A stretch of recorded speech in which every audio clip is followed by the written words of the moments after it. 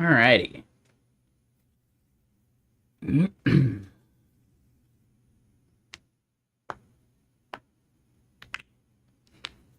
Alright, so we should be live on YouTube now. Yep. Yeah, I got the fan extra hot right now. It is 30.3 degrees Celsius. It's probably not going to get to the 33 like we had, but still a warm one. The plan for today for YouTube and for the VOD, we finished up the forms for the contact and enterprise sales stuff. They are working just fine. We need to maybe like add them, like links to them in the UI in various places, but that's something we can do whenever. And the thing we need to do first, though, is that we need to pivot to the email batching not working. There's something wrong with that, and we don't know what yet. So we'll figure that out. But yeah, that's like one of our core bits of functionality, so we gotta make that work.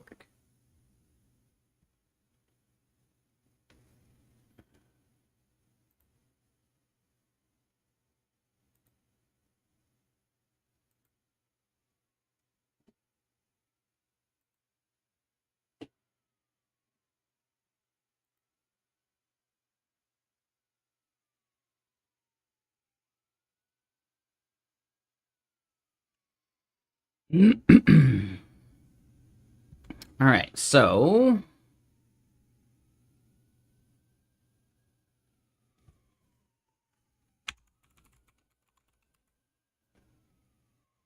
switch to the right screen.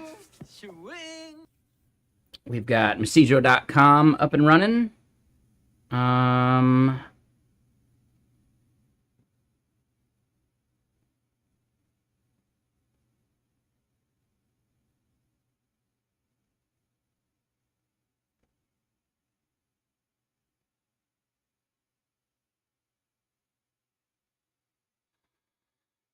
So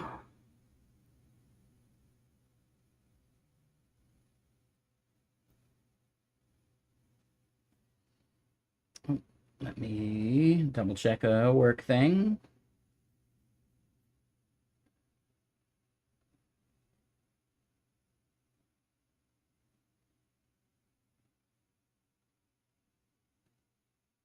Yep, 1 second.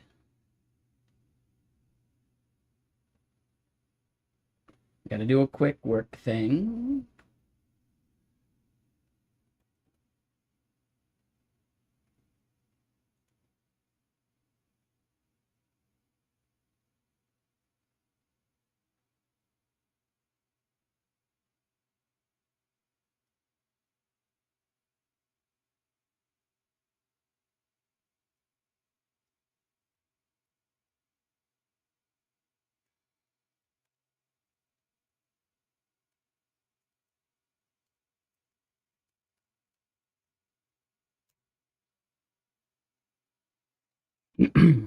Okay.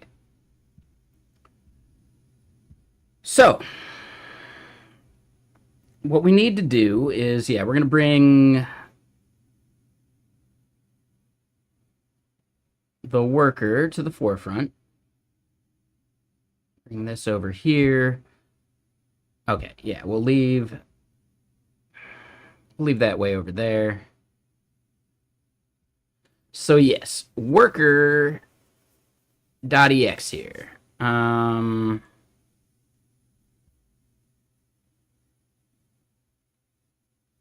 There's a lot of disconnect and reconnect.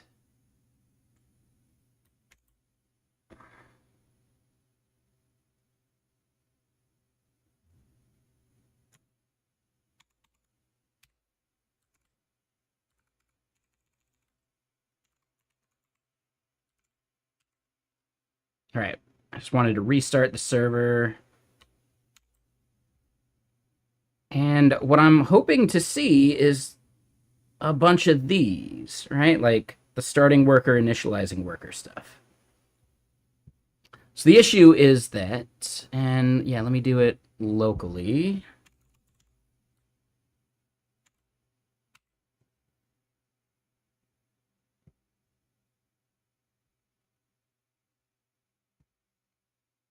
All right, so we wouldn't have seen any of that because we didn't have anything wired up.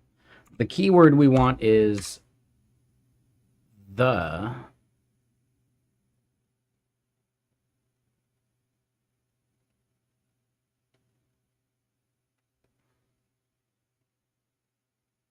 And actually, I don't want to do that yet. So we do have testing foo at Gorilla wired up.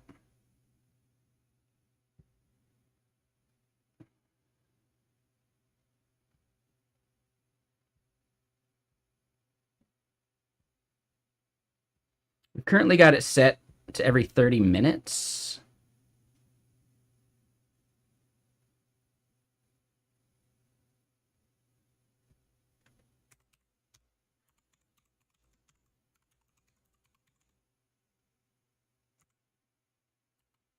Batch interval minutes is then going to be just hard coded to, I don't know, let's just call it 2.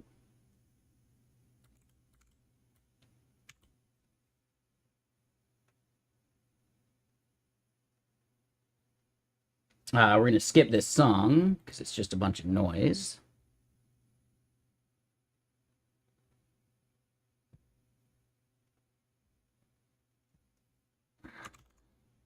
We want it to be the whole word, create keyword, notifications, testing, save. Bam! Okay. So we hit the way too quick.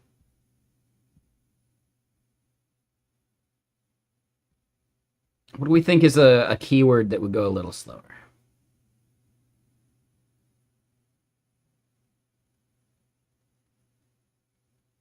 Yeah, exactly, Messijo.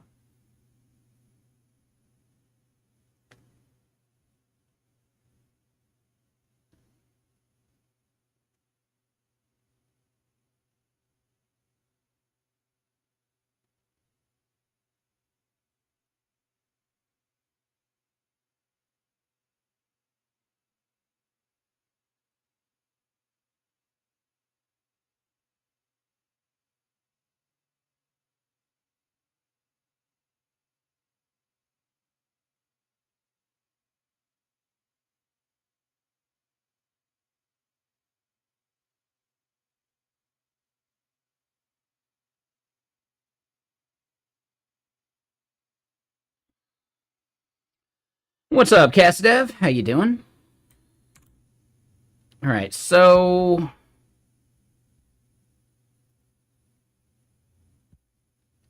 I don't know, football.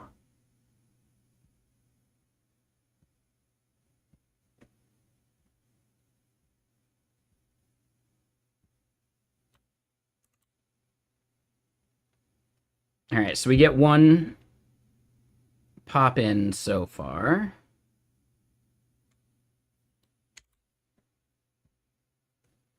What I would expect to see is, as this happens, we see some of the batching events, but we're not seeing a single one. Oh, batch send.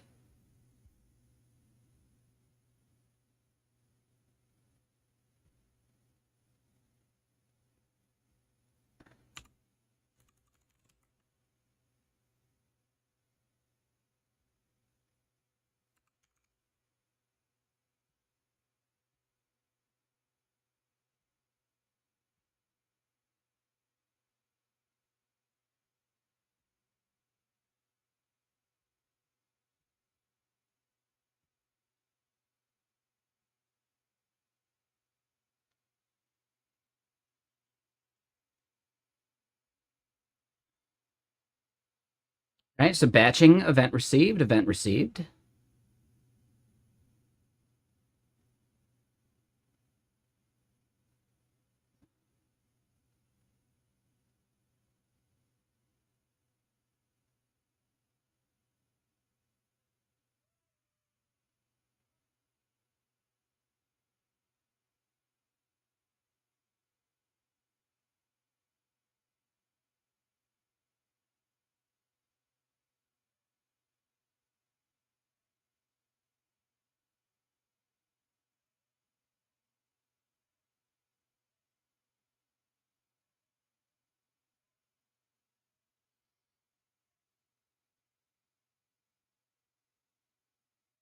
We should see the bat send happen here after this 2-minute mark.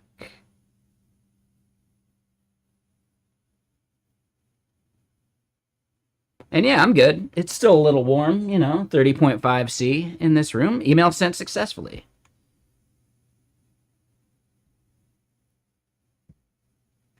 So then this will update in a sec, and we should see it.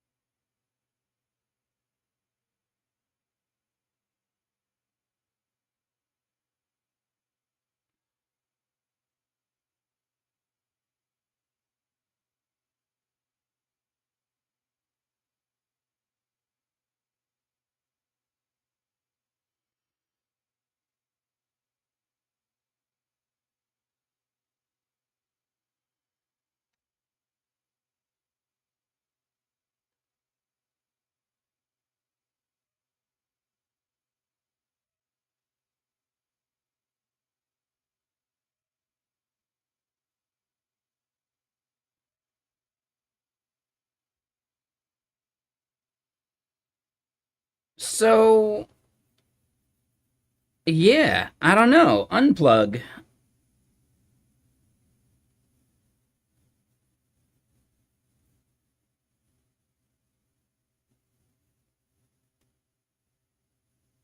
Yeah, we're gonna have to wait for unplug because I can't reproduce their issue.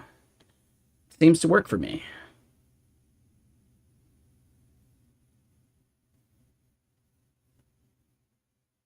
And yeah, what's the minor suggestion?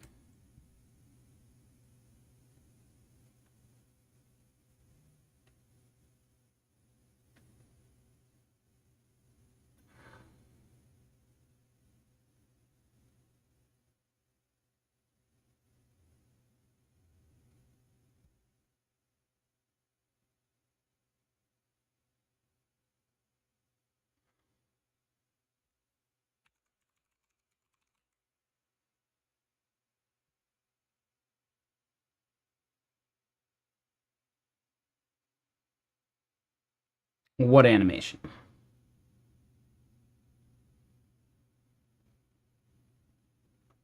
And what's up, Sarvesh? How you doing?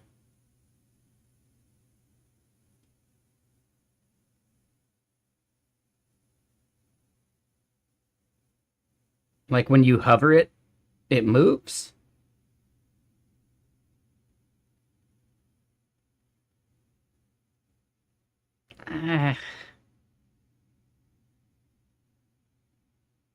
I mean, we could, but why?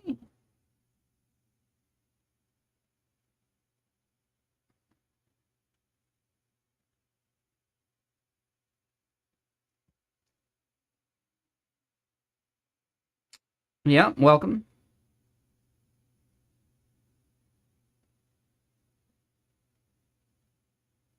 Yeah, I'm curious about that Moshiko. Like, why?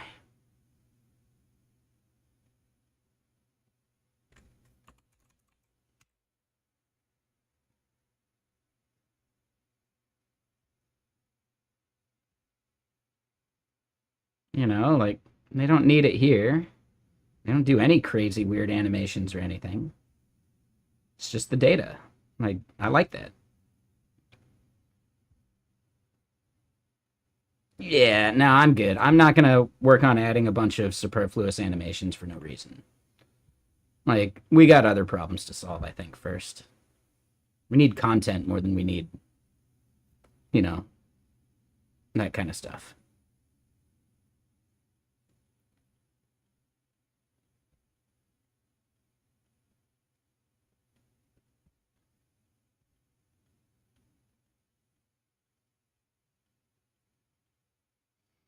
Right? Like we gotta improve all this other stuff before we do any of that.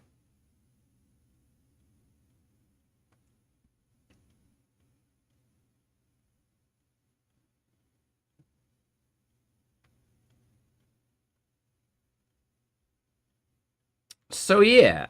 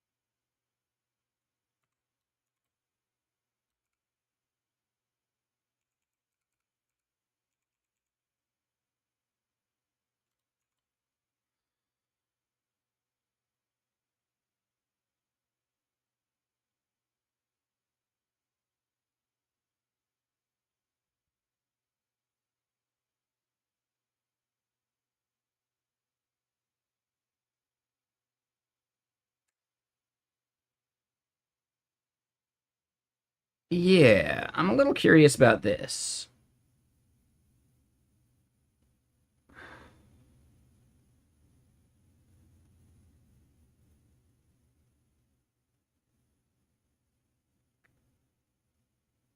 This doesn't really feel like the reset to empty endpoint. Like, I think the label we have is actually wrong.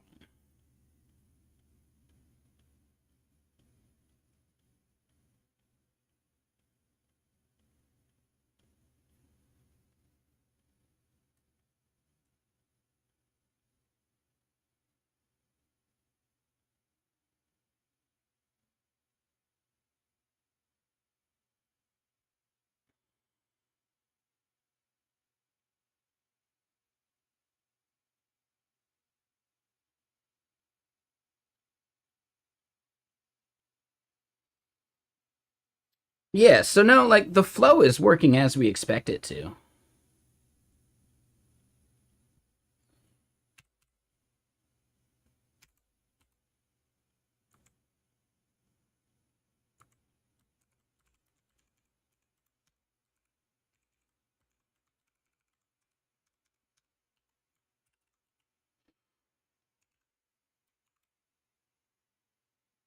So yeah, I think we can at least default it there. Like, maybe it's emptying out and the user just needs to like go and reset it. Like, maybe they're in an invalid state.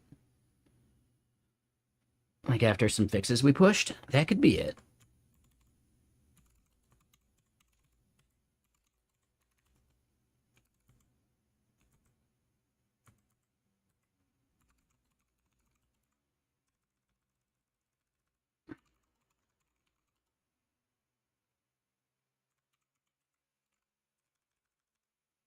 Hey, what's up, Unplug? And we just verified that our email batching is working. Right? Like, we hacked it to just 2 minutes here locally, but it should be working just fine.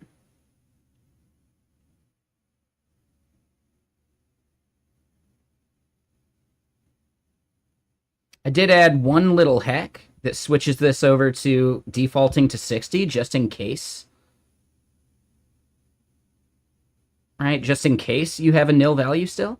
We didn't change anything. All we did was add logging, right? Like, it's working. But I'm going to push up at least this like coercion to 60.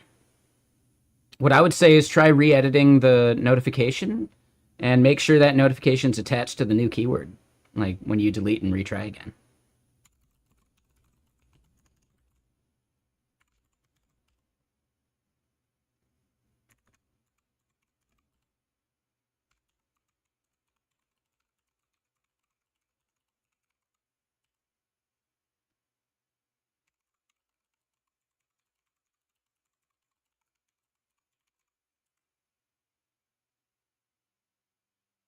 Yeah, just worth double checking.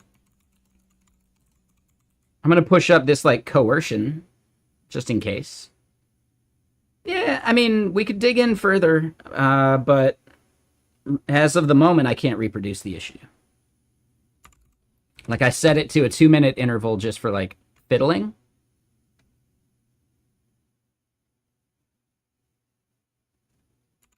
but that shouldn't actually change anything.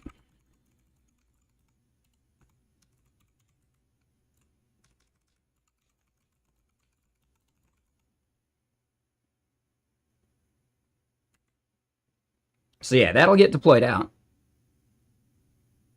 Okay. And maybe for the notification, go and just like fiddle with the timer.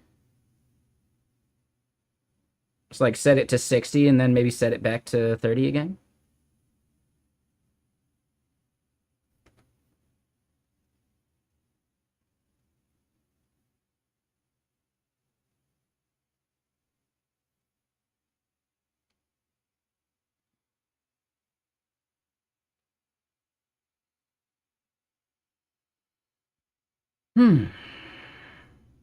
But yeah, so I'm stoked that worked.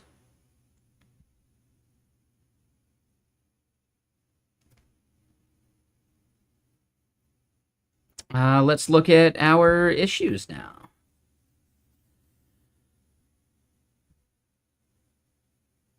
All right, so as we look at bugs, I'm going to say this. We'll label it as in progress, and I don't know. We'll leave it hanging. The fiddling with red and unread counts, I think we can leave that for now. Yeah, sounds good. Like, what keyword are you picking?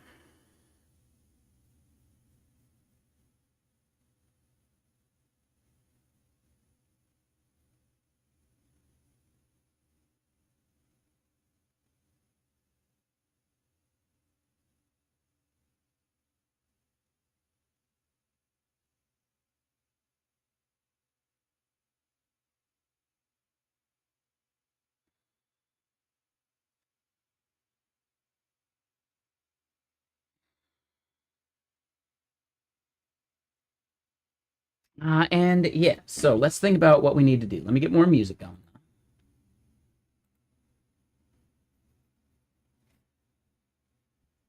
And yeah, we should know an answer to your problem here within the next half hour.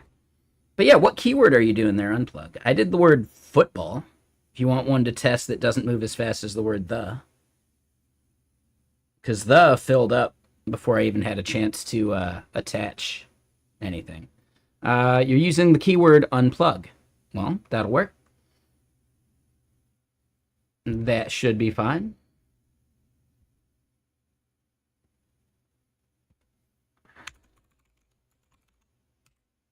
And I'll do the same thing, actually.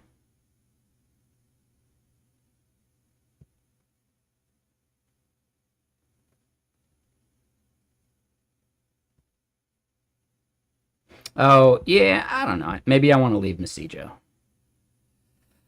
Now, this is the point where we need to figure out how we can give forever licenses to people.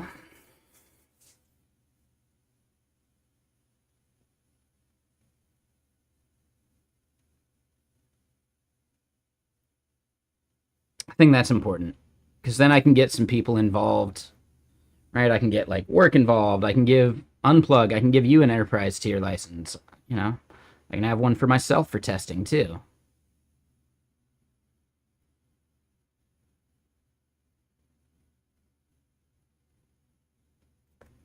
Hmm.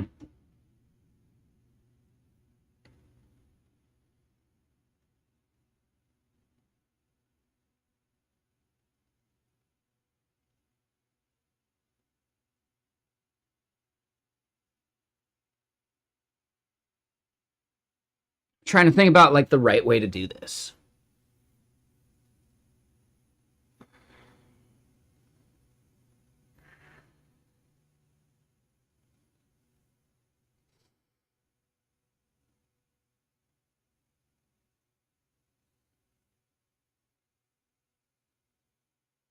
So what I think I want to do, I need to assign some users admin access.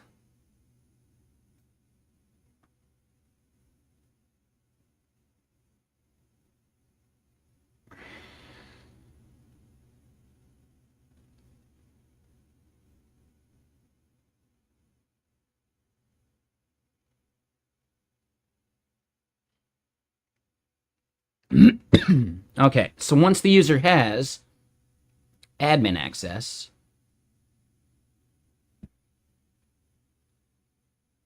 then we need to show them certain things in the portal. Yeah, I like that. So that'll be our next ticket. That's our next, like, big item. Because I think that's more important than docs at the moment.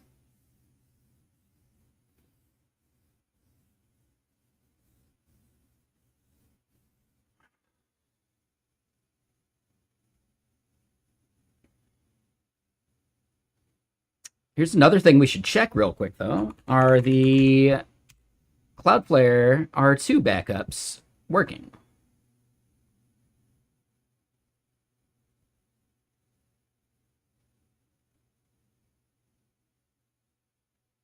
Yep.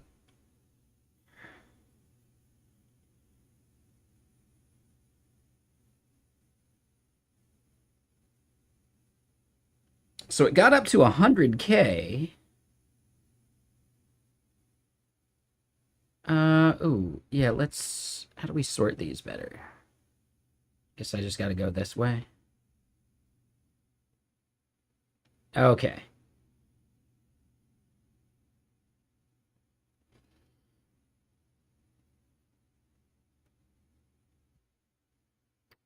So yeah, our database backup size is steadily increasing. I don't think I'm going to need to worry about this for a long time, though. And hey, what's up, Brainless? Mr. Sir? Yeah, I was about to be like, oh man, we need Brainless's help because I thought we had an issue with our batching for sending mail. Turns out, nope, totally fine. But I was going to have questions for you about, like, well, what could I do to debug it better? But I think I'm nailing it. I think I'm actually just nailing it.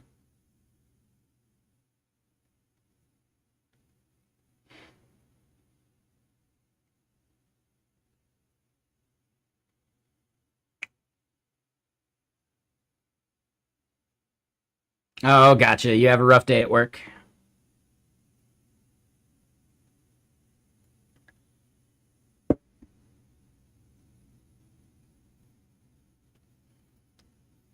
Damn, 55 plus hours this week? And you're probably not paid by the hour, huh?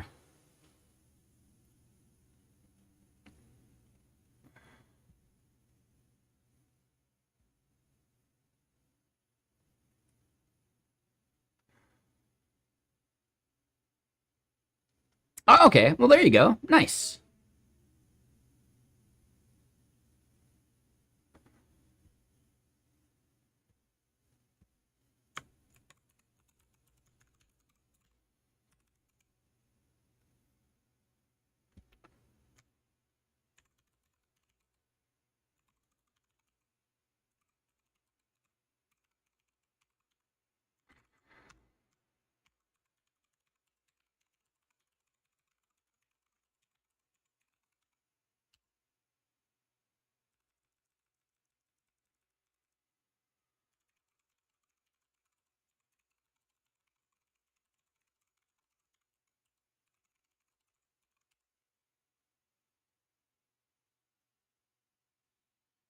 Is case important for a keyword? No, we are. We should be case insensitive.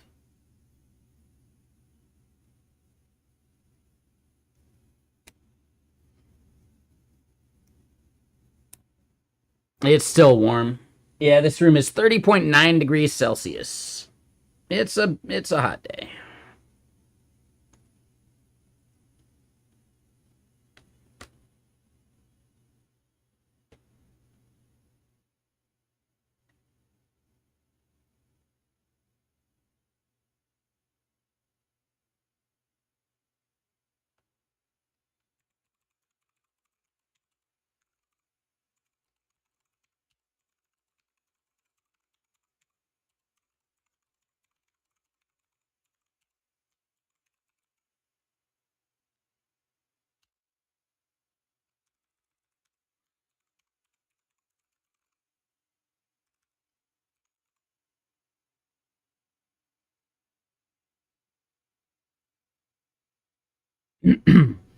Maybe just give football a try.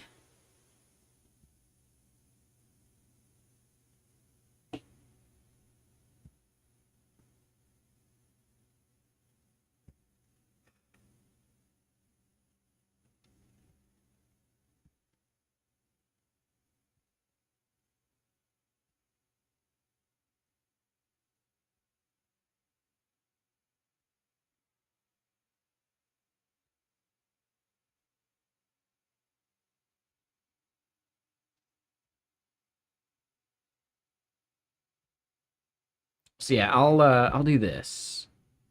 Right. So we'll just say testing email, notification type email.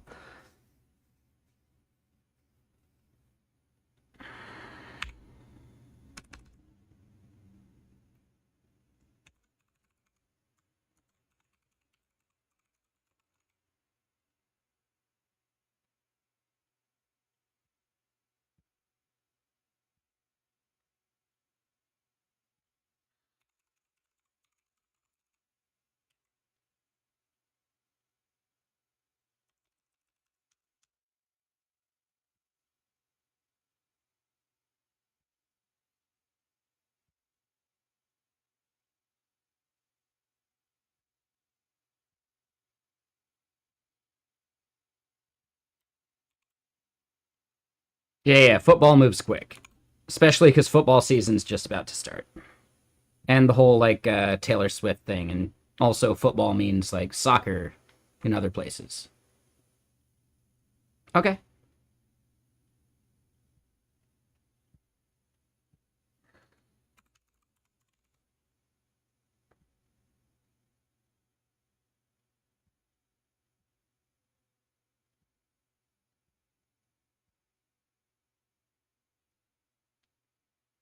Right, and just to confirm, you have this little like you know mail icon right there, right?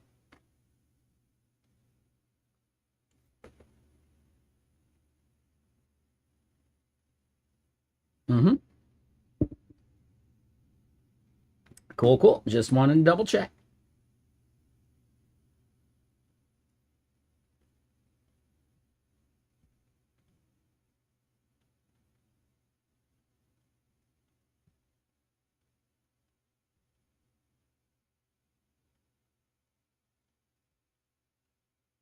All right, so we shall see. Cause yeah, already 3 events.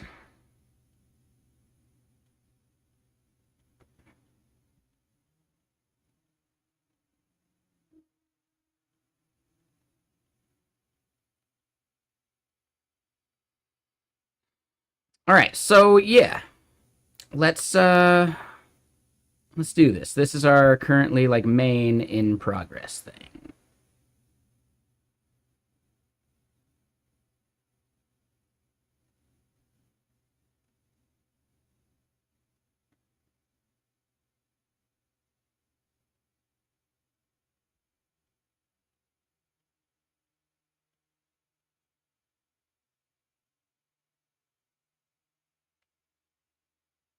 All right, so when we think about the various things that we need to do to implement the admin portal,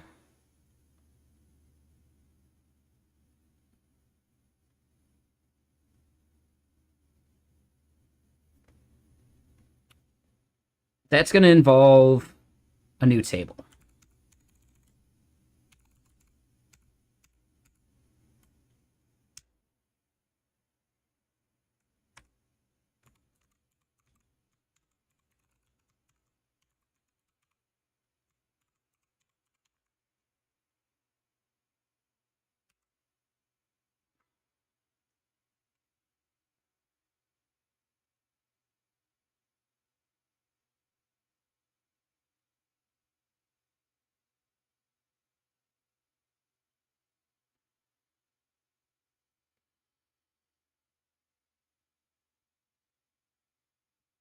All right, so if we go to our migrations,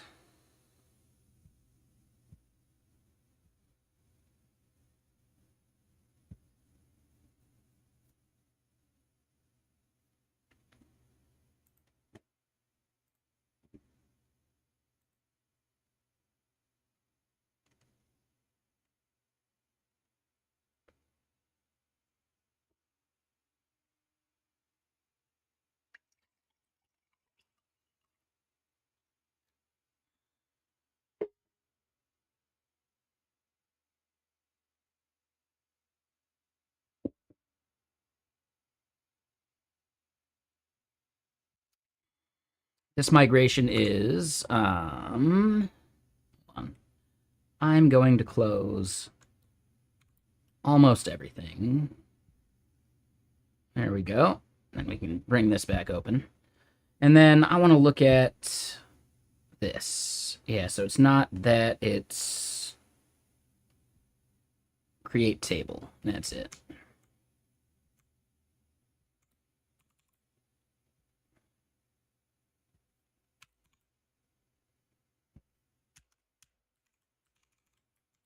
All right, so the table name is I'm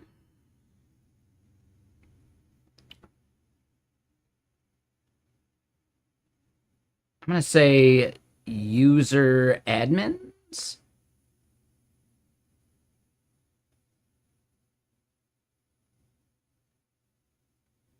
That I'm less sure of.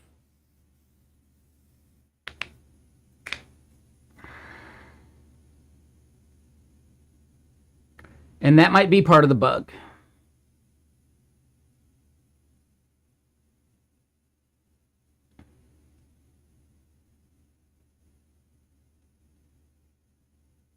Yeah, I mean, let's just see what happens, right? I think that's the fix. So give it some time. Yep, yeah, we'll find out. If you get it within the next half hour, right? Remember what time it is now? You should get something within a half hour. Worst case scenario, an hour. And worst case scenario, you don't get one.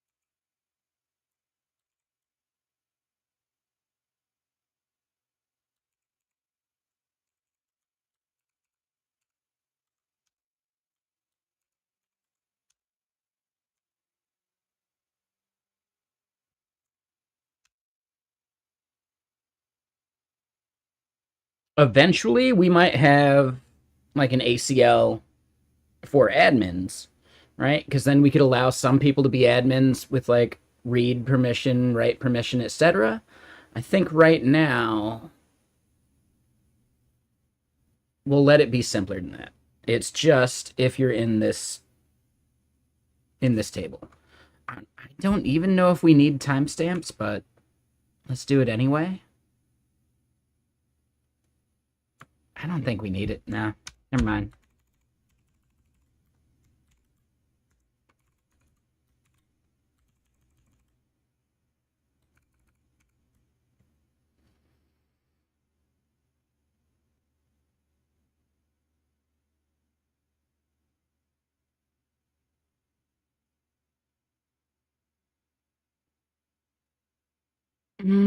Actually,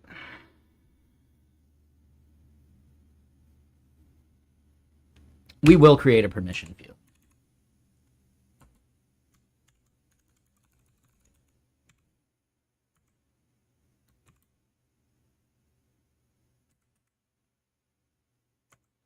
We'll do timestamps anyway. They're cheap.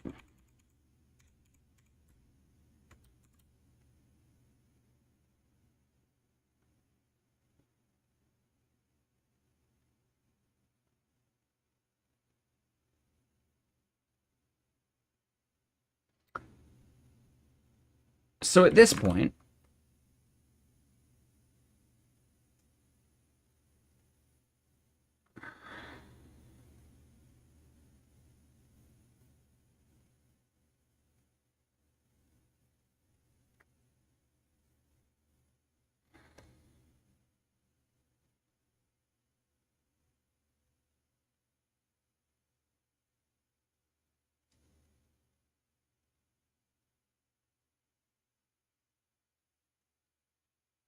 yeah, I don't think I want to deal with user impersonation at the moment.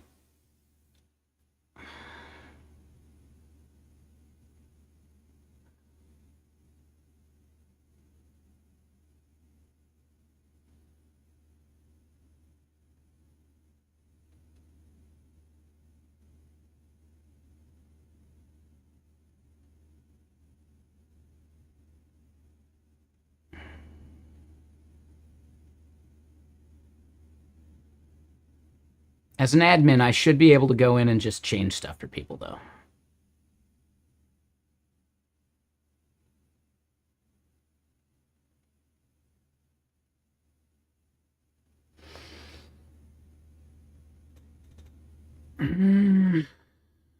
I don't... Yeah. I'm, like, overcomplicating this in my head right now.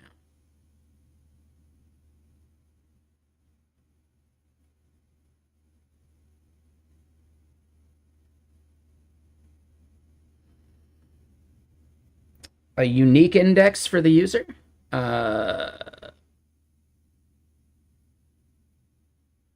Sure.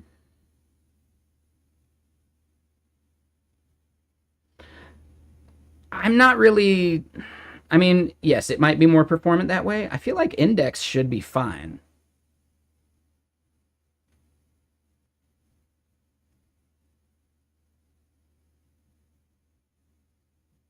Like, adding to this table is only ever going to be, like, a manual insert anyway.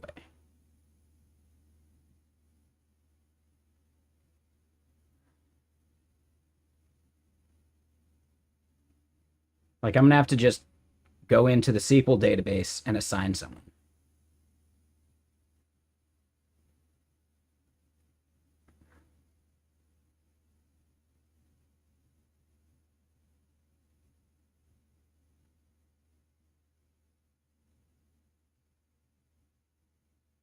Yeah, I get that, brainless, but it's more like, when is it ever going to be an issue? Like, assigning someone as an admin user is something I have to go and do manually anyway.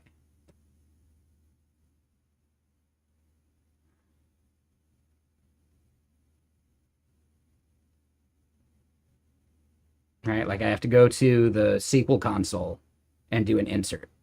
Right? We're not creating a UI to add admin users, at least not at the moment. Would this be a nice fix for the future in case when we do that? Maybe. Yeah, the football fills up quick.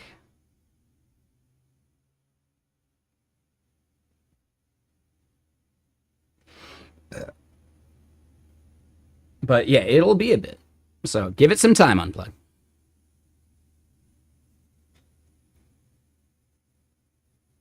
Yeah, I noticed that we didn't see it on Tuesday. I know, I stream a lot, brainless. Don't feel bad about it.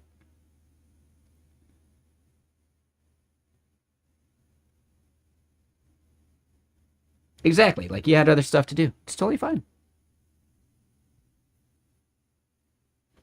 I think you're right. Like, unique index anyway, just cuz.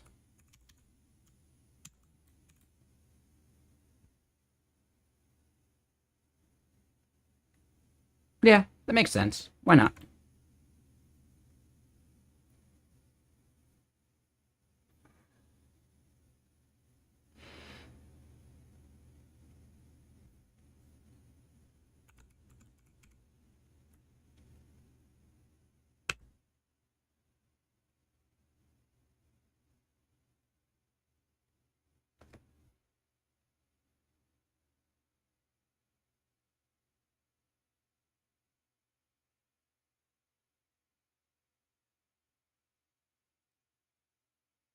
Wait, did I already create an admin users table?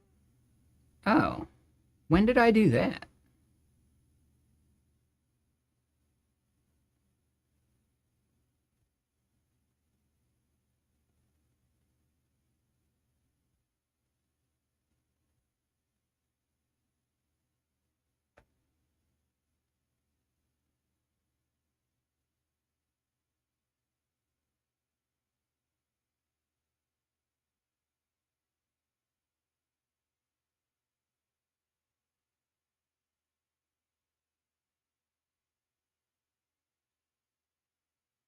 Create users, create org users. Oh, create admin users. Yeah, I already did that. Okay.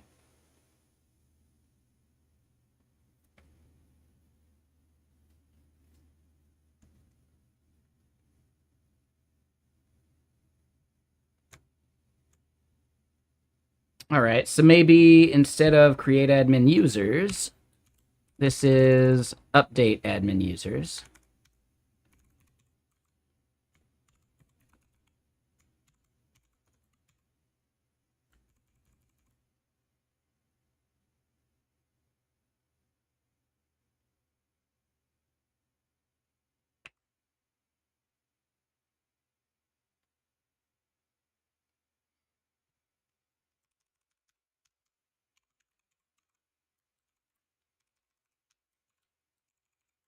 Yeah, I forgot we were thinking ahead a little bit on that one. And what's up, Hunar? How you doing over on YouTube?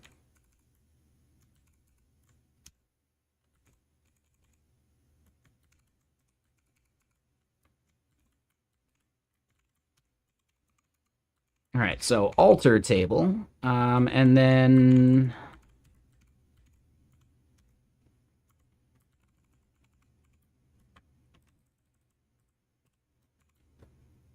we'll do something like that. Drop the index and then add a unique index.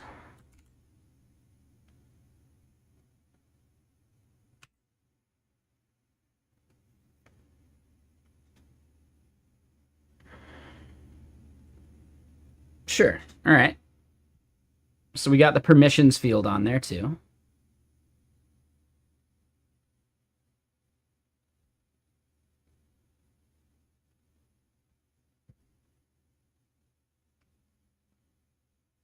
Let me look at my middleware. Is super admin.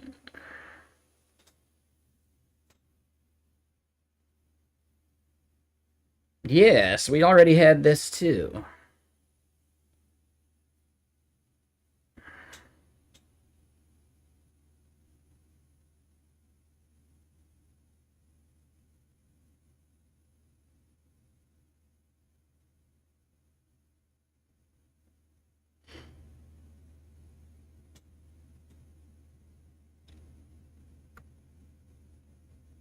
I don't think I like the way I'm doing this plug. Right? Because our has permission check, that's a separate thing. Belongs to org.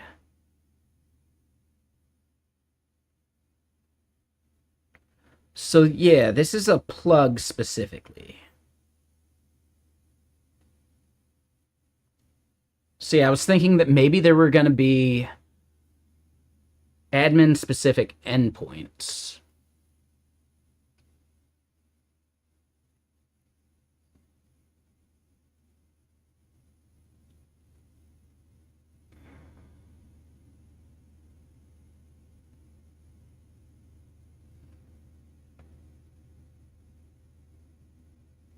We don't have any other admin specific stuff. We go to the router, we can kind of see maybe some of this, right? So we see admin that we're only calling in one place. Oh.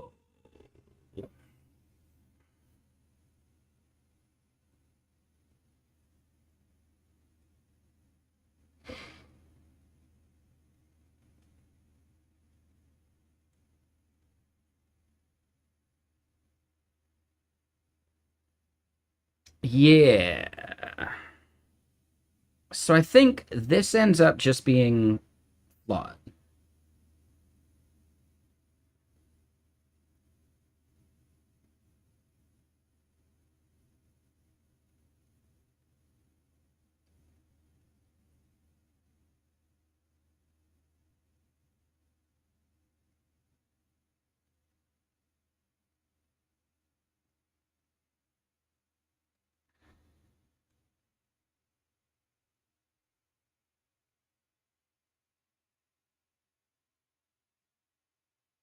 That was the end of that album, though. Let me get another.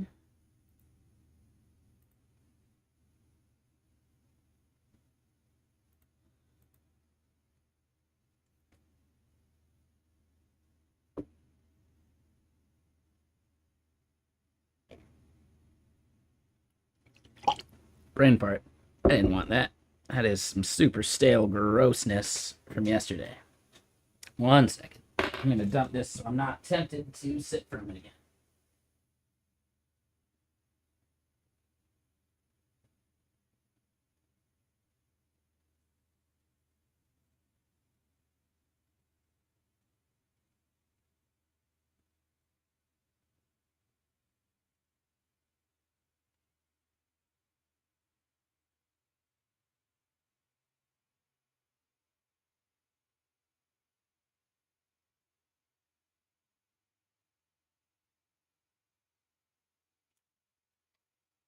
All right, there we go. Just rinse that out.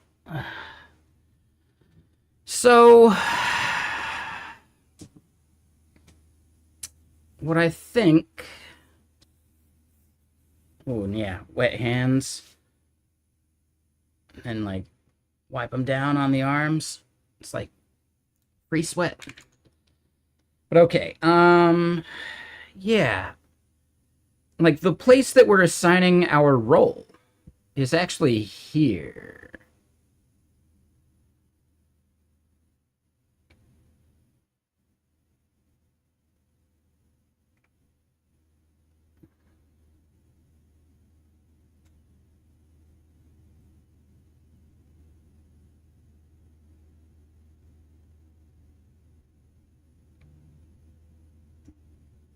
Oh, hold on, hold on. I gotta do a quick work thing.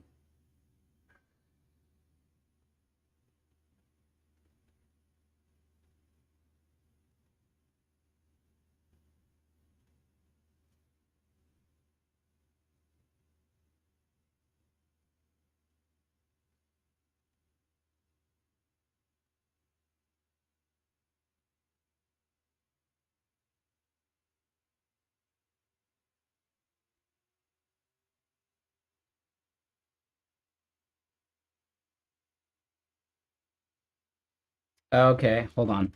I need to push this.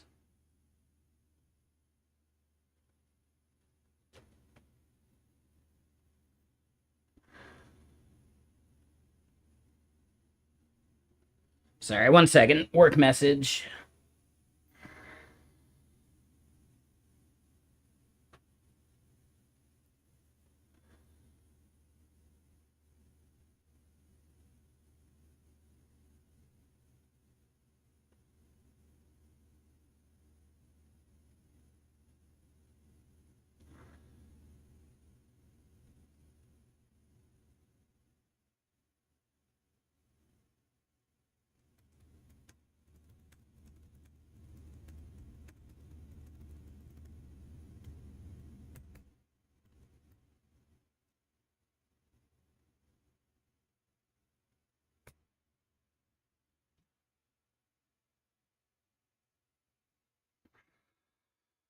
Okay.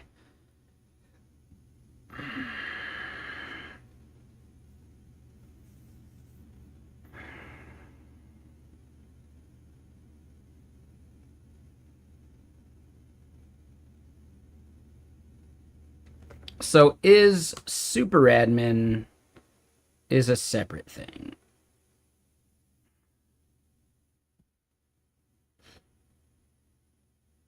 Or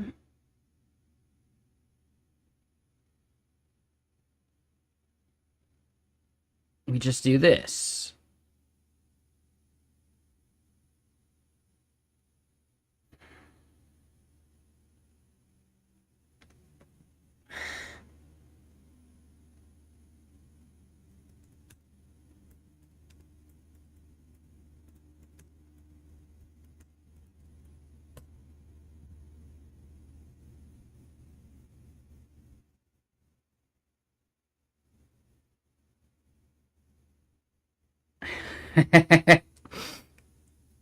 There was an @dev in a URL that I just pasted that ended up tagging a bunch of people at Get Kraken.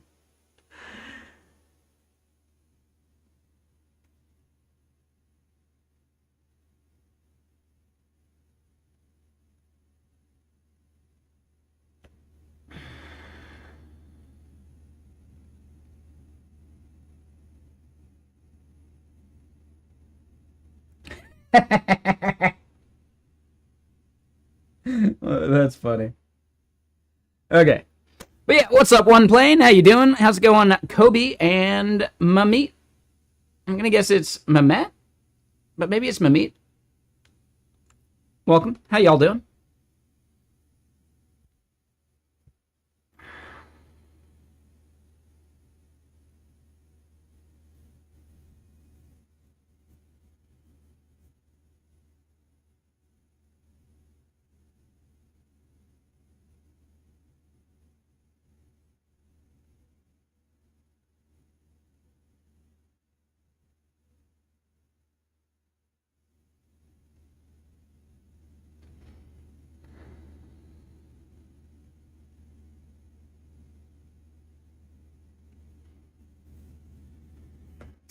here's what we'll do.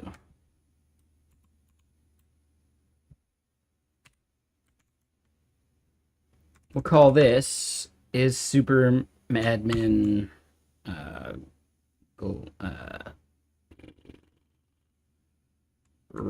routes.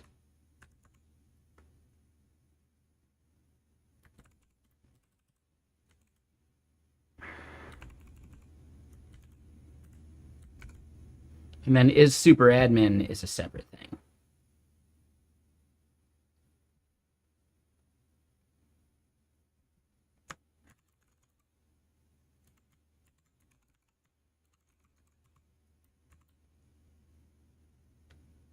And hey, what's up, Mike? Mr. Sir? Yeah, how you doing? I forget, where are you based out of?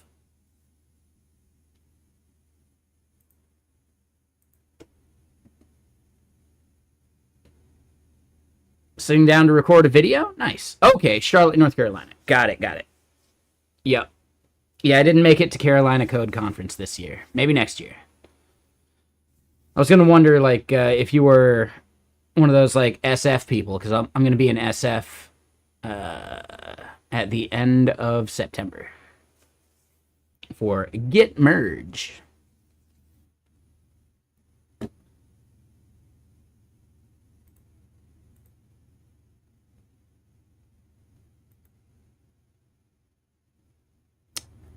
You'll be at ReactConf in October and All Things Open next month. I always miss All Things Open.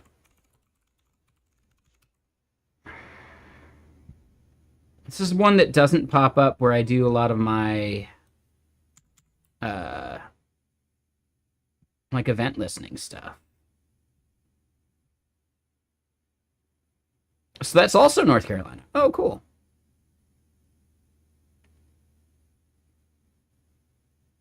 Yeah, so I definitely missed the CFP for this.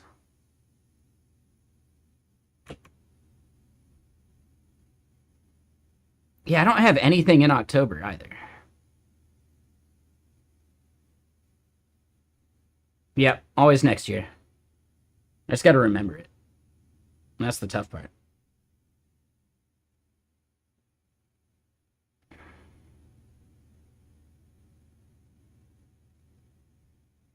And then, yeah, ReactConf.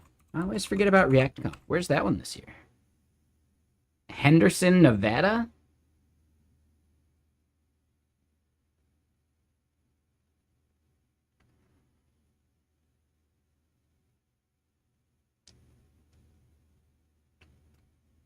Yeah, I don't know.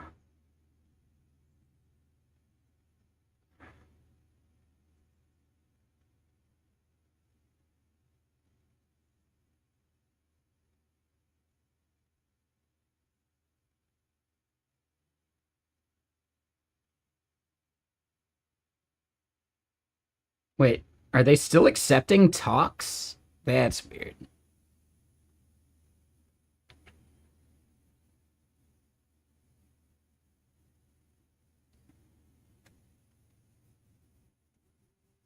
Yeah, you're gonna see friends there. Yeah, it makes sense.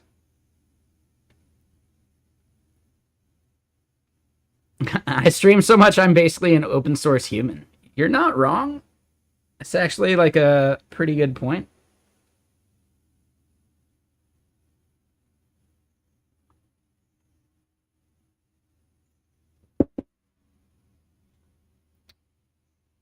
My skin's so pale, I'm basically like, you know, you can see my source code by looking through it.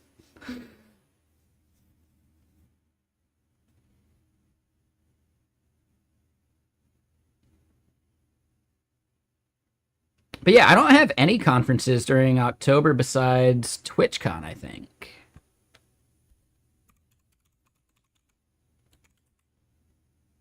Yeah, okay. So yeah. Like all of these would have been so close to TwitchCon that yeah, I'd barely be home during the month of October.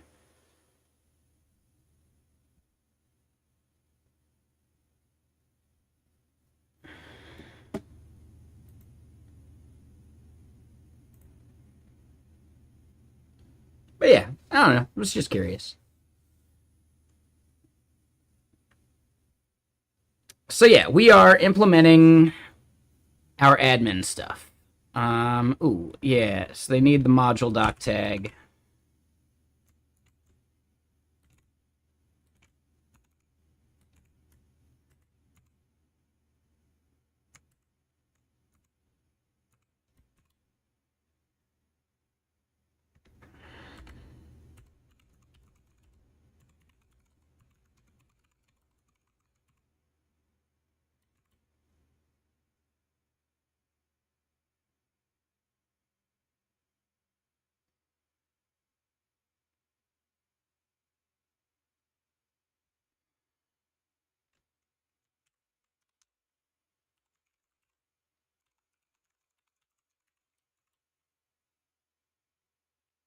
All right, so then is super admin. I think regardless,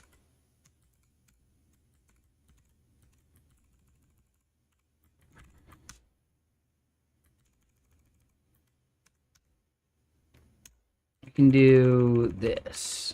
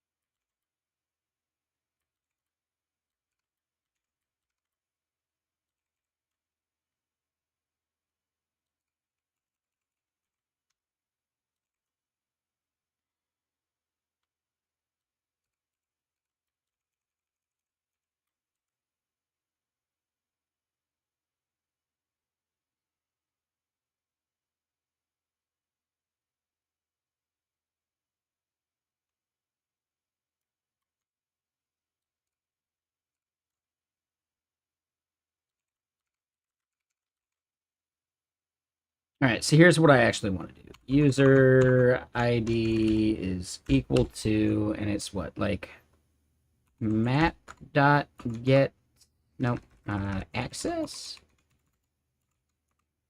What is the get in syntax? I know I'm using it elsewhere.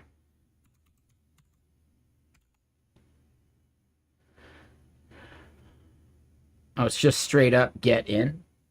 Oh, is it kernel.getIn? Or did we alias it? Looks like we aliased it.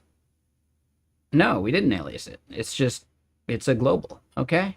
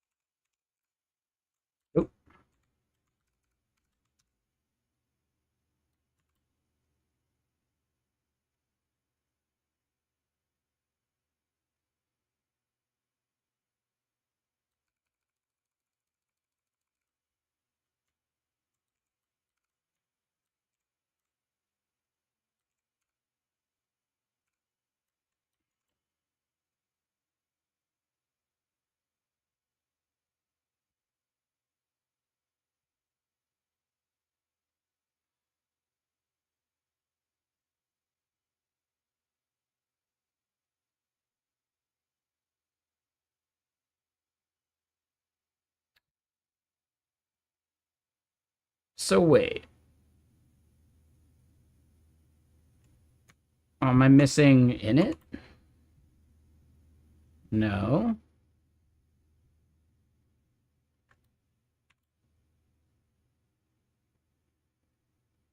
Why? Oh, because... Yeah. Because I'm not using the send response part. We're just passing the connection back through. Got it.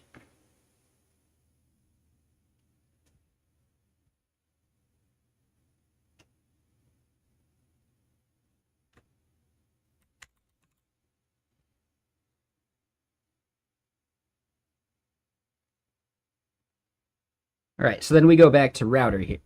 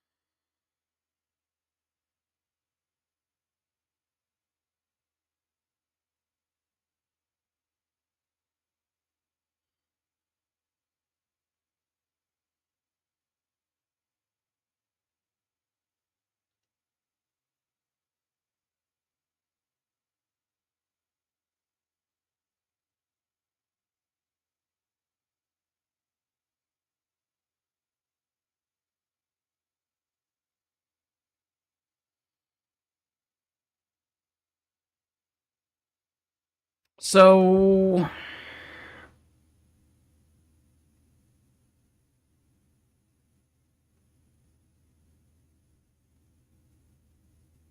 I don't see why an admin user shouldn't be able to update themselves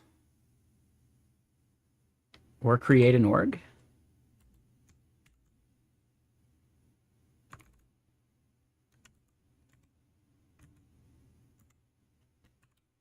So yeah, super admin user for then all this other stuff.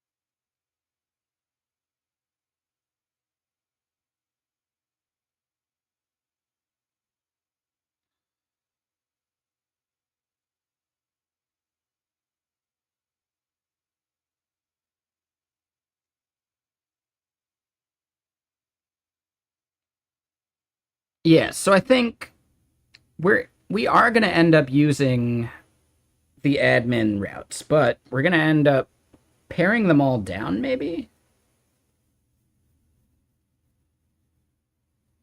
Well, yeah, I don't know.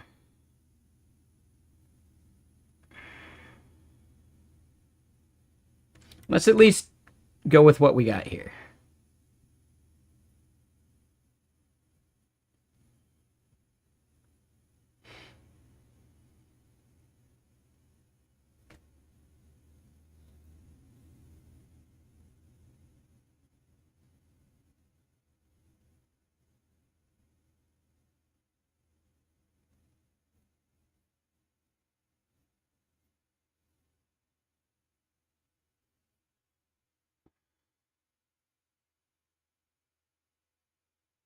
Yeah, okay.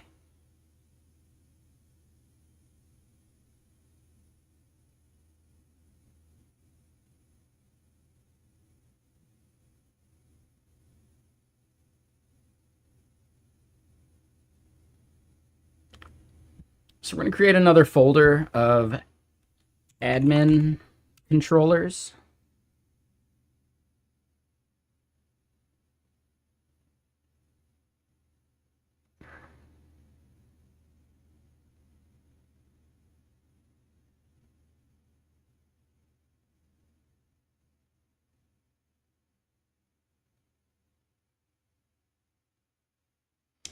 The reason I'm like thinking so hard about some of this is I want to be able to do a lot of this stuff without having to create duplicates of every endpoint. That could get really annoying.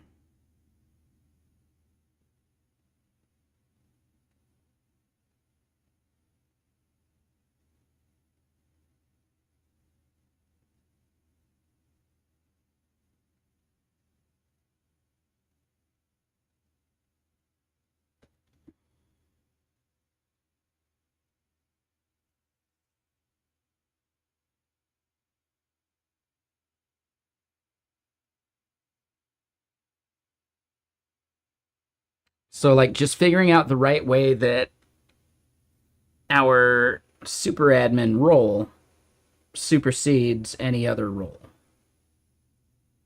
in how we do our permissions checks.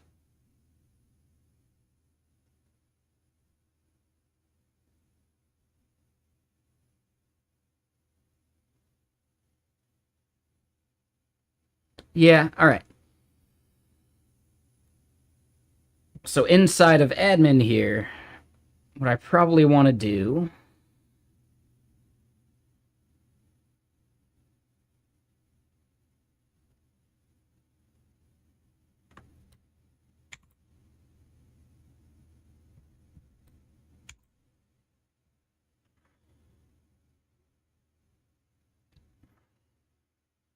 Yeah, no worries, Mike. Yep, have a good one. We'll see you again soon.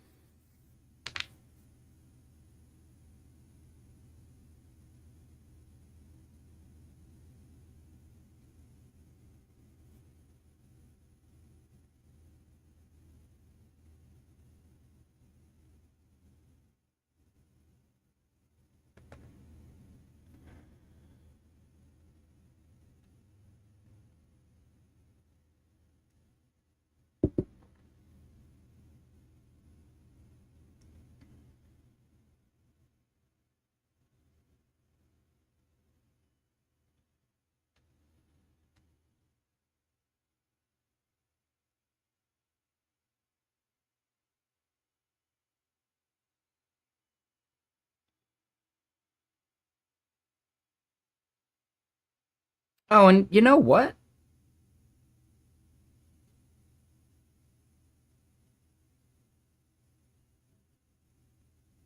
We've actually got it built in. Now, so we don't need that either. So I might have been thinking ahead a little bit.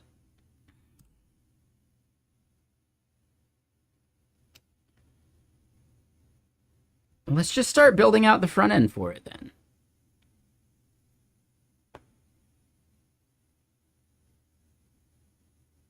Aw, thanks, Mike. Appreciate the sub. I was wondering who that was.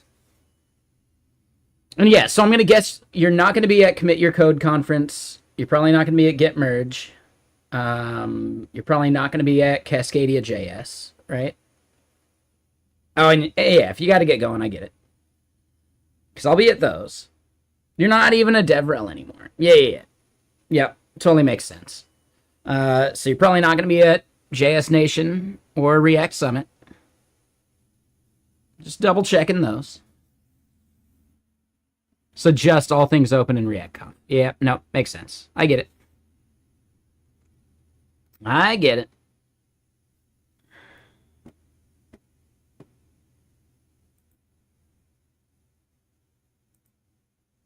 But yeah, have a good night. See you again soon.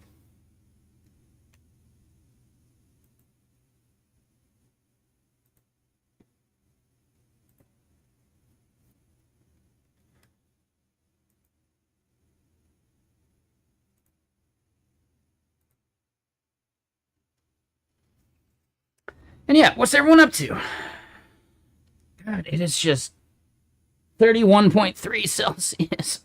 Okay, I thought we were cooling off a bit. It looks like we are not cooling off a bit. Redmond, Washington, Weather Underground. It's 85 out there right now. Yeah, that's not ideal. What's the 10-day like? Tomorrow's also warm. Then we cool off a bit. Then we get hot again next week. I remember when September was cold, man.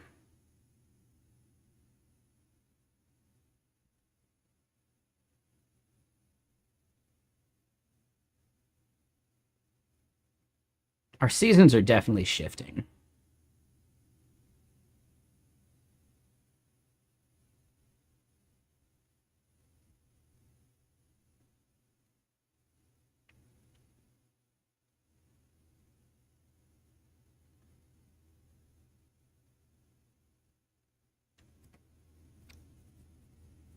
Yeah, we're not hitting like a straight up 90, but 86, 87, it'll be 90 in this room easily.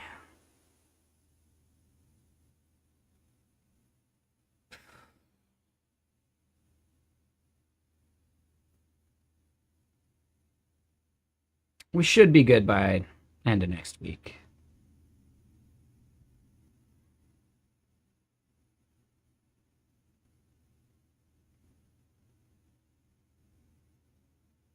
Yeah. So 86, 87 next week. That's going to suck.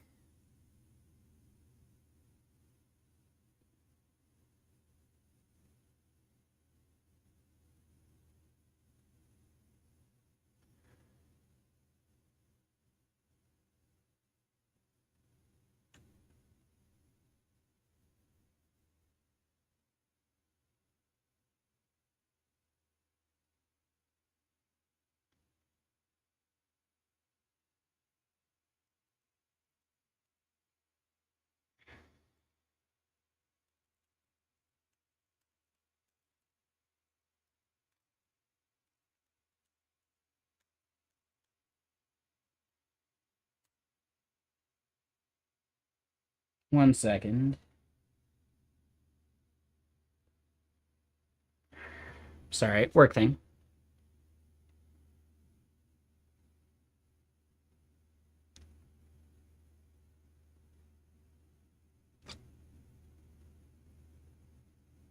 Oh, yeah, yeah. If you got to get some sleep, no worries, unplug. Yep, have a good night. Yeah, maybe it's a bug with production. I'll have to look into why.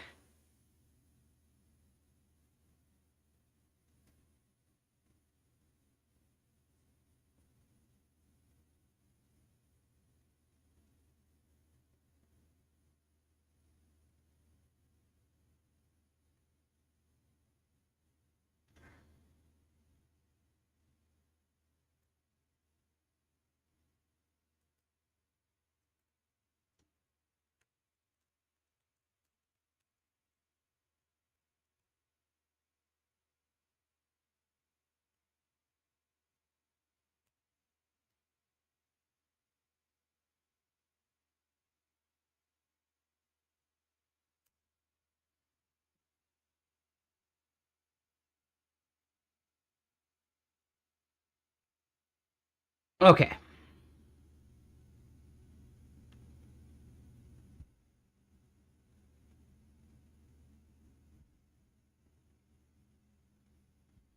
So, yeah, it's a hot one. I am tempted to bust into the whiskey already. We'll give it some more time, though. I might want to get some ice cubes or something, though.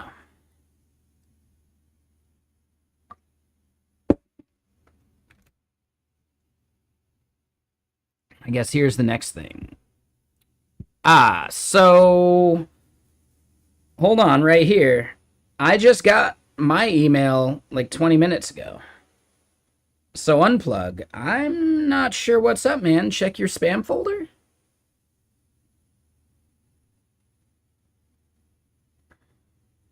Because mine went through.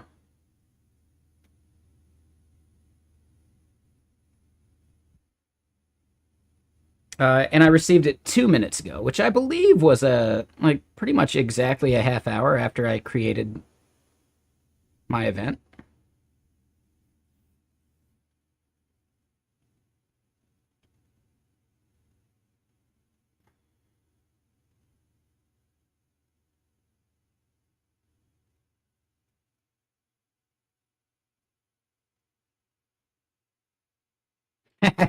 Joe Dick says, fuck off, football.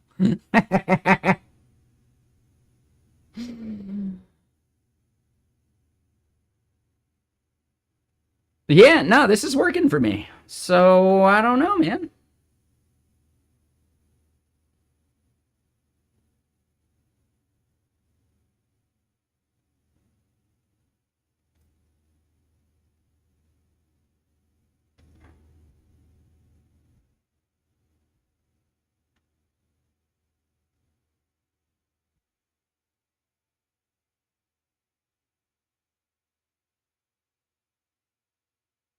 This album's about to end. Let's just put on a different one.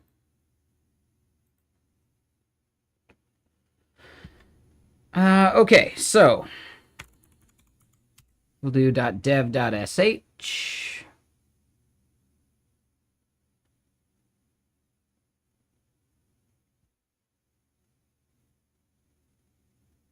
That's still going. Nice. So, yeah. We're going to shuffle the front end back into the fray.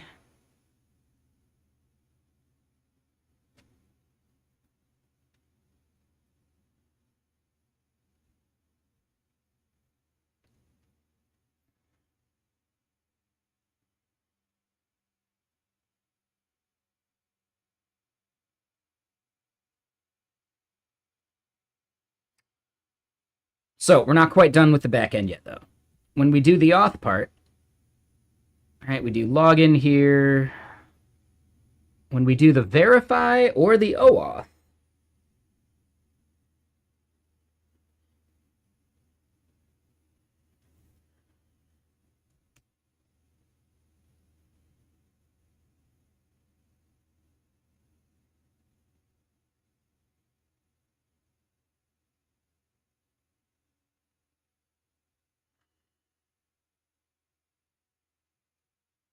yep.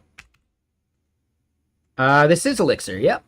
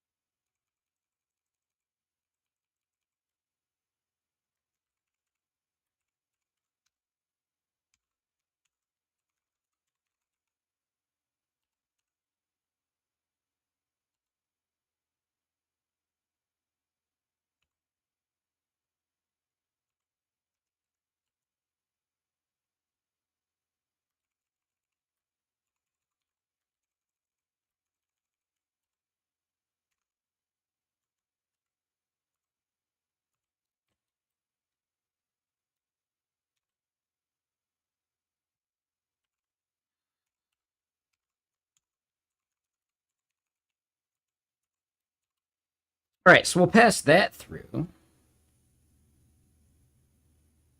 then in auth.json,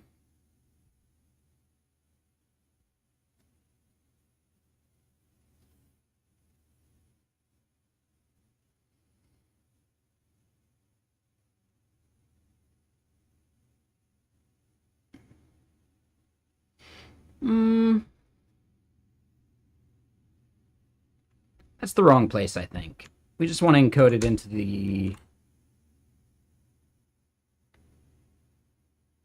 the token.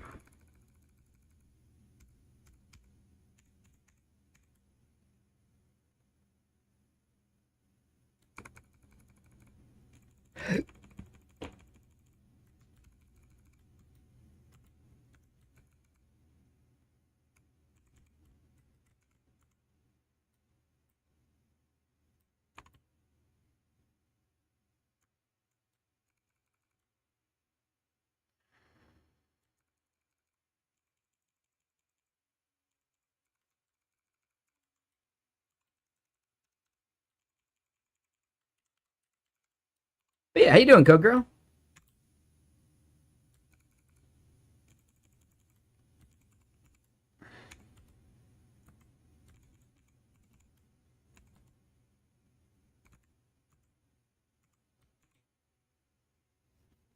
All right, so we'll encode those. Puttering around on the computer? More like pewtering around on the computer.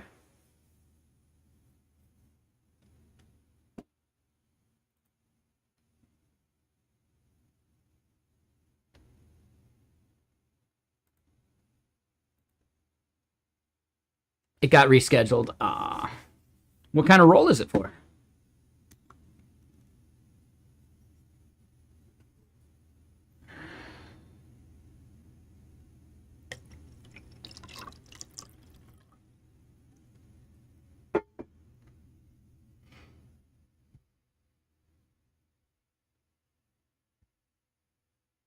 Fintech company doing back-end stuff.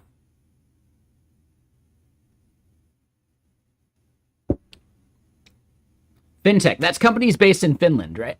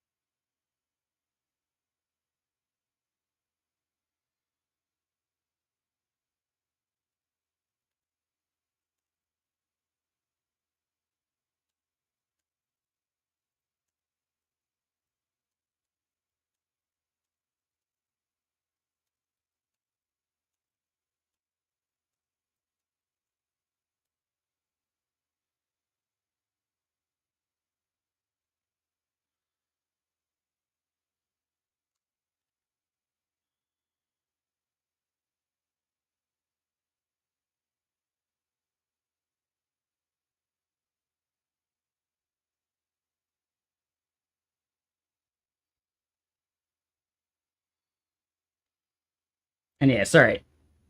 Work stuff, reaching out.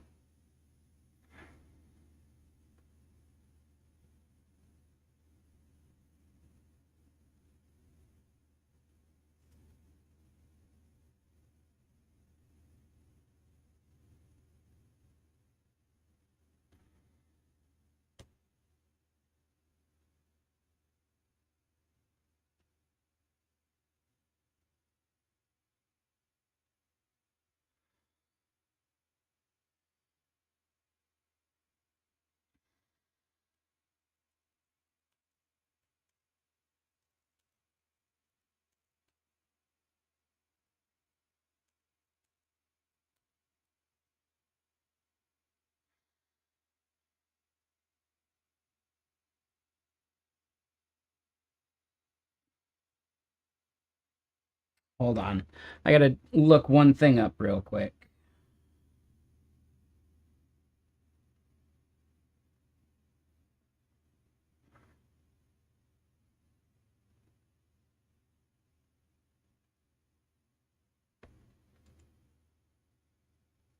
Oh, you got it? Okay, cool. So my guess is yours was from that hour. And it probably didn't reset to the half hour. Because I got mine before you got yours. Maybe you set yours after mine.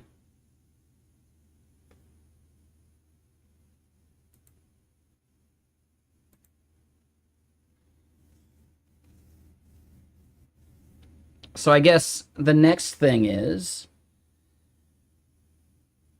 Uh...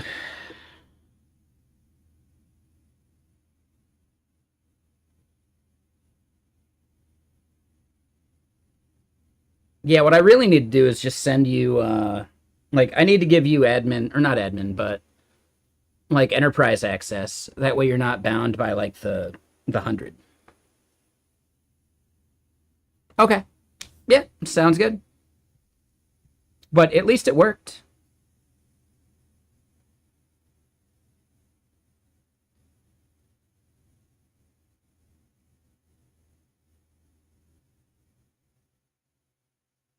And oh,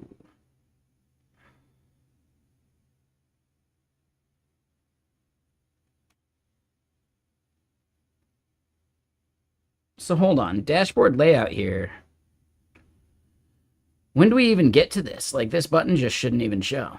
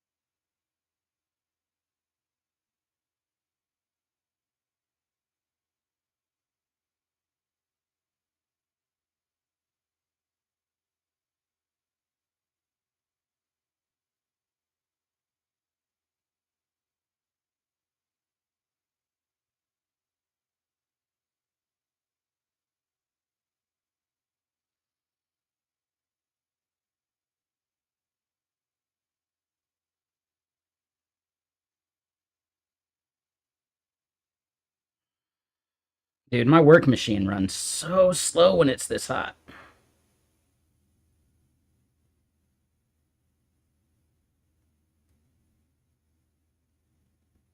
I could go check in SendGrid. 1 second. Saddle up, partner.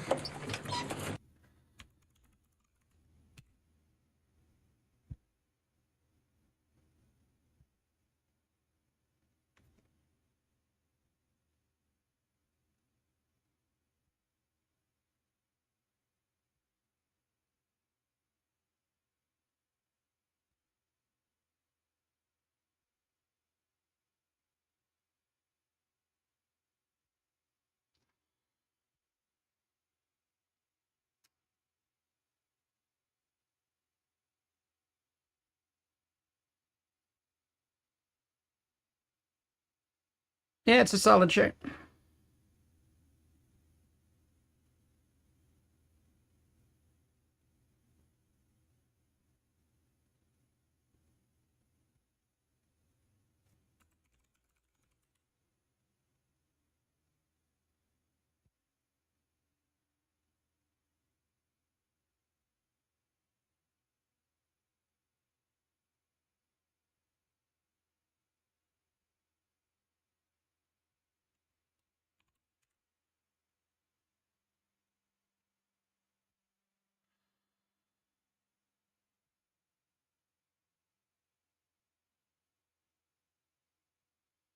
Wait, what the fuck?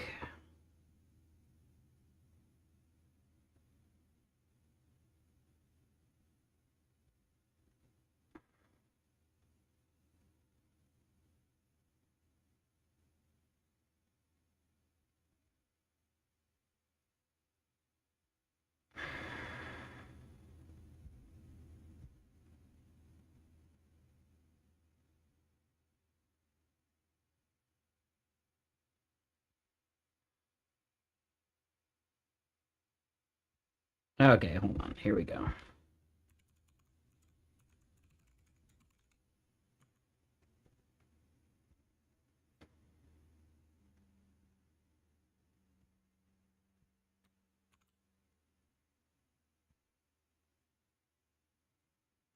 All right.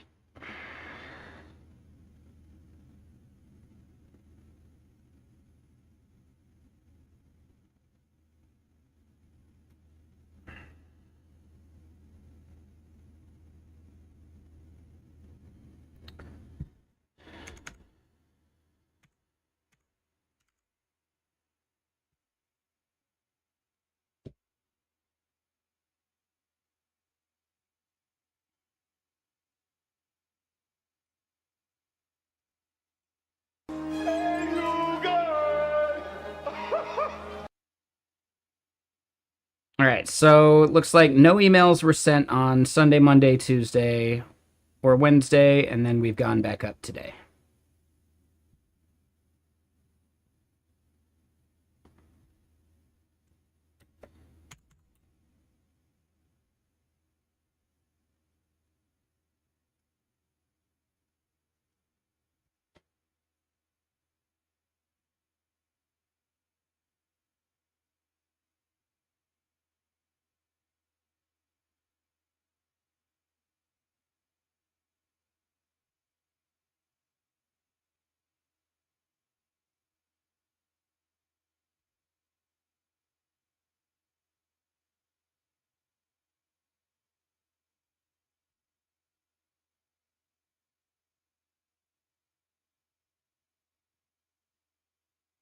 It doesn't let me go back any further.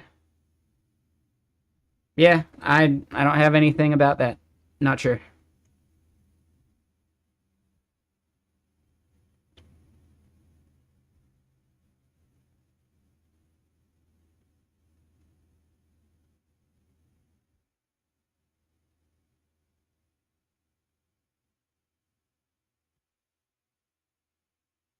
Oh, hold on.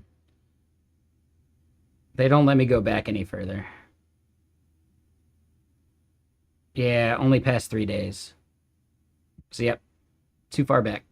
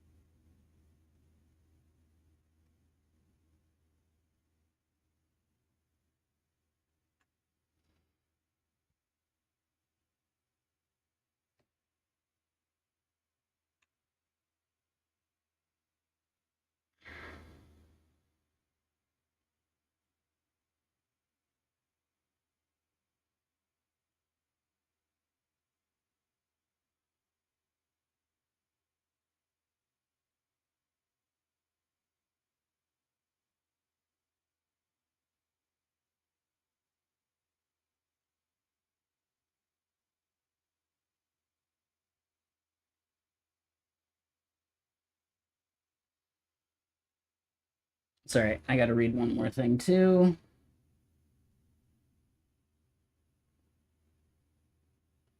Okay, so it wasn't that one.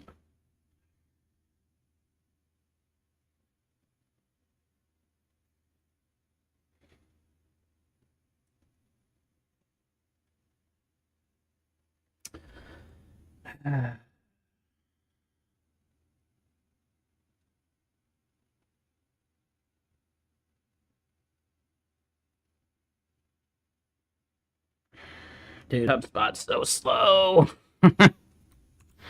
Okay, so while I'm waiting on this work thing, okay, there we go.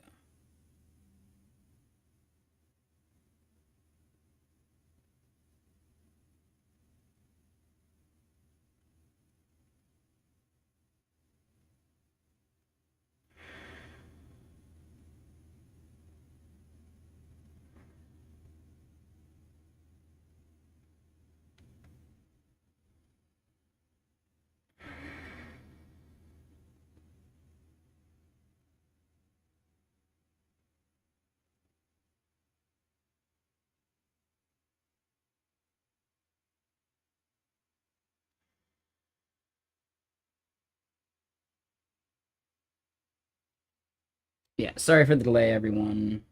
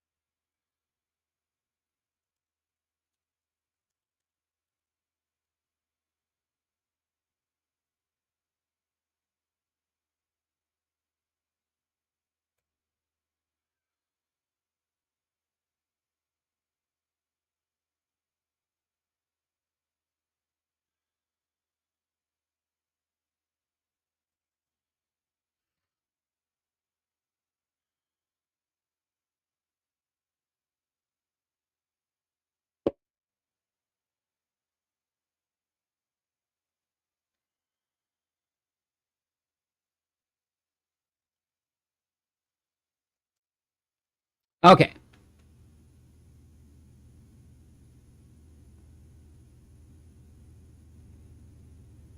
Yep. Yeah, no worries, Unplug. Have a good night. See you again soon.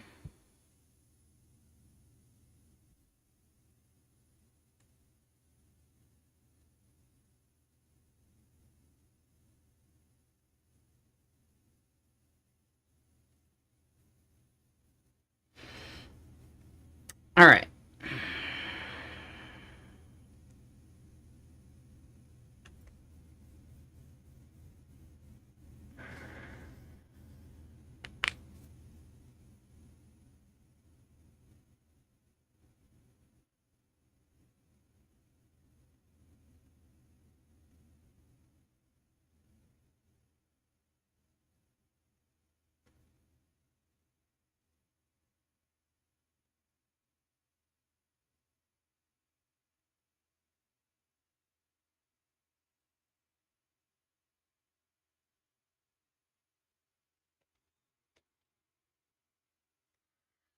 Okay. Sorry. So, done with the work distraction. Oh, okay.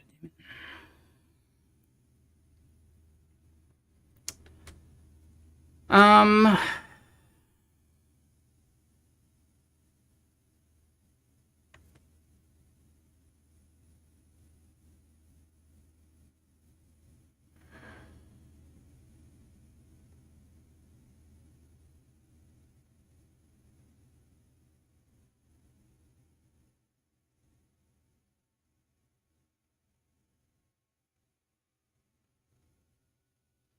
so yeah, I think this part's fine. That's just some dashboard stuff.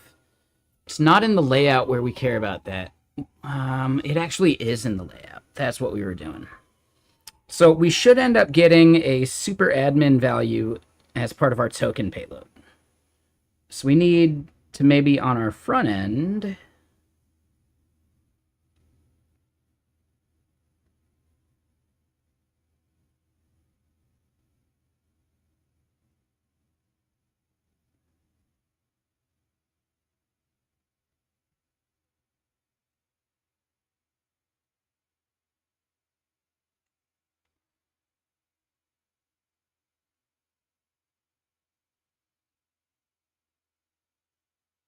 You know what? The place where we're populating that user value. That's actually where we should do that on the back.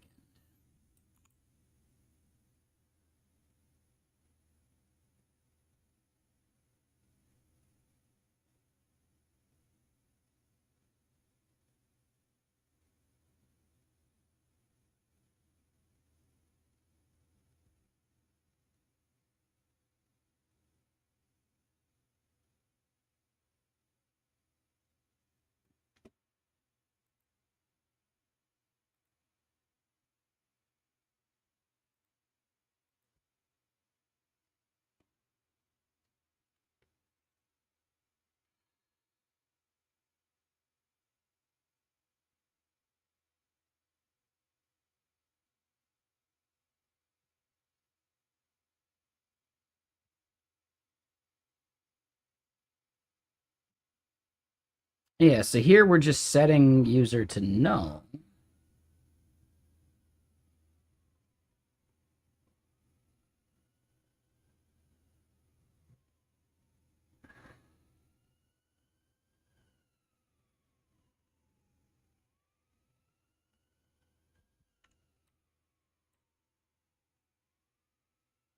Here we go. So yeah, it's the get current user endpoint. We'll do that. Yeah, I think that's a better place for that logic.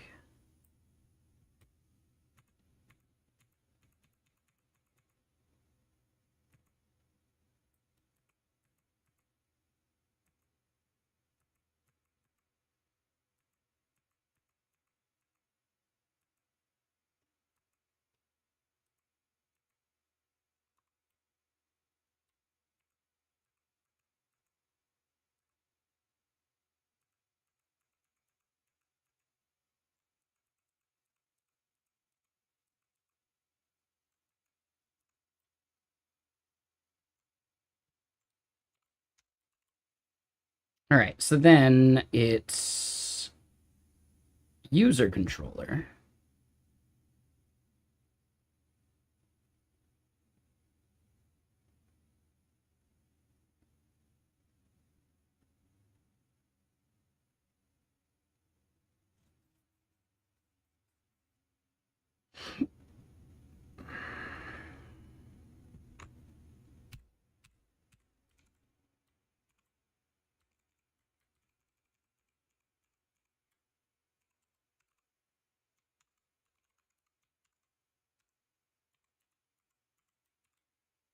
So then we'll pass that through to the user JSON.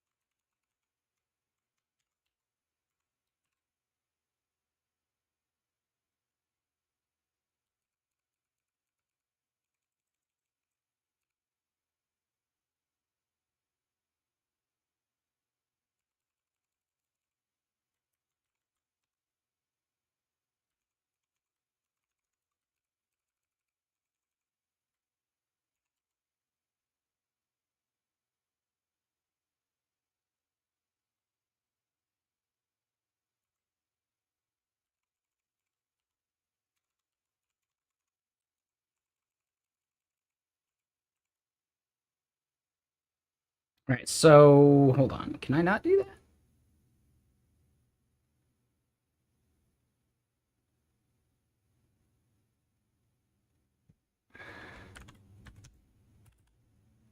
There we go. That was it. Had them the wrong way.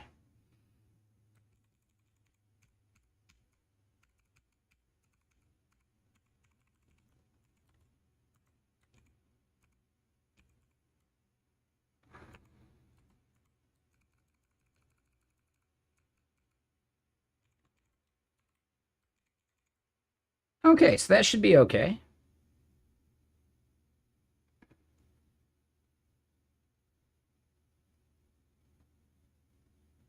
All right, so then it should be within a refresh for any user that we add it for.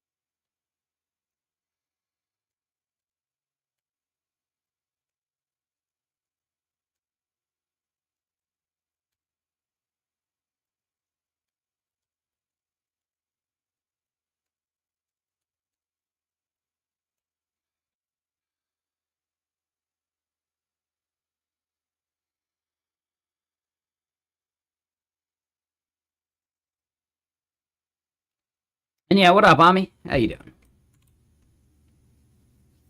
All right, so now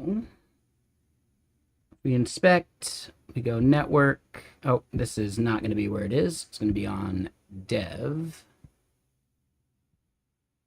Yeah, it's going to be over here.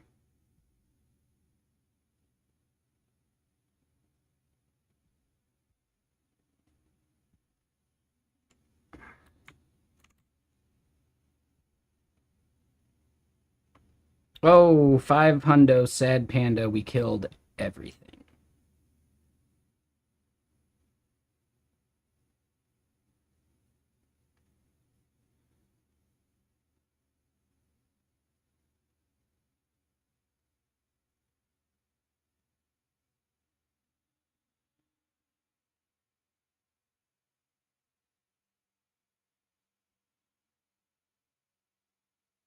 Uh,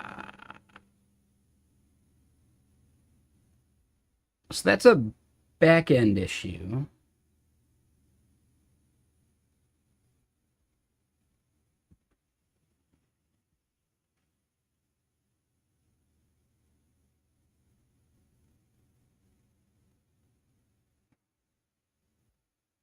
What line are they saying? They're saying line 10.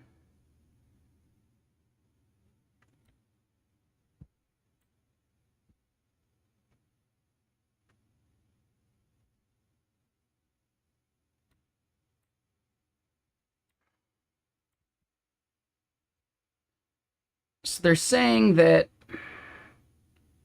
admin user is not queryable. So we can't do the get by here.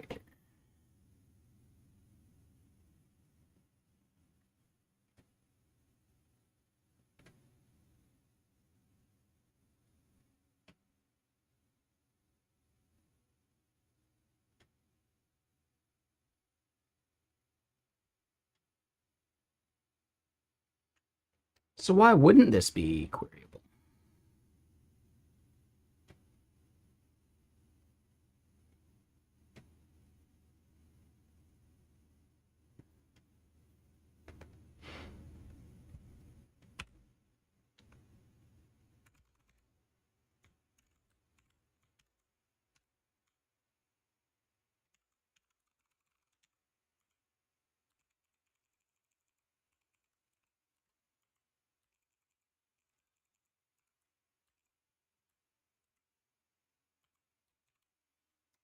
That was the end of that album. Let's do another.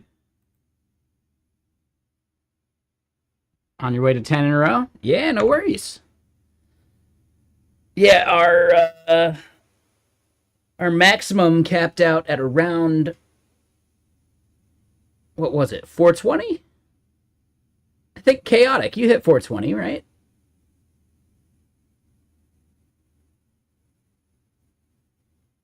And then they got reset. Yeah. It's crazy. Doesn't mean not something to strive for. Because yeah, theirs got reset. But yeah, pretty sure we hit the full 420.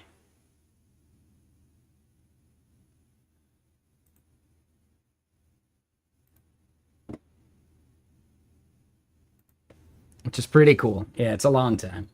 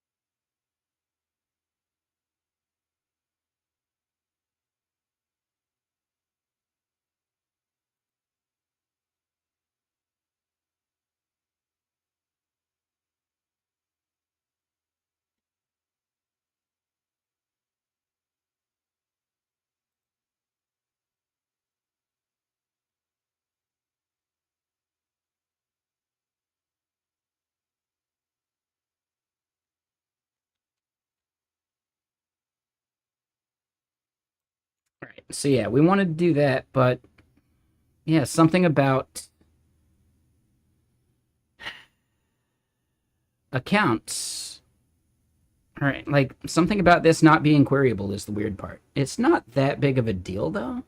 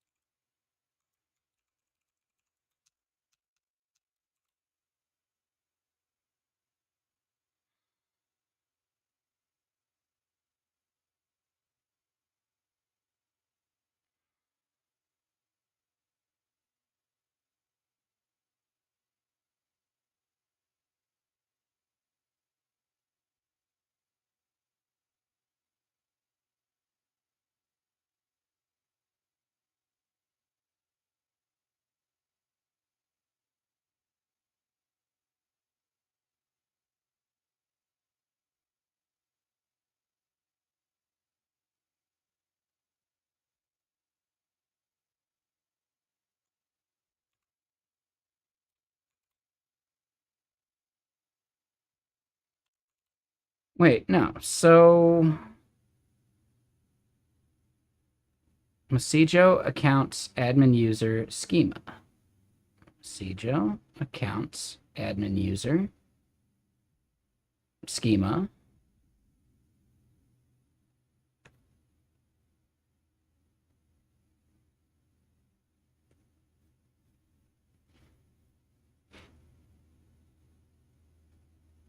Hmm.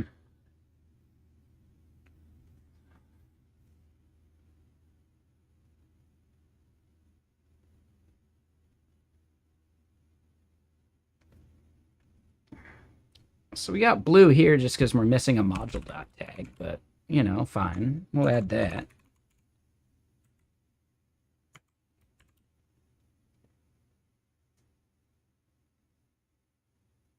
Messijo.accounts.admin user.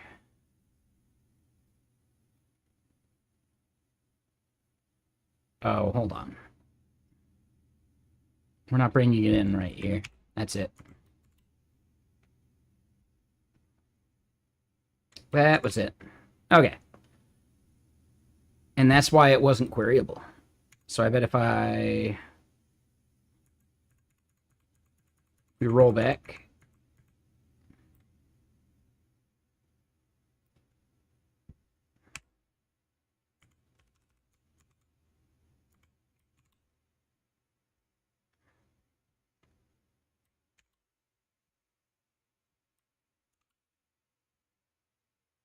Yep, there it is. Okay.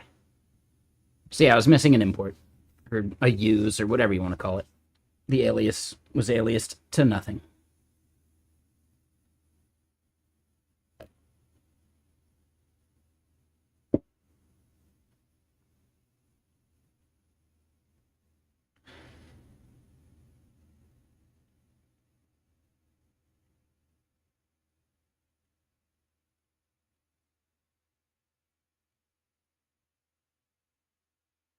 Um, it's hot. It's 4 o'clock, which on a hot day is basically 5 o'clock. I need to go pour more water, grab some ice cubes, and I'm gonna slice some limes. Because it's a hot one. So yeah, ice packs are gonna go in the pocket and everything. So give me a second. Sorry for the delay. But yeah, so this is what we're gonna do. Yeah, we're gonna implement our admin portal so I can start assigning enterprise accounts. I think that's gonna be important.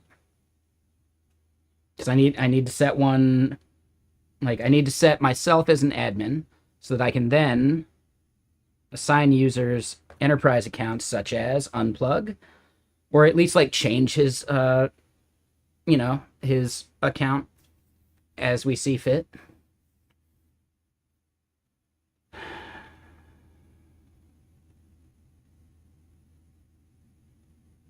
And yeah, we're gonna want to maybe like double check how some of our recurring stuff works, because if I want to like manually set an org to a certain billing tier without them having to pay, I need to record that somewhere and not ding them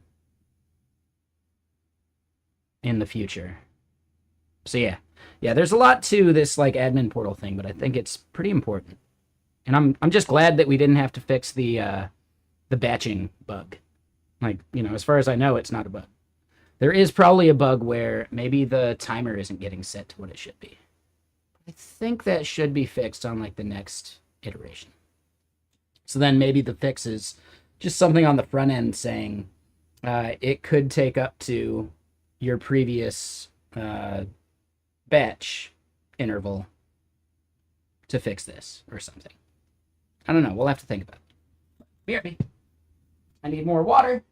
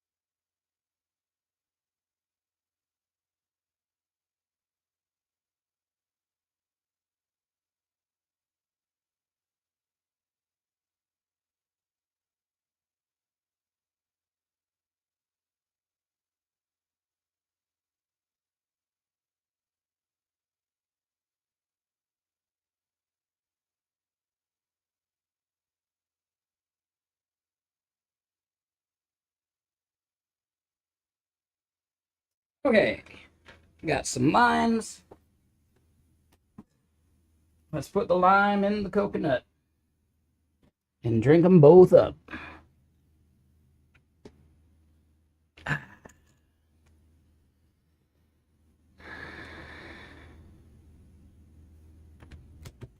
and it's just such a hot day.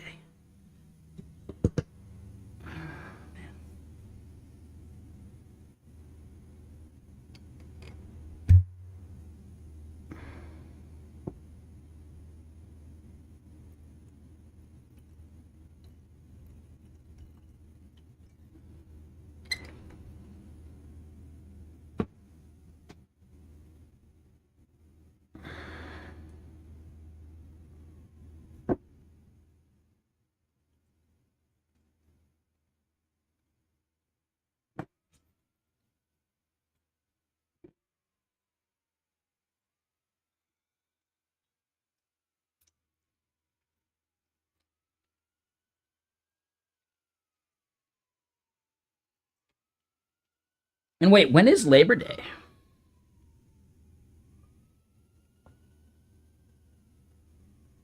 Is that September 1st?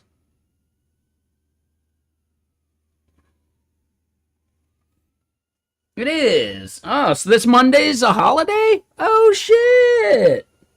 Oh, shit.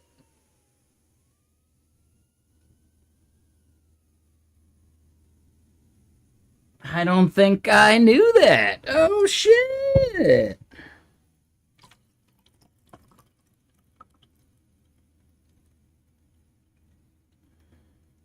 I knew it was coming up sometime.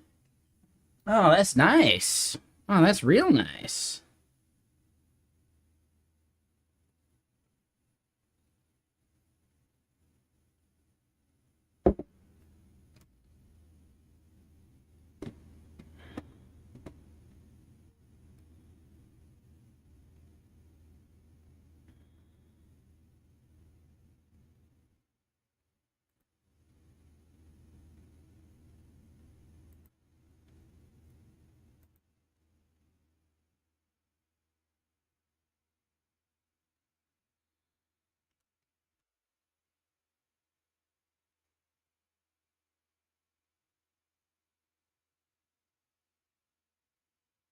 Damn, so maybe Monday's a golf day.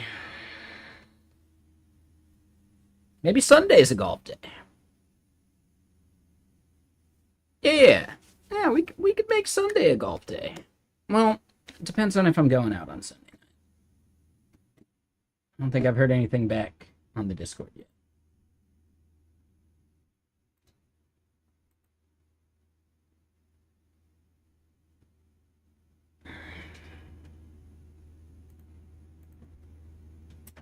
Okay, so Sunday at 7.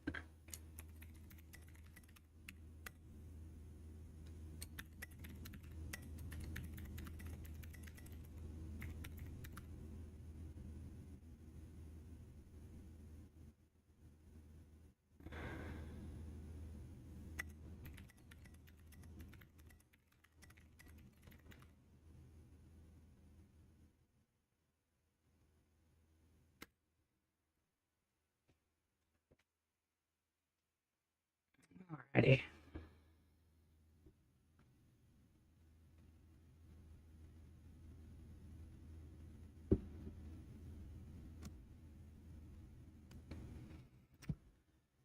So yeah, if this is where we're doing it, right, get current user, that endpoint should come back with that data now, so we should be able to see it.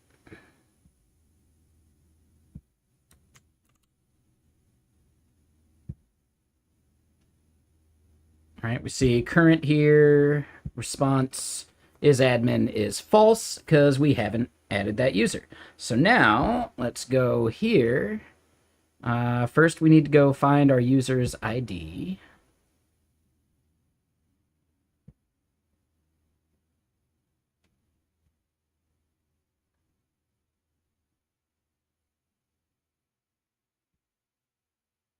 All right, so this is Harker admin.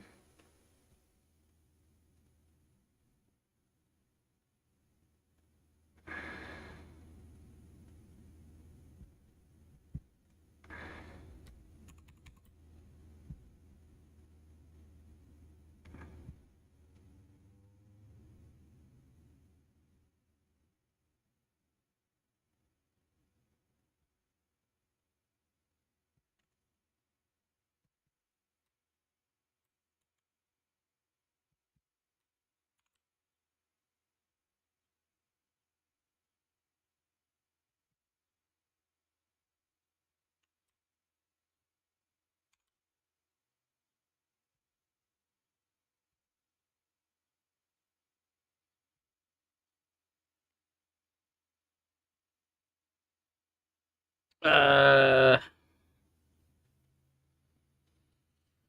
hmm.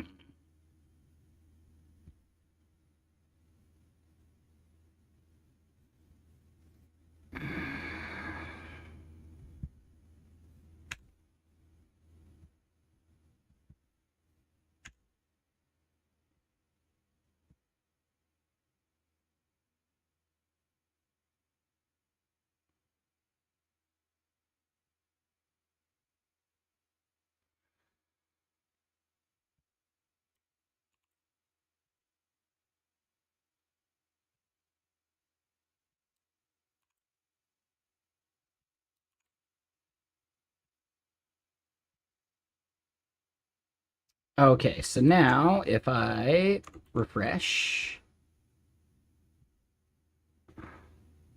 network, current is admin false.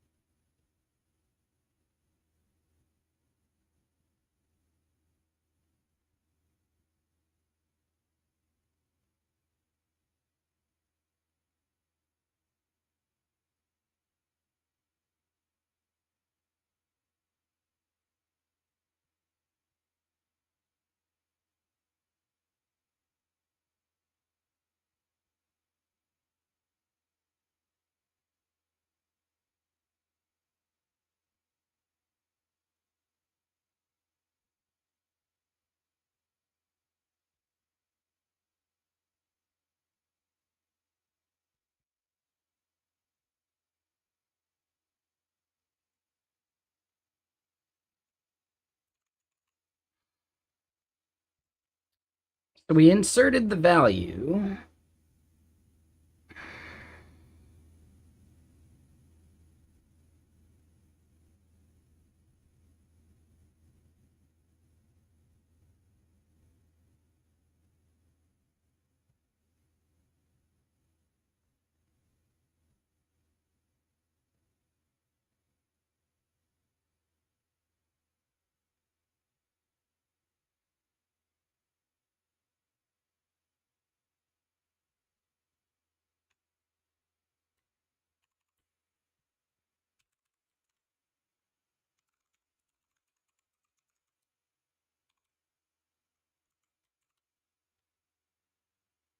I don't think that's actually coming back as an okay.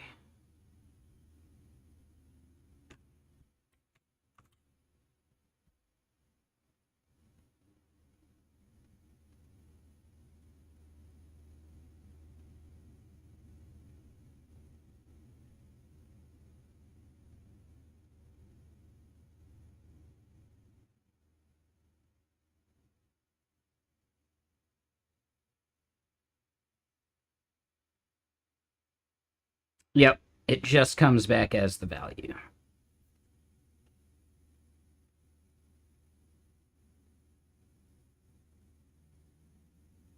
All right, so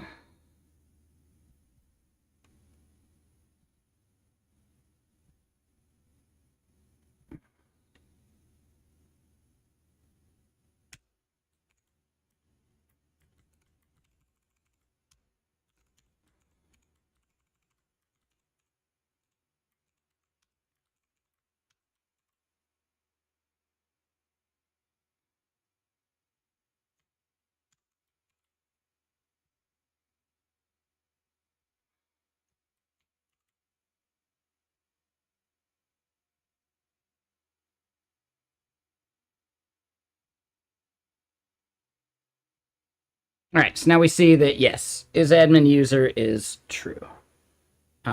If we were to do that with a different user,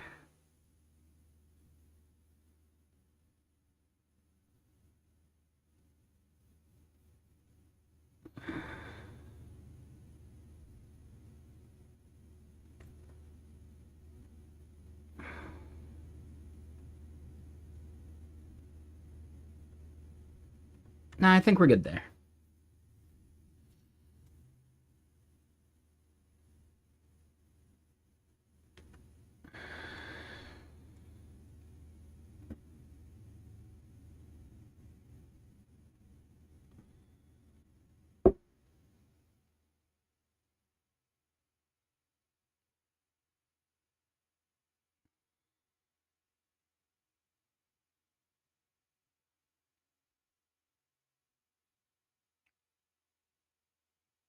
Yeah, I feel like it would just be nil.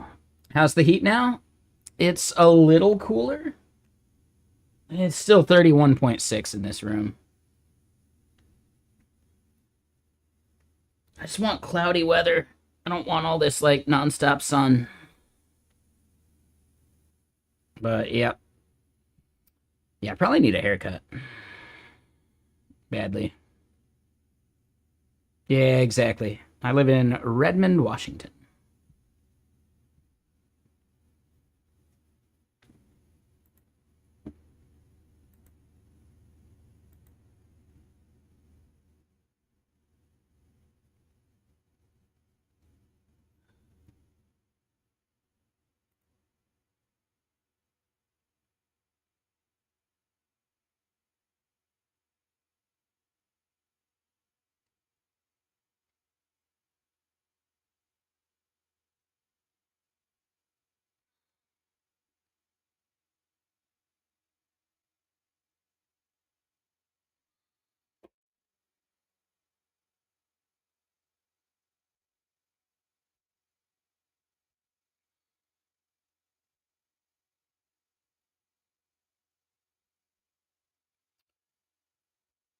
So our next step, then.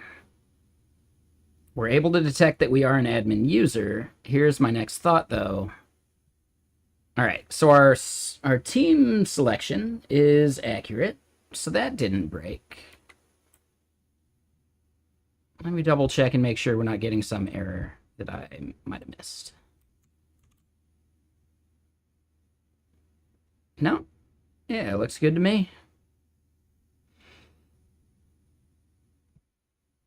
Okay, so then we can just check if the current user is super admin. We want to show a button somewhere. That's going to be here in layout. If we click this, I'd say it probably goes at the bottom, like above the logout.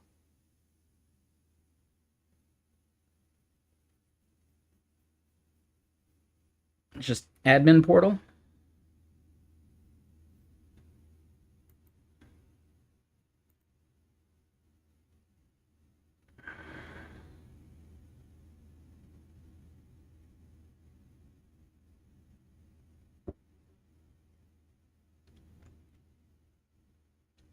Oh no, anyone got a preference? Where do you think in the menu the admin portal link should go?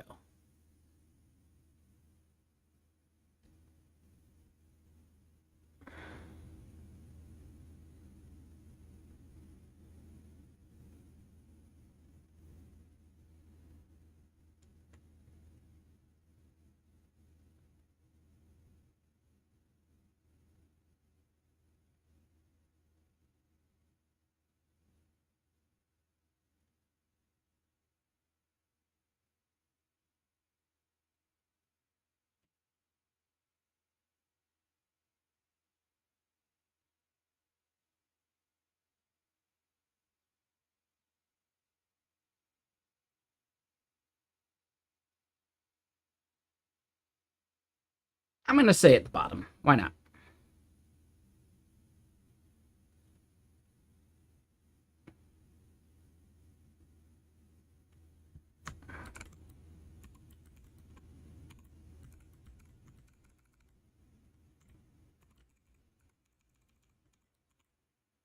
All right. What icon should we use for admin?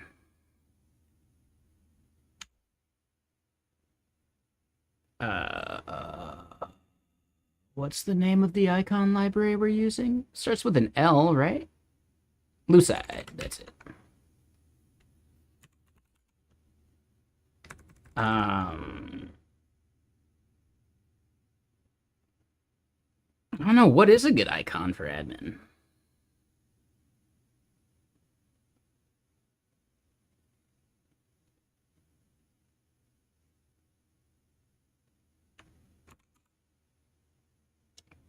Ooh, the cog with a brain. Ooh, the brain cog. Ooh, there we go.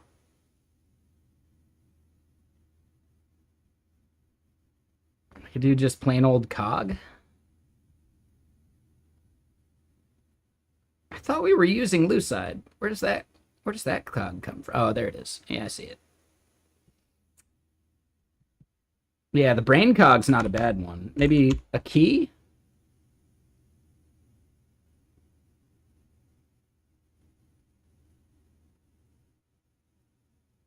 I kind of like the key, or maybe a lock. A shield wall. Ooh, shield?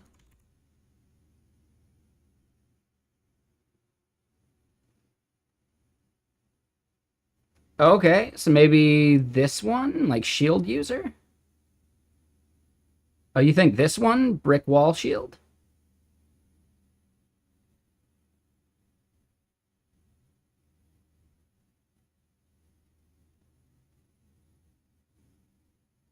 I could be into that. Unless someone else chimes in, I'm gonna call it good. Hunar's fine. Works for me, Hunar.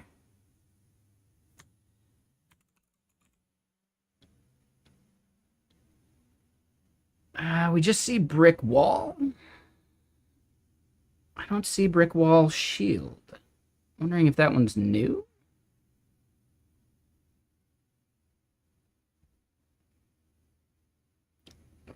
Version 0.539? What version are we on?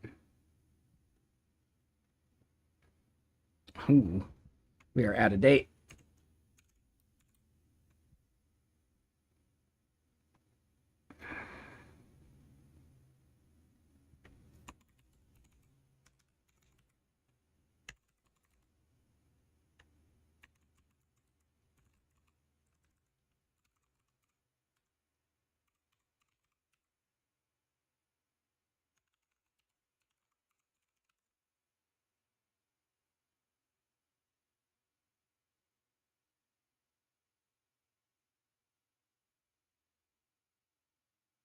Ooh, 542 is available. Yeah, give me a good old 542. I like the number 42. What can I say?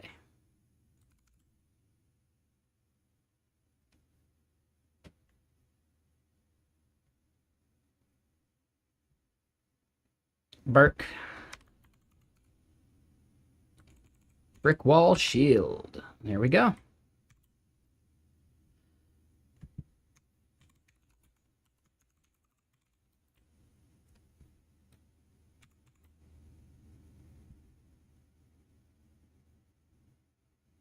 Oh, and support here doesn't go anywhere.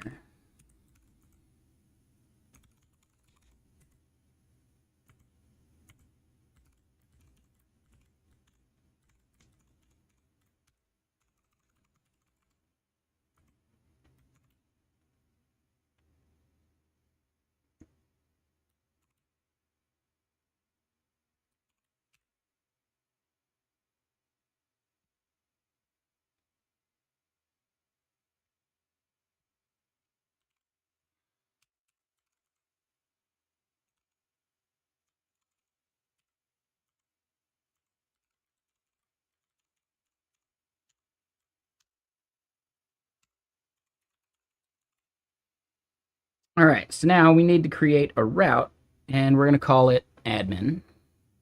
We're going to actually create a directory.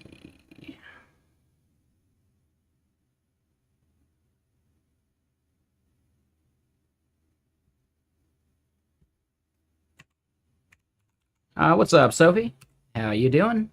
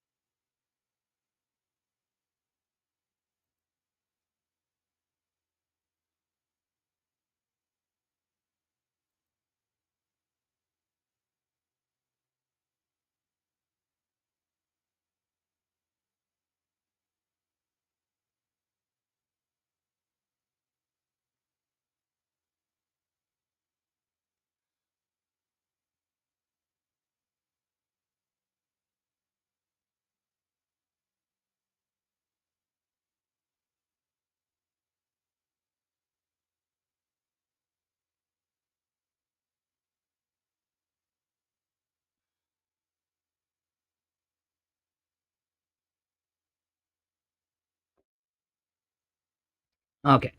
Sorry, I just got distracted. People are hating on AI snowboard graphics, and rightfully so. This shit's taking real jobs from real artists.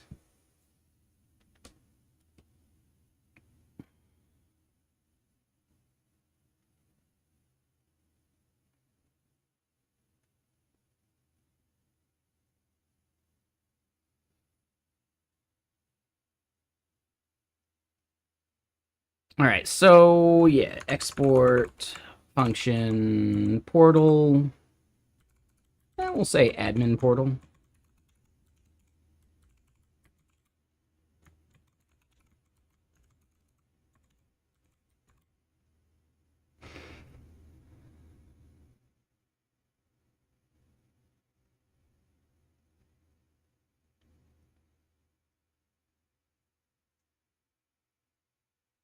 All right, so then we head to main.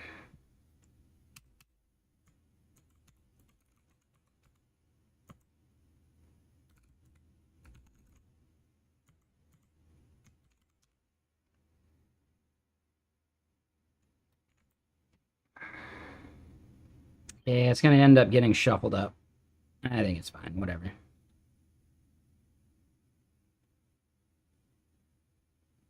All right, so it's definitely a dashboard layout page.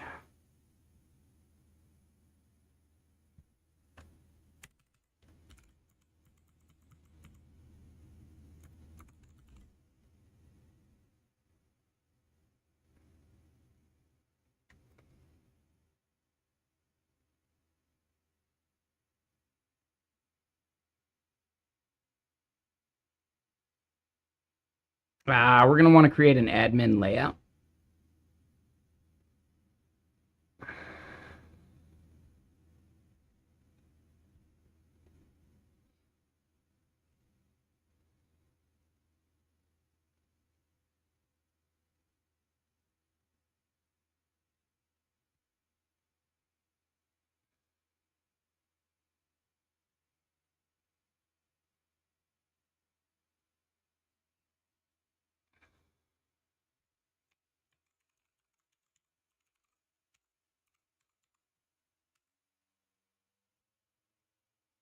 Hey, what's up, Amir? How you doing?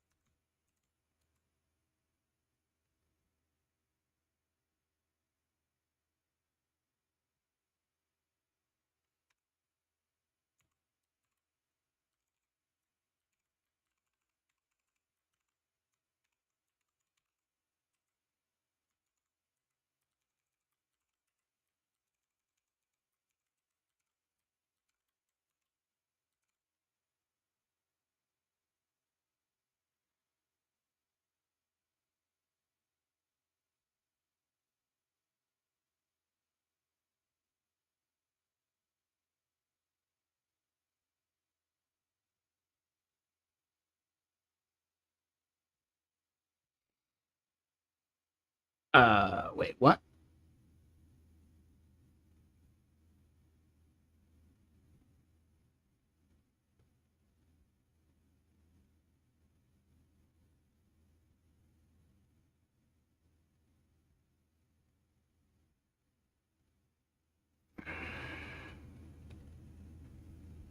Oh.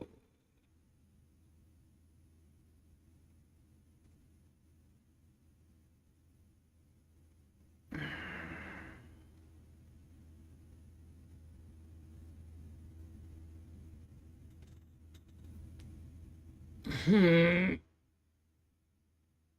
There's got to be a better way of composing these layouts, right? Because we're trying to do it the way that Astro wants to do it.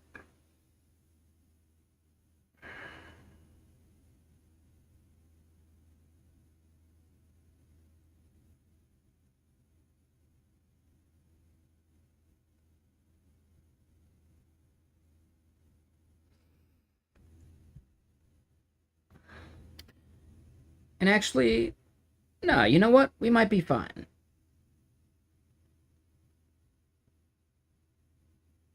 Because, yeah, we don't want to do this.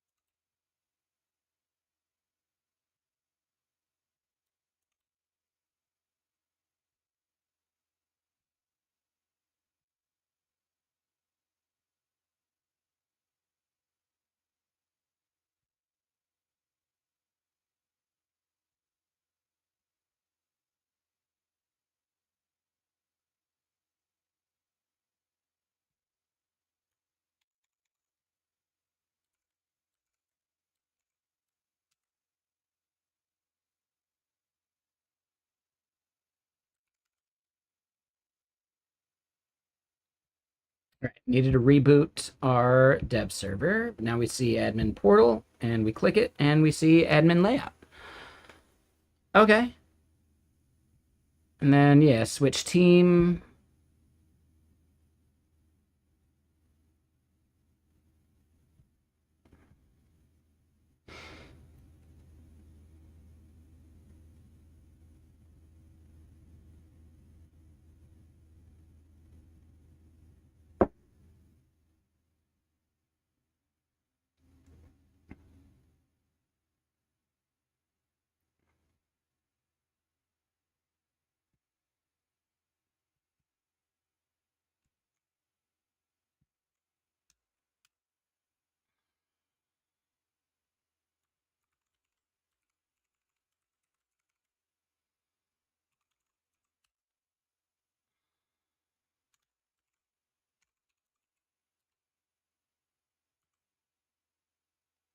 All right, so let's bring in all of this.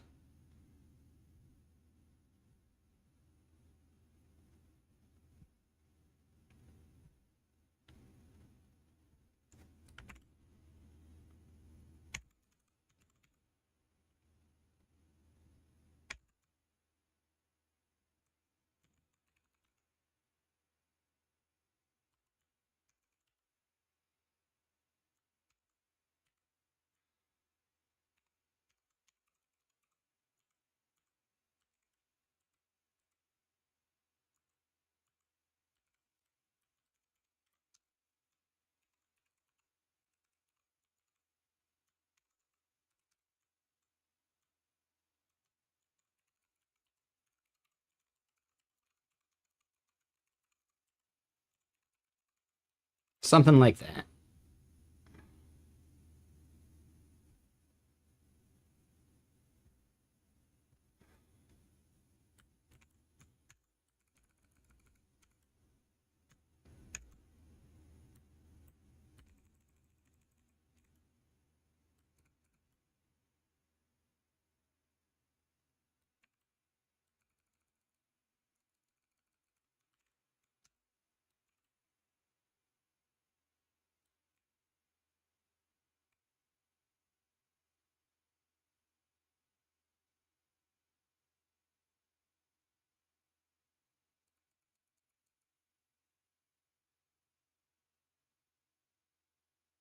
Oh, yeah, I didn't. Yeah, good catch. I was wondering. Yeah, good call. I didn't even mean to type a div there. Yeah, good catch. Yeah, good eye, good eye. All right, so then, yeah, we get admin portal. And then if we were to change users, it would probably just show us the error. And then, yeah, what we should do here is W full.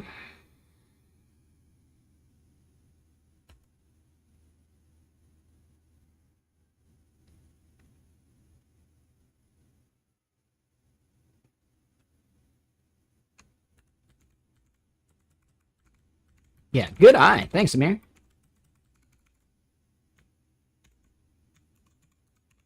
All right, so we're going to bring in card.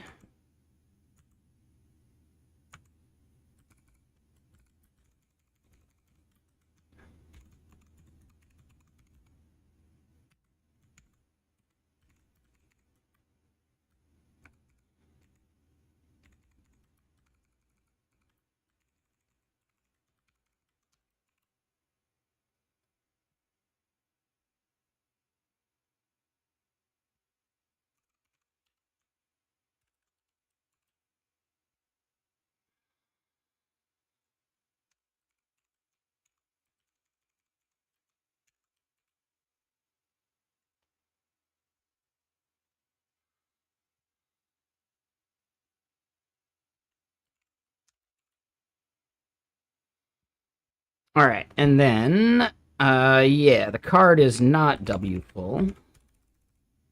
We'll say WLG or max WLG. Yep. MX auto. Voila.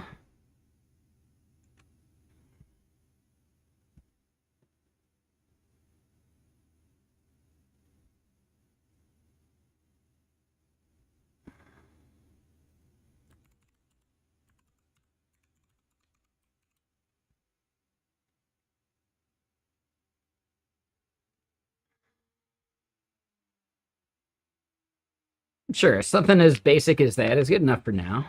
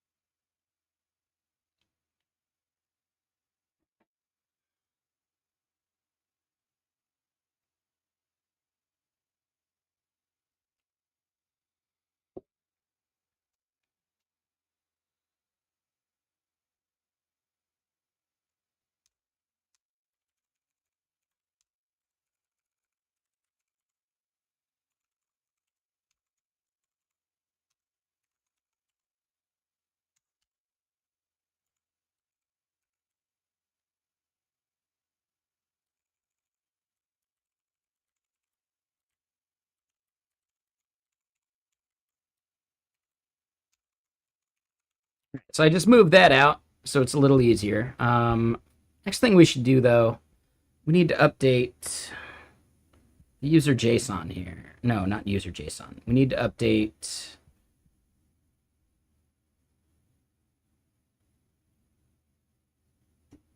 this. Yes, not create not params, list users, response user, response. Here we go.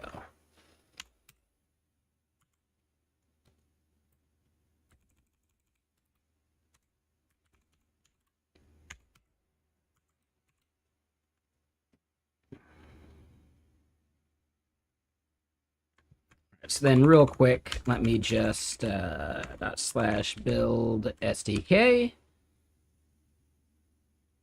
Yep, that worked fine.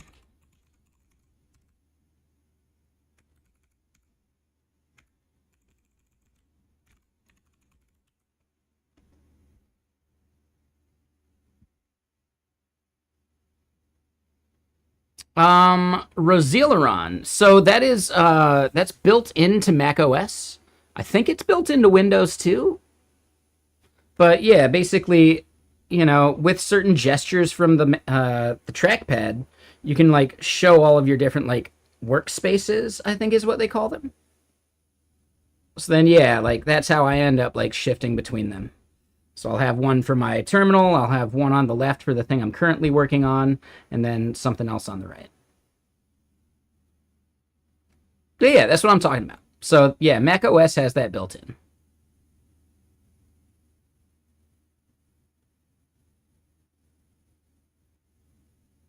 Yeah, Windows has a similar. Yep.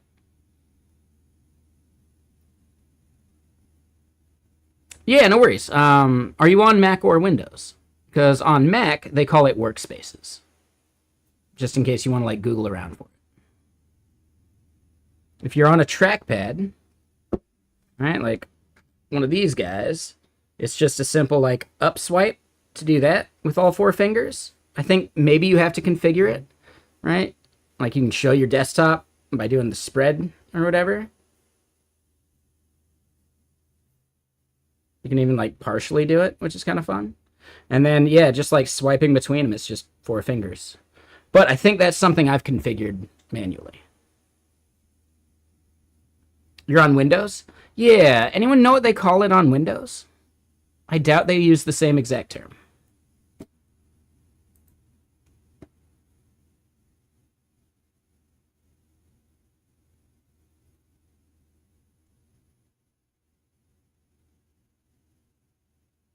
Virtual desktops. There you go.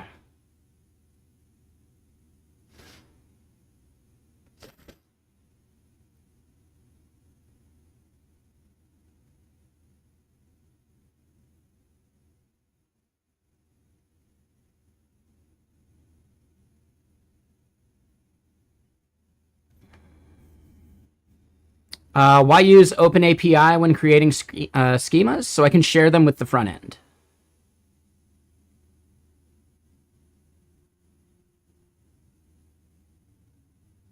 My back end is Elixir, so TRPC doesn't work.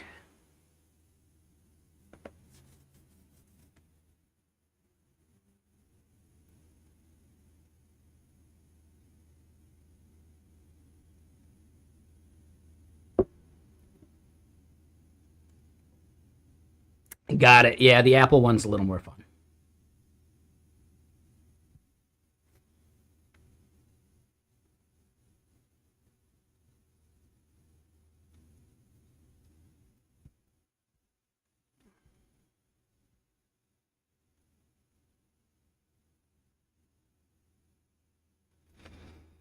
I mean, you don't need to, but if you want type safety between your front end and your back end, OpenAPI is one way to do that. And I think it's really nice getting into the mindset of just doing OpenAPI anyway, because then with any backend, there's a way to generate OpenAPI specifications instead of getting yourself like pigeonholed into TRPC. Now, could someone create a TRPC version for Elixir? Sure. But I don't know, man. I don't necessarily trust it. An emotionally open API?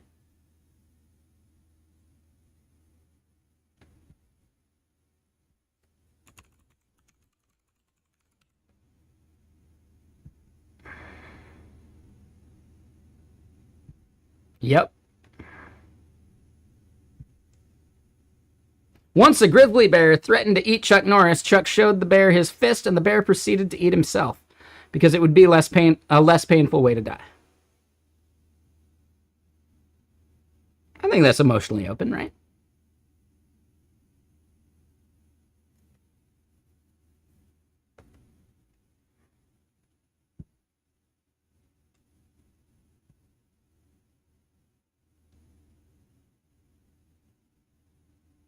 Chuck Norris plays racquetball with a waffle iron and a bowling ball. Yeah, I believe it.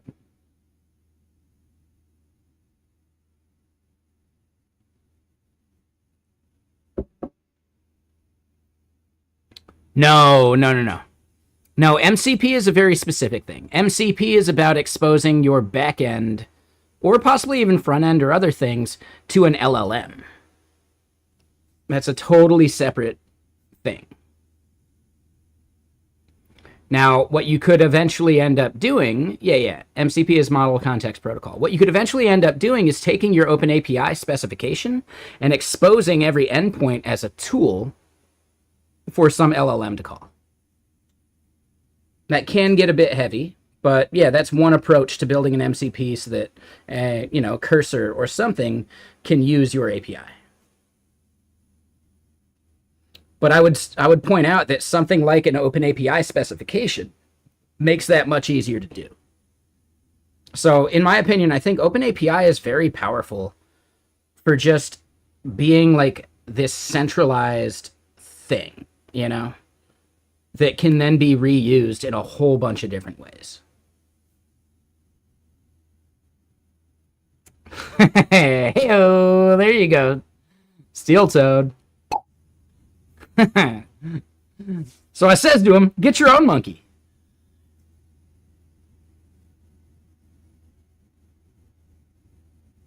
Ooh, anyone know the movie I just referenced? Without the popping sound. I don't know where that one came from, but... So I says to him, get your own monkey.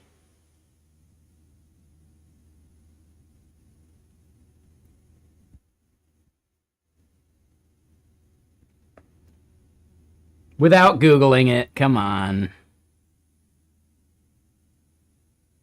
In my opinion, it's the best vacation movie.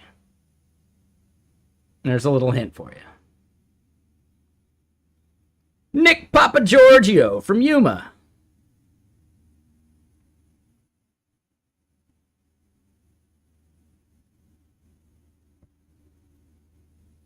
It definitely has Chevy Chase in it. That's what I meant. Like, my favorite vacation film, like, literally from the Vacation series.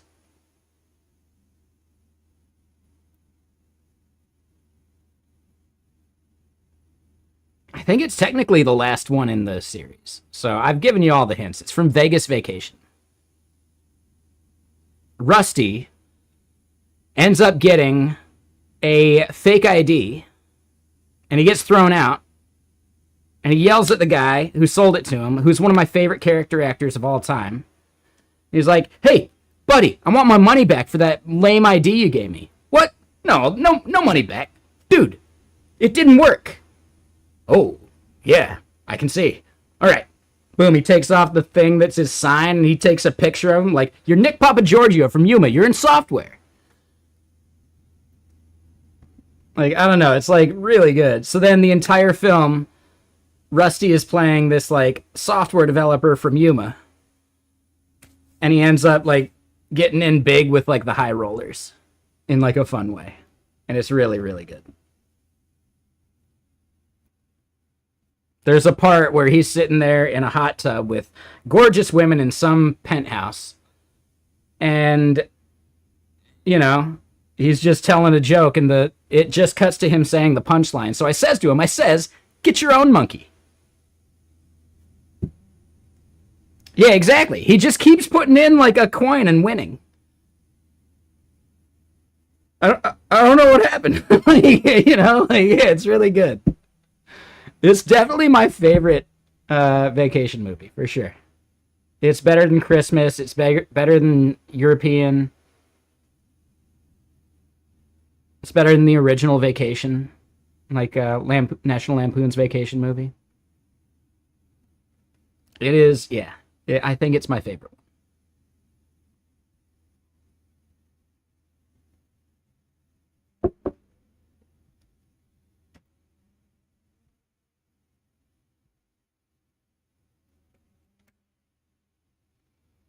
It's kind of iconic how many like, or kind of like, it's kind of funny how many like really good iconic roles Ethan Embry, the actor that played Rusty in that film, actually had. He was in that. He was in Empire Records. He plays like the dude who's really into guar. He has a dream about the guar show and he gets eaten. He wakes up, oh, I love you, Eddie. Like, or whatever, right? Like, it's super good. And then he was also like the main dude in Can't Hardly Wait, which is possibly the best teen film of all time.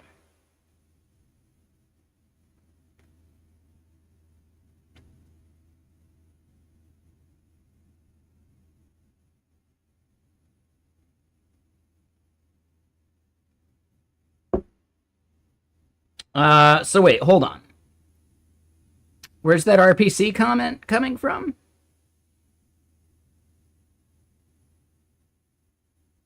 Oh, yeah, that's a good point. Someone might have mistaken RPC for MCP, especially because I was talking about TRPC in that context. So yeah, that's a good point. Like, it could have just been, acronym soup.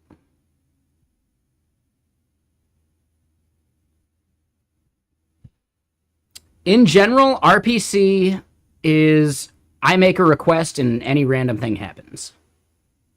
MCP is built on top of JSON RPC. Exactly. There you go. Yep. Yeah, because it literally is a remote procedure call. Yep. So that's where it gets a little more confusing.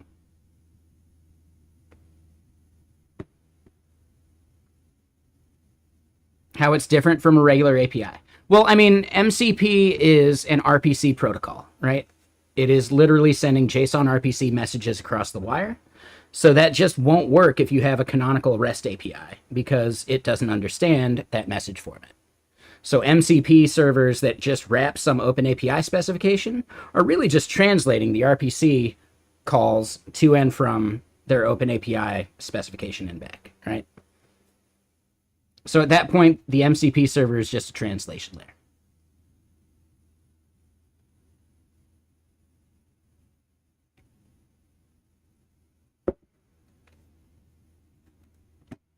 Does that make sense? No. So JSON RPC is a very specific thing. You should definitely check out JSON RPC. It's a borderline specification, right?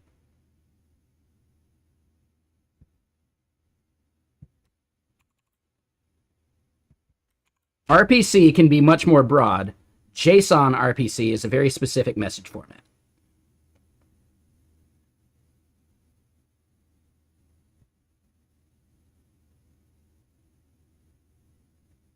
That's fine. Yeah, RPC in general is very abstract. JSON RPC, with the dash and everything, is a very specific format of how you send and receive messages. Right? There's also gRPC, which is an RPC implementation that just simply has its own specific format about how messages are passed and encoded and all that.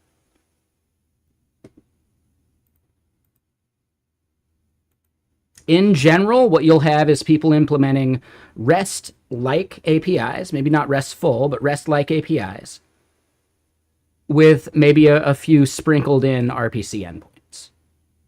It's rare to find like an entirely RPC-based API. Just because it's a lot harder to document. Whereas, OpenAPI and obeying REST has this very clear like hierarchy of like the entity that you're performing actions on.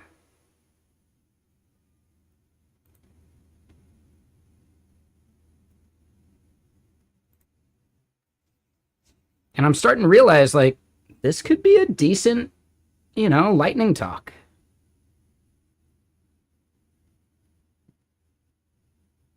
It could be a really decent lightning talk. REST and RPC and something, oh my. And then like just digging into what is a REST API, what is an RPC endpoint.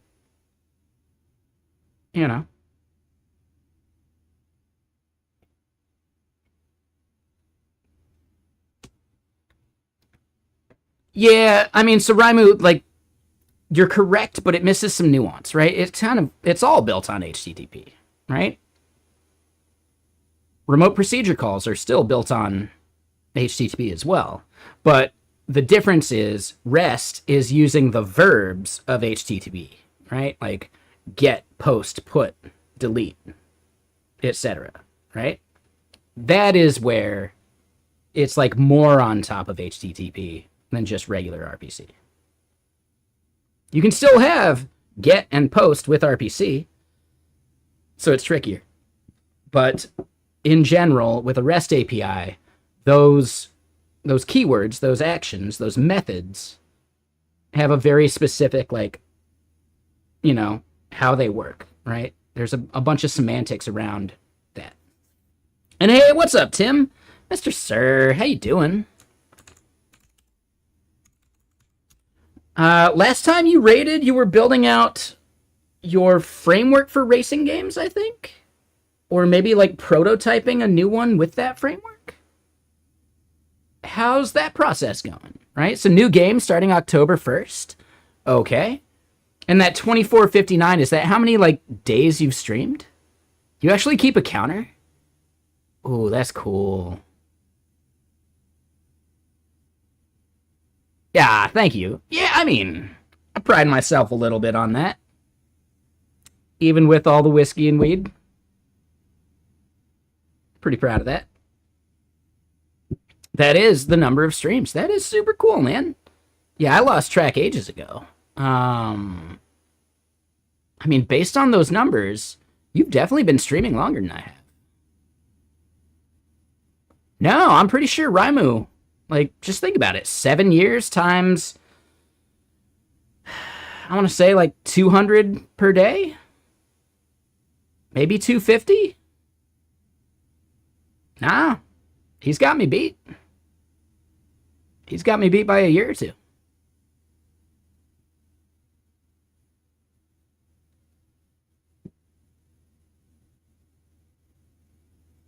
Now, if we counted gaming stream, they would technically overlap, but we'd double up. And then it would be crazy.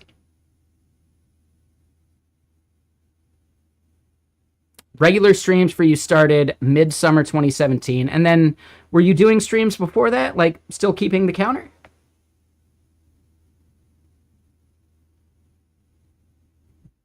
Ah, that's what you're thinking. Count the chill channel too? Okay. I get it. I get it. Yeah, so I didn't start until like mid 2018. So you got at least a year on me, but I also wasn't streaming nearly as much as I do now then. So I didn't probably start streaming 5 to 7 days a week until probably like 2019 or 2020.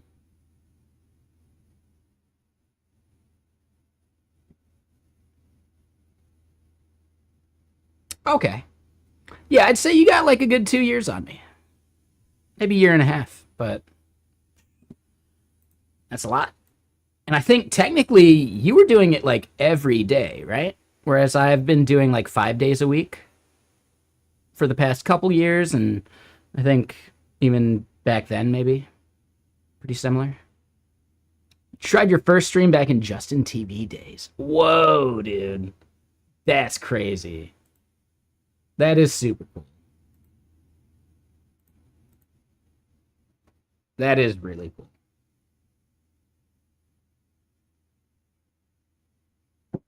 Calm down to mostly 5 days a week. Yeah, same. It's more sustainable. Like you need days off of stream, if only to just keep you wanting to come back to stream. You know.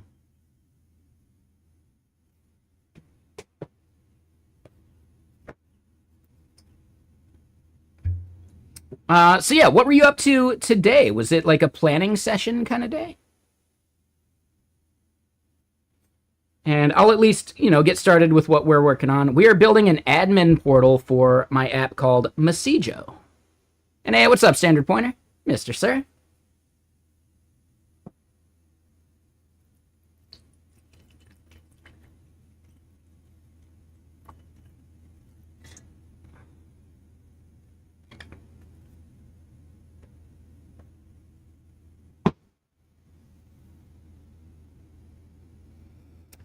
Trying to create the promotional material for the kickoff party on October 1st. Oh. Hoping for a huge stream that day if you can. All right. Yeah, October 1st. What day of the week is that?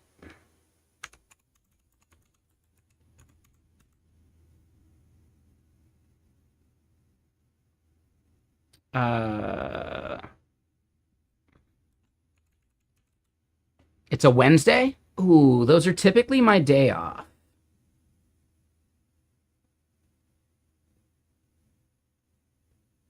But I'll make sure to shout you out.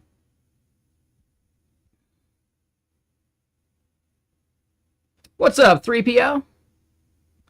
So, Messijo is all about listening for keywords, currently on just Blue Sky, but it'll be all over. And yeah, Amir, when it's done as a reply, it doesn't actually trigger.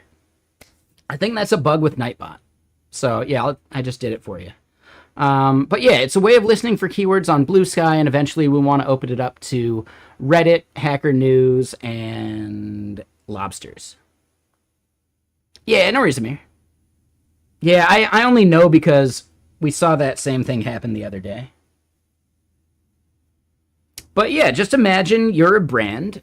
Maybe you're even Tim Bodette. And you've got a game that you released. And you want to listen for people like talking about it, but they won't always tag you. You might not even have an account on Blue Sky for the game, so they couldn't even tag you.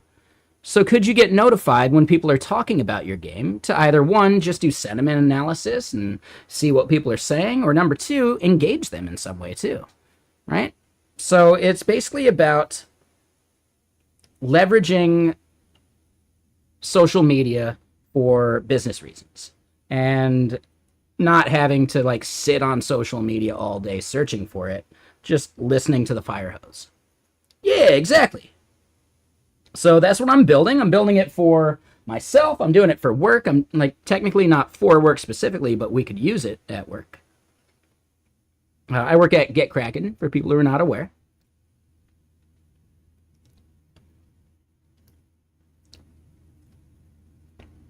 So Amir, the Blue Sky is the easiest part. And we're already live. You can go sign up at Messijo.com right now. But in general, Blue Sky has the thing called the Firehose. It is every single message through the AT protocol. Yeah, no worries, Tim. Thank you for the raid. Thank you for bringing in your awesome audience, and I'm happy to keep explaining some of this. And I'll see what I can do to help hype up your stuff on Wednesday. On October 1st, Wednesday. Not next Wednesday. Feel free to like send me a reminder or anything too.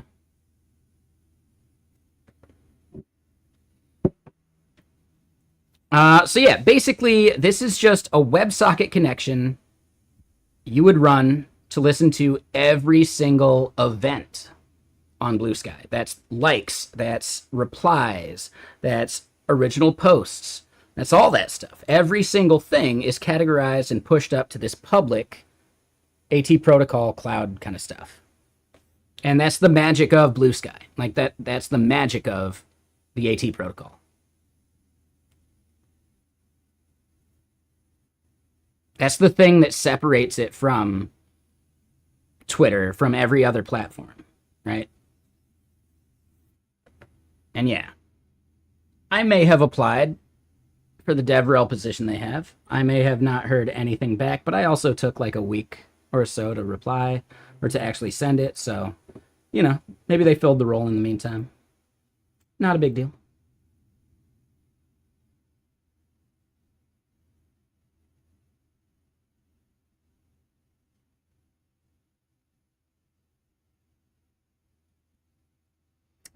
It currently only supports AT protocol. We're also going to add Reddit, Lobsters, and Hacker News. All of those are RSS feeds.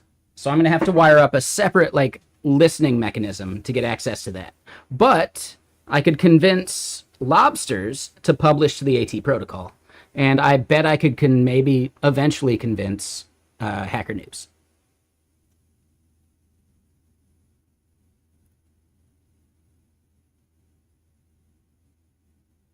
Feed hint. There you go. Yeah. Yeah, shed. Yeah, very nice. Very cool. Yep. Yeah, that sounds like a really nice thing. I forgot that they actually implemented Algolia. But yeah, for the time being, we could do Hacker News with just RSS, and it would work. But if I could somehow convince them that it's worth my time to help them build this thing on top of AT Protocol, well, that'd be even cooler, wouldn't it?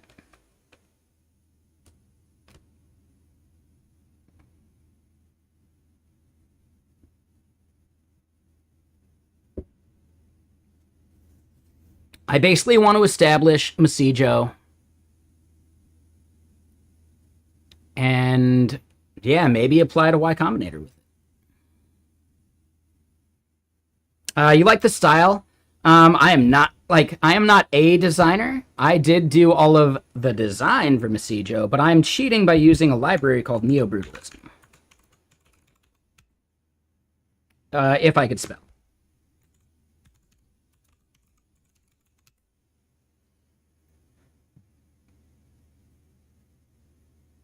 So yeah, Neo-Brutalism is really responsible for most of what you're seeing, but I'm still on the hook for layout and just, like general composition. They can give us the primitives all they want, but how do you put them together? So there's a give and take there, but I'm leaning heavily on someone else's hard work with Neo-Brutalism.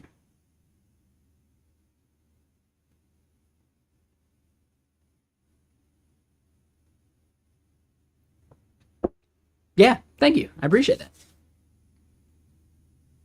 Yeah, I mean, it's using ShadCN. If you're familiar with React and React's front ends in general, you've probably seen ShadCN, but there's definitely coming, it's coming as soon, where people are going to be like, oh, yep, that's a ShadCN site.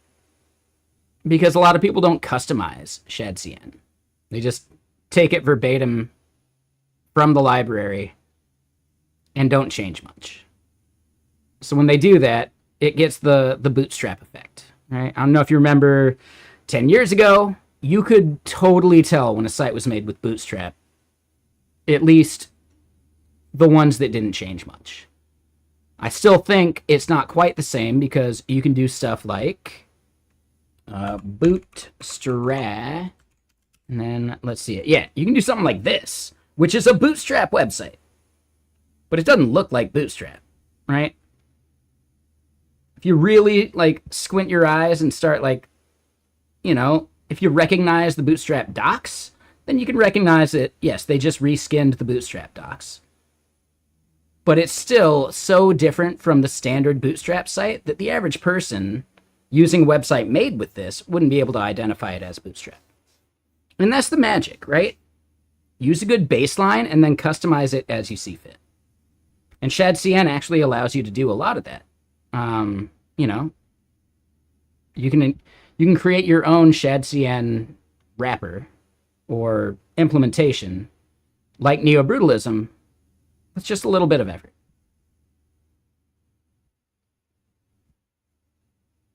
So I think that's the magic of it. Sure, sites start to look the same. That's not because of the tools that they're built with. It's because of the lazy devs doing the building.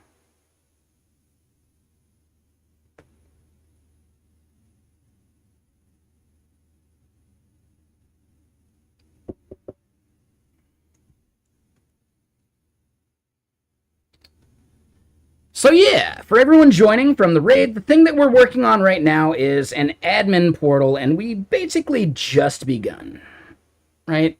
Like Chubbs from Happy Gilmore, we've only just begun to live, right? I forget the rest of the lyrics. I know he's singing an actual song. I don't know who wrote that original song. It's Chubbs' song from Happy Gilmore.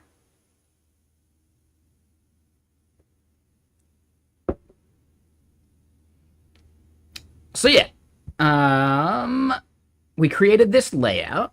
We're probably not going to need set user, so we can ignore that. And we want to start thinking about what's going to go into this portal when an admin clicks into it. And yeah, I normally wear a beanie. I think a lot of the people coming in from the raid are like, where's his beanie? It's 31.7 degrees Celsius in this room. It's a little too warm.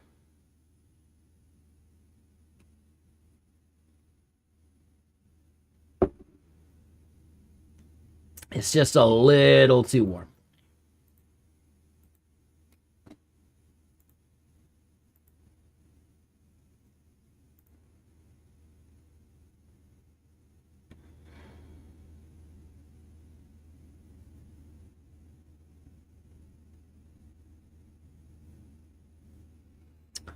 But yeah, what's everyone up to coming in from the raid? And we're going to keep hacking, you know.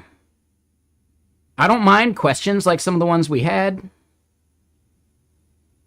It's because you threatened to unionize. The beanies threatened to unionize if I didn't give them some days off. Touche, CMG beanie. Touche. I get it. I get it.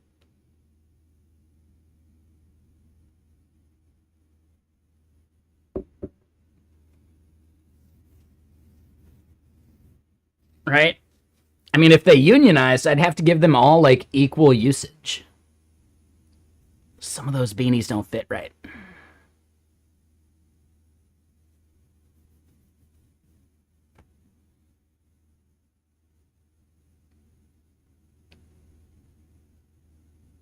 Don't tell the beanies that, though.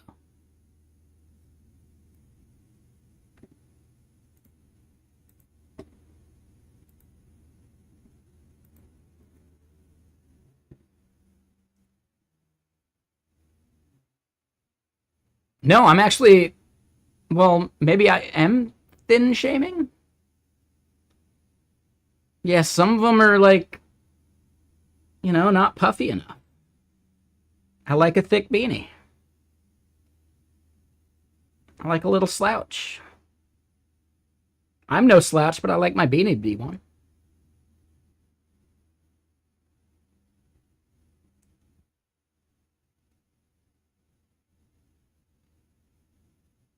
I'm preempting someone just due to the timing of it.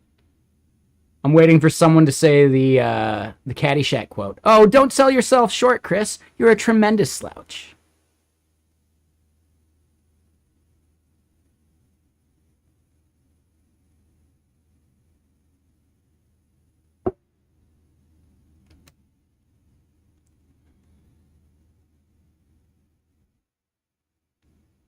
All right, so what all do we actually want on this page? We want to list all the orgs. And this is going to be infrequently accessed, so we can just fetch all of the orgs and list them.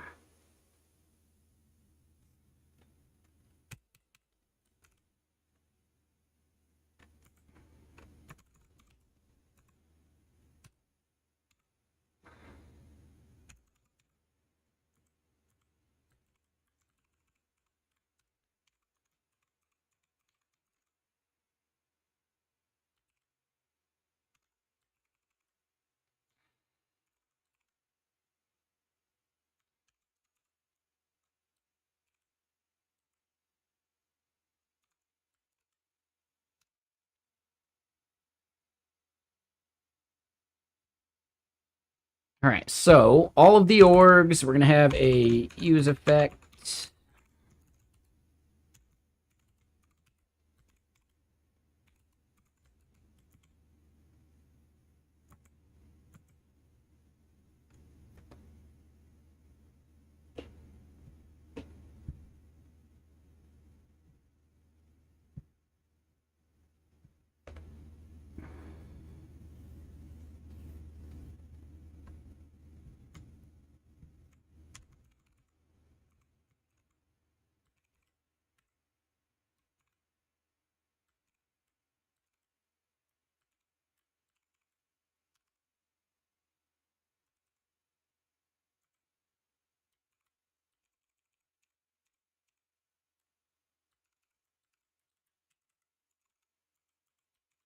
Okay.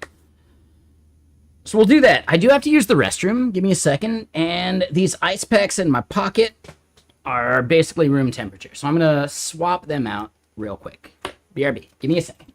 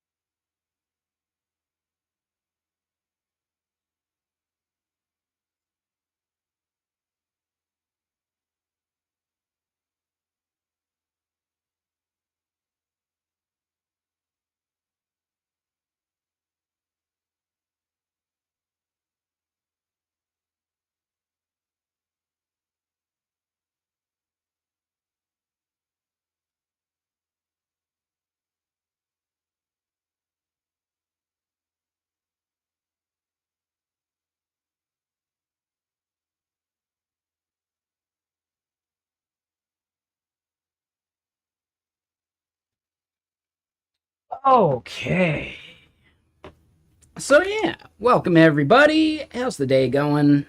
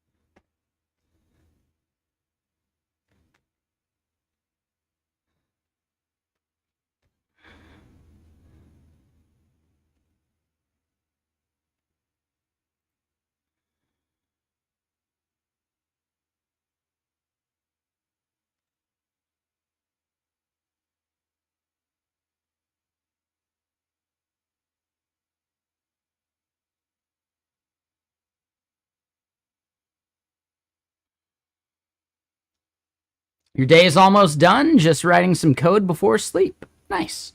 What kind of code you writing?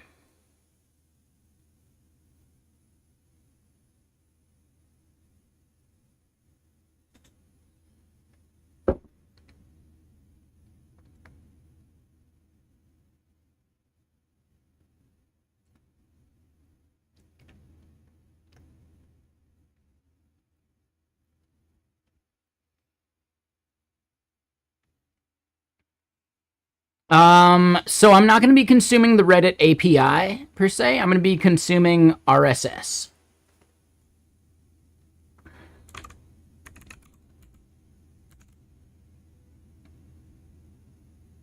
What is it? .rss? Yeah. So boom, right? You can see every post on r/sas.rss. You can also do sas/comments.rss. And this is every comment within the SAS subreddit. So what I would end up doing is I would make people pick the subreddit they want to listen for, and I would do caching based upon maybe overlapping subreddits. But if someone's on like a major paid tier, you know, I'll let them pick whatever subreddits they want, basically. At some point, the cost is going to benefit me to let enterprise customers do whatever they want. And then eventually, if I get enough users, I'll have overlap on the things I'm caching anyway, and we're good to go.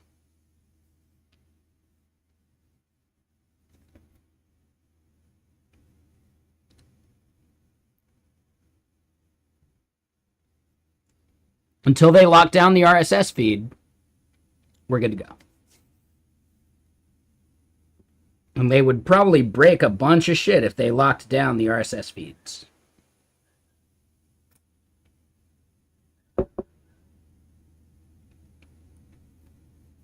If we wanted to implement Twitter, that would be a different thing. Implementing Twitter would be insane. Like, we'd have to be a multi-million-dollar a year business to justify any spending on the Twitter API bullshit. Because Twitter's API costs are fucking insane, dude.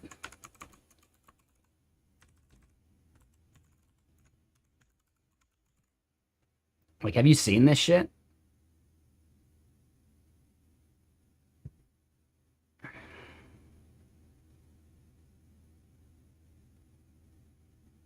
Right? $200 a month for 15,000 posts a month as reads?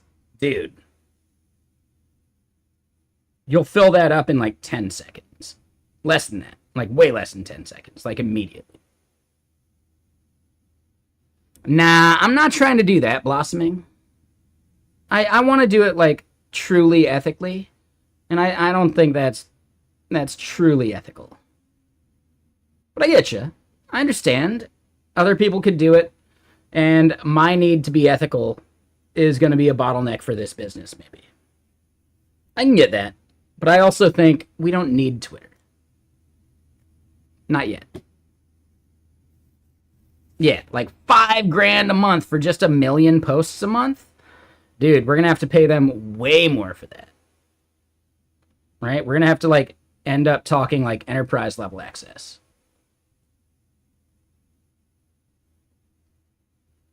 I don't know. Like, I'm not even sure what this looks like. It's technically filtered stream access. So the way they do the filtered stream is how it works. You know?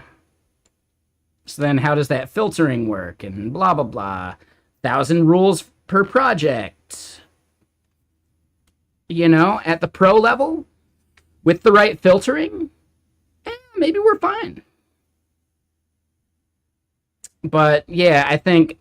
Nah, we'd end up having to go this level.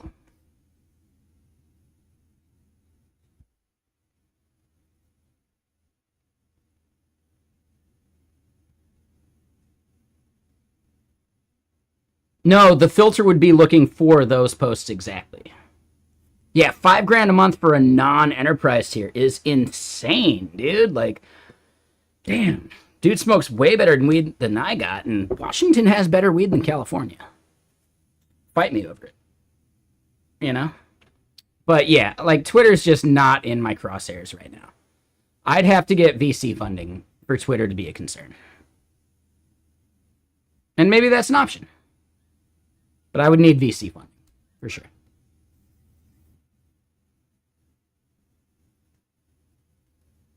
I'm not bootstrapping whatever Twitter wants to charge me.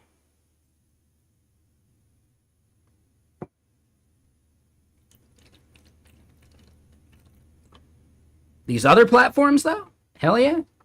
Yes, I actually do think the more and more I work on this, the more I think it is like a Y Combinator applicable project. I thought it was a throwaway at first. But yeah, the more I work on it, the more I'm thinking I should apply to Y Combinator. But I'd like to have some revenue going first.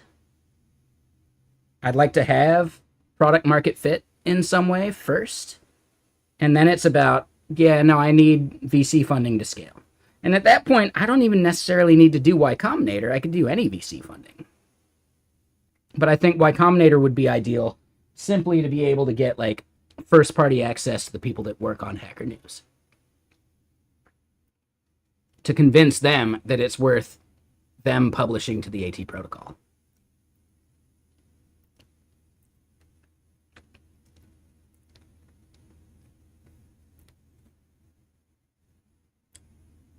Will it ever happen? I don't know. It's nice to dream, though.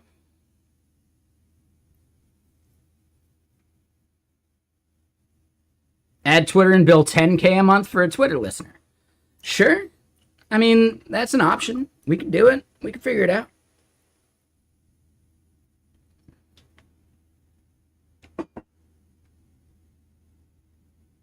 The world is our oyster when we start actually collecting revenue.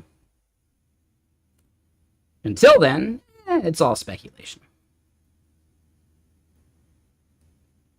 Fun to talk about, though.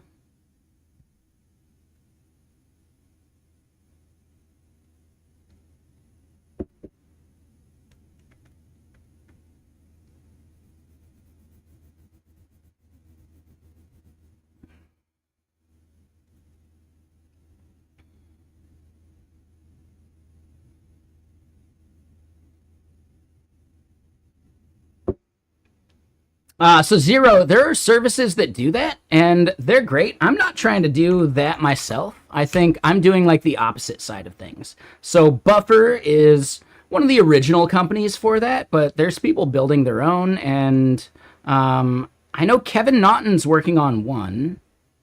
I forget the name of his, though, and I don't remember if he's published anything. I don't see him out there. But yeah, Kevin Naughton is working on his own, like, mass publish, like fan out social media tool. And I'd be happy to switch to his pretty much immediately. Like, yeah, as long as he supports Twitter and LinkedIn and Blue Sky, I'm good. I don't give a shit about Threads or Instagram or any of that shit. Nah, I'm good. I just need 3. I just need the main 3 for my personal brand as a streamer. If I could ditch Twitter eventually, I would, but I can't yet. Which is why, like, yes, I may have applied for the DevRel position at Blue Sky. Would it be a deal breaker if I keep publishing other shit? And that'd be a problem. Did I go to the beach? No, I fucking hate the beach. I haven't been to the beach.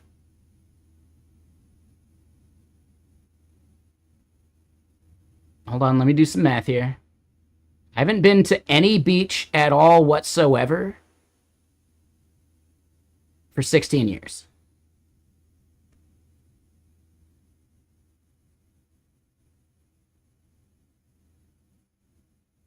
Yeah. And that was, I think that was like Lincoln City, like Oregon. A friend had a timeshare. Questionable. But, we used it at least.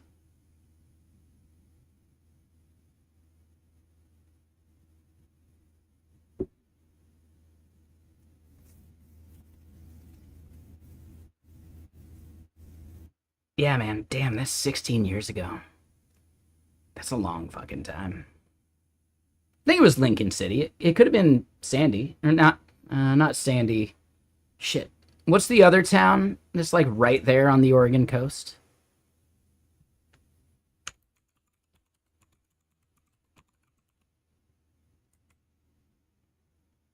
Seaside. It was either Seaside or Lincoln City. I think it was Seaside. I think it was Seaside.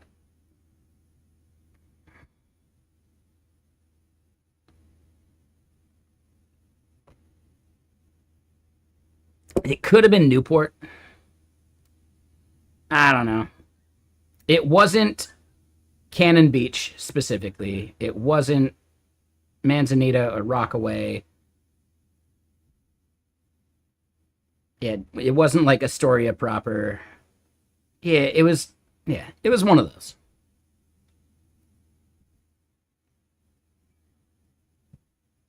A friend bought a timeshare. But it was one of those timeshares that, like, you're part of, like, a community, so you can book a timeshare at one of all of their bullshit places around the world. I still think it was a bad idea, but whatever. Like, they'd be better off just paying for a hotel room, like, whenever they travel. This was the same person that when I said, oh, I have an upset stomach. Ah, man, I need some milk to calm my stomach. They said, you know, milk has lactic acid in it, right? How is acid going to make your stomach better? And it was at that moment that I realized why they grew shit weed. Because they don't understand how acidity works. Yeah, try drinking a base and tell me how that works out for you. Don't. It'll kill you.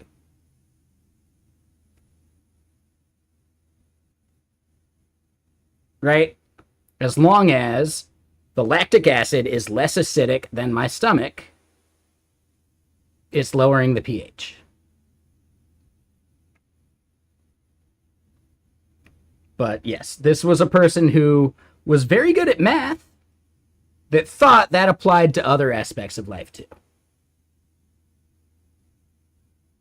Just because you have a degree in math doesn't mean you're a fucking scientist. Like, come on. Shit.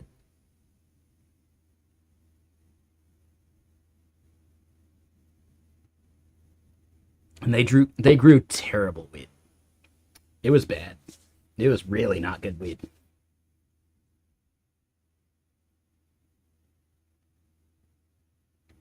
And sometimes a stomach that feels acidic isn't actually acidic enough, right? Yeah, because, dude, yeah, we're a weird fucking meat machine.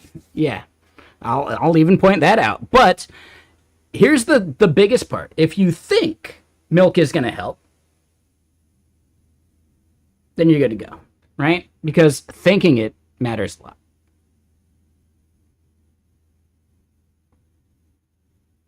The scientific term alkaline instead of basic? Sure. Sure.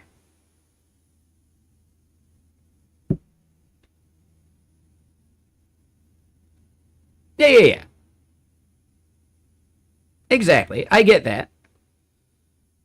This wouldn't help that person because they thought acid makes your stomach more upset because acid bad. When they weren't even realizing that your stomach acid is hydrochloric acid. And it's literally hydrochloric acid. Someone doubted me when I said it the other day, and I was like, I'm pretty sure I shouldn't have even doubted myself, you know? But someone was like, hydrochloric acid? They looked it up. No, it says here it's stomach acid. Dude, read further. Oh, you're right. It is. Like, I shouldn't have doubted myself in the moment, but I had the whiskey in me, and sometimes I mix things up. But yeah, stomach acid is hydrochloric acid.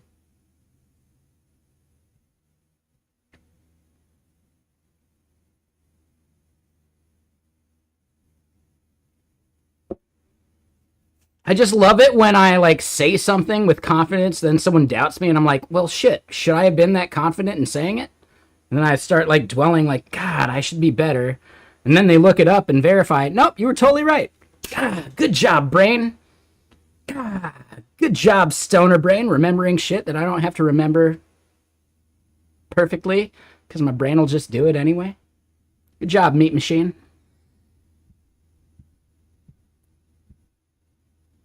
But I also, you know, as Tim Bodette in his raid earlier mentioned, I got a pretty damn good memory. Because the last time he raided, I do believe he was working on the framework or the engine that he was going to use for future games. I'm almost positive that's what he was working on last time he raided. And that's easily like months ago. Like 3. I want to say 3 months ago.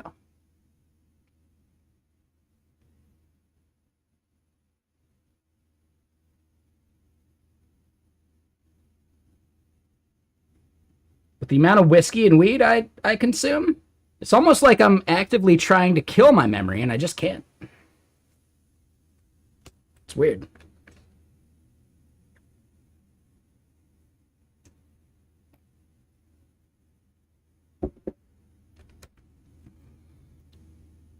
Anyway, let's get back to doing some of this.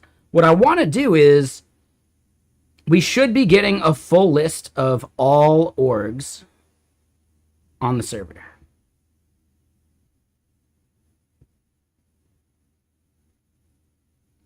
There are people that say it does. I'm not sure that's actually the case. There are absolutely people that say it does. And technically, like, if you're smoking enough, the carbon and like all the other shit that you're like consuming from like the burning plant material is taking the place of oxygen, so it's borderline oxygen deprivation. At least during the tokes.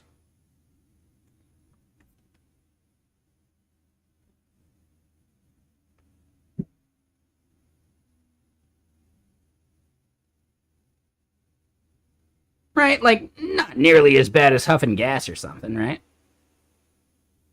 But no, like, the smoke you're inhaling is taking the place of something else that you would be inhaling at the same time if you just consumed air. This assumes that our lungs are efficient enough to take all of that from one breath. You might be getting all the oxygen you need with only a portion of every breath. It's possible.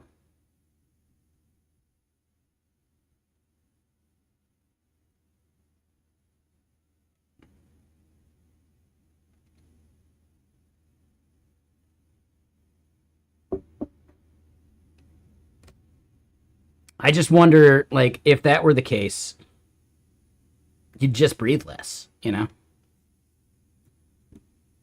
So yeah, I don't know. I am not a biologist. I'm not a doctor. I have no idea. I love speculating and chatting about this stuff, though. You know, it's fun.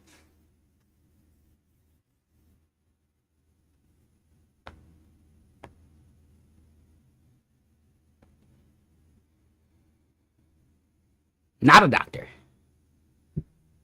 Hold on, what shows is that a thing after? Not a doctor. That was after, like, Parks and Rec, right? I think there's a couple other shows that had the whole, like, not a doctor thing after them. Was that, like, one of the production company, like, taglines that you'd hear after Colbert Report?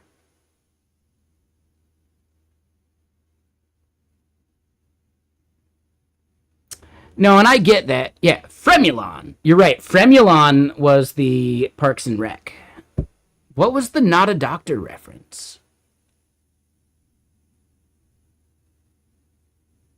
Not a doctor.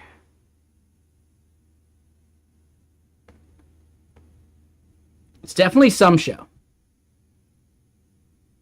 Right? If you remember watching South Park, there's the Braniff like thing where it's like bum, bum, bum, bum, bum, bum, and it shows like the plane. That is like the South Park guys' production company, Braniff. That melody that you hear is actually from Cannibal the Musical. It's from the song, "The sky is blue and all the leaves are green. My heart's as full as a baked potato. I think you know precisely what I mean when I say it's a spadoinkle day." It was Brooklyn Nine-Nine. Yes. Thank you. Wait, was that really Nick Offerman that said the not a doctor part? To me, the not a doctor thing sounded like Stephen Colbert. Fremulon was absolutely Nick Offerman, though. Fremulon.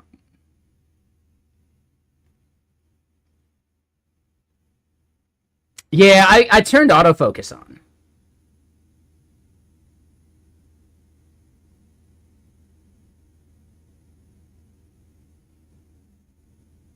No, he wasn't on Brooklyn Nine-Nine, but he was a producer, I believe. Or at least, like, affiliated with a company that helped get it made.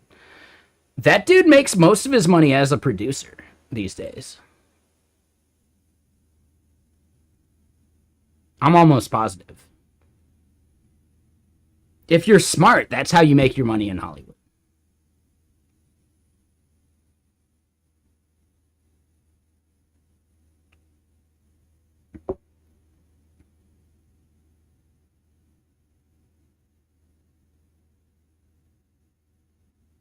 There's like the other aspect where you end up doing like the Jason Bateman and Will Arnett and some of the other people who ended up making their own like advertising agency. Also very similar. Yeah, like I don't understand all the economics of producing like a Hollywood film and how that works. But yeah, there's like multiple ways you can go as an actor. You can get into directing, you can get into producing, you can get into tangential stuff like advertising. And I think advertising is a huge, huge, huge win. Like, it's a very smart thing to do. Like, look at what, like, Prime and Tej are doing with their, like, neon whatever stuff, right? If they're smart, they would turn what they're doing into a proper, like, ad agency. And they don't even have to be the people acting in the commercials anymore. Like, they build the brand with that, sure. Very similar to how all the people from the, that Will Arnett, Jason Bateman ad agency did it too. But eventually, you just own the agency and you farm that shit out to other people because you're the creative. So yeah, I can absolutely see Prime and Tej taking what they're doing for the neon like sponsorship stuff and turning that into a proper like full on ad agency. Like for tech specifically, dude, it's a niche that they would fucking kill. For sure. So much so that they wouldn't even have to be like the face on camera.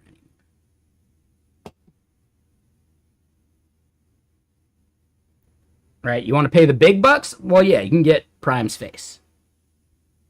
You want to go a little cheaper? That's when you get BeginBot.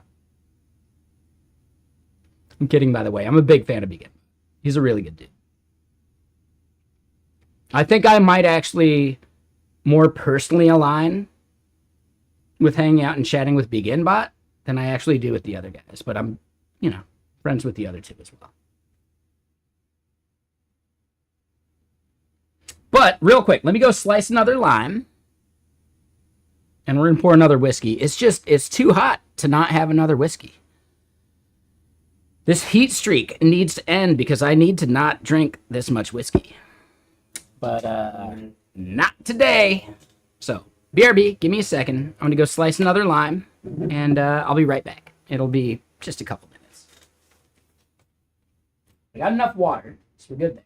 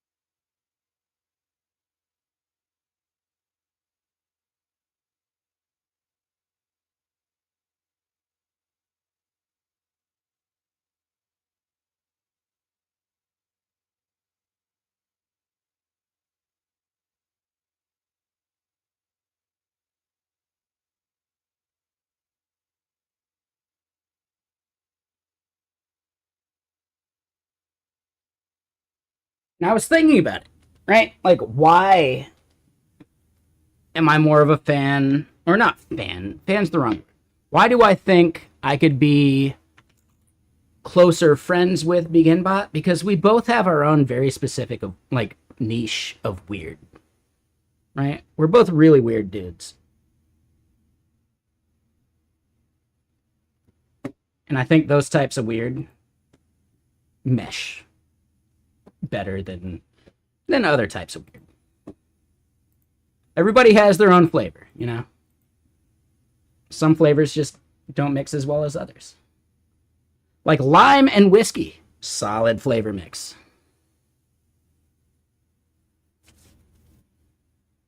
Solid flavor mix.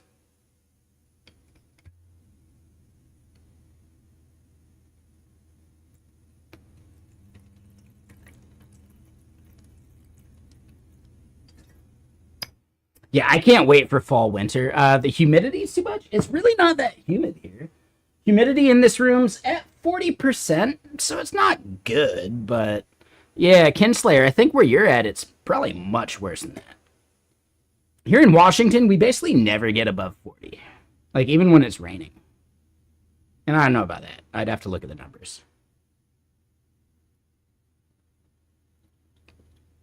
And yeah, Kinslayer, thank you for the raid into the gaming stream. That was yesterday, right? I don't think I saw it until too late. But yeah, dude, thank you for the raid. What were you doing? What were you, like, gaming?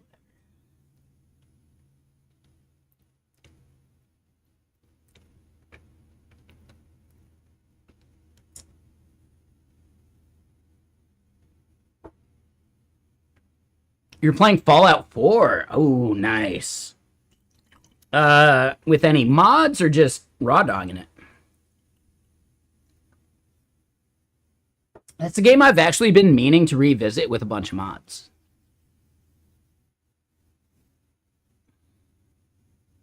No mods. All right, so just raw dog Fallout 4. Have you played it before, or was this your first playthrough?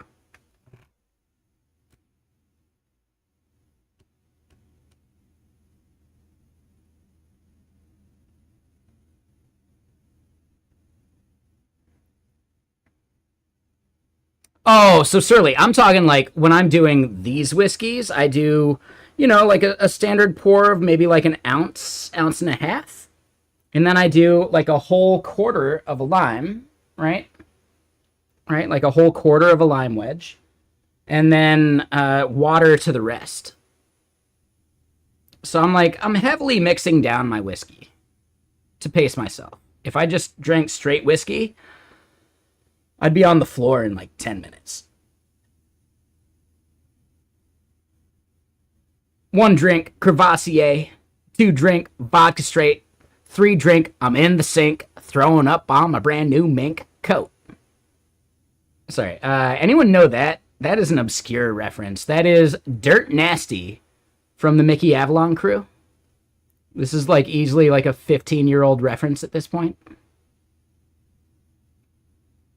Yeah, Greenish knows the song. Yeah, it's a solid song. Dirt Nasty? No, that's the name of Simon Rex. So if you ever watched Scary Movie 3, Simon Rex is like the uncle guy, whatever, right? He's like the rapper guy. That's it. That's the last time I try and rap. You know? Because he puts his hood up and it's the wrong kind of hood for the club he was in.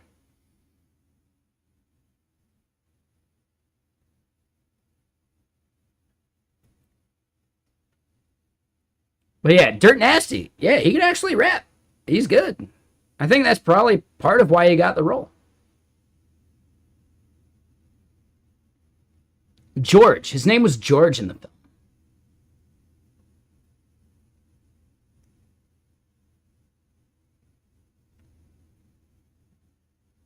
But yeah, seriously, Greenish Pepper, that song's so fun.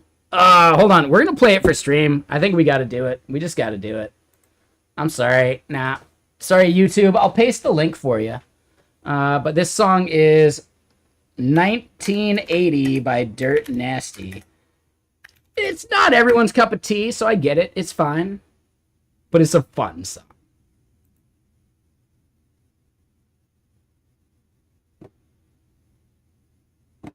Hold on, it seems quiet right now. Let me crank it.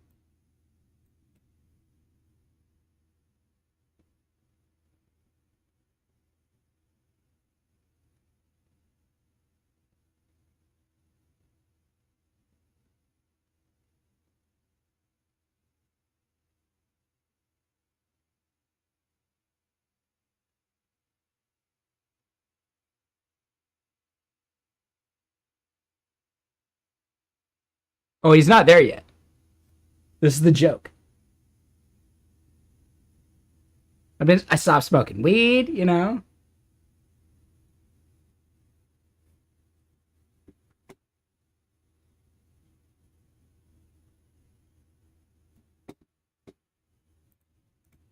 This is old school.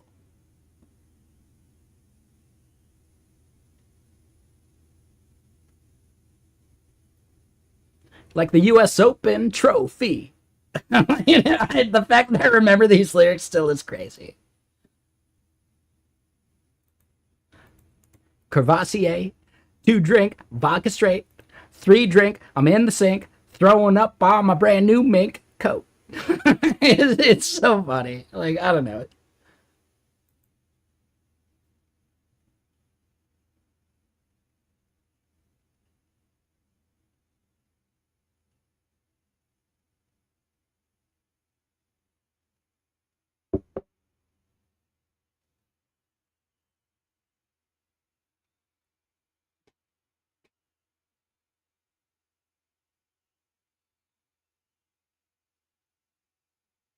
Sure does seem that way to me. And tell your girl to stop paging me.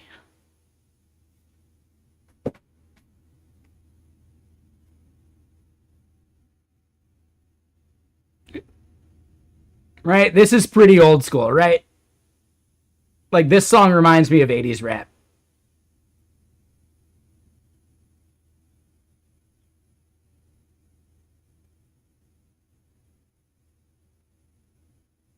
Shine like Morrissey on Hennessy on Christmas Eve. Like, dude, it's a good reference. I know, it brings you back, right?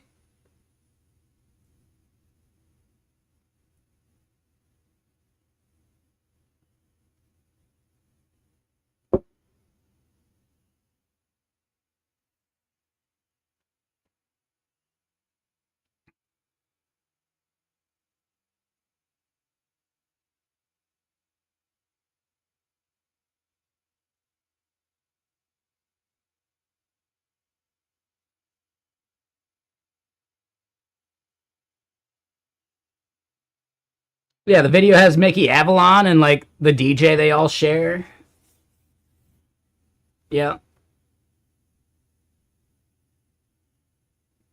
It's a good song. All right. Wrong app. Let's close production. Let's get to here.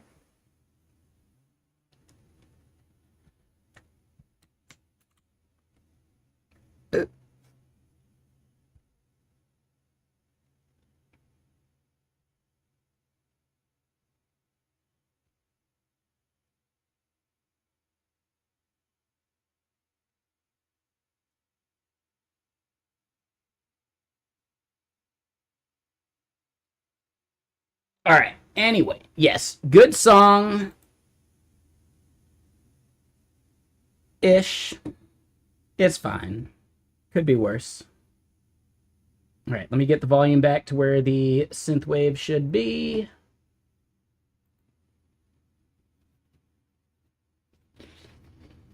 But yeah, Greenish Pepper. I'm stoked you recognized it just immediately. That was good. Hell yeah.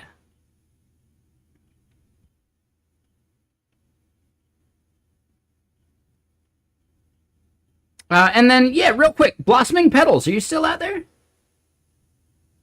I think you're probably totally right that console log proxies to process.standardout.write eventually, but it does it maybe through the utils.inspect utility. But yeah, like as far as configuring console.log in a node environment, utils.inspect is the way to add or to like change like the length of messages and some of that BS. But we weren't dealing with a length of message issue. It was just simply the synchronous like write to the log was getting killed via a process.exit before it should have.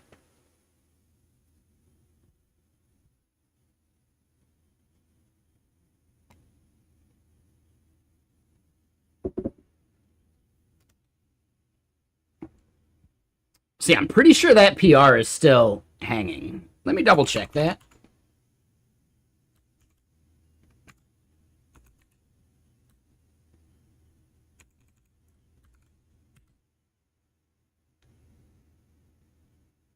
Right, so we referenced the issue. Review required. Nobody has actually done anything. I'm going to have to pull in changes. Let's do that. Come on.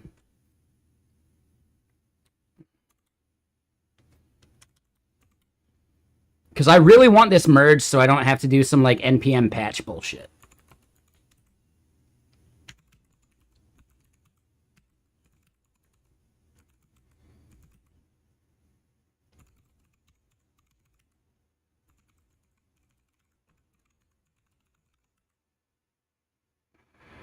Shit. FF only, please? Shit.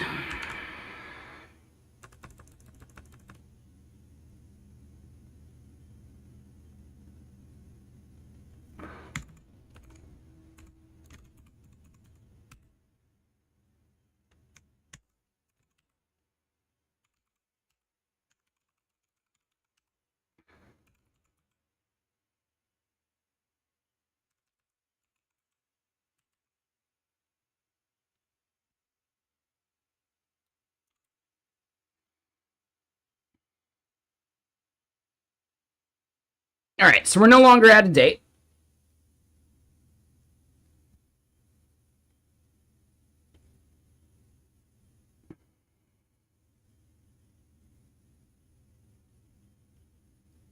Yeah, for anyone that's curious, the main issue is that we needed an awaitable log statement where you're calling out to process standard out.write, but you are doing it in a promisified way so that you can await the end of that message, which is really cool.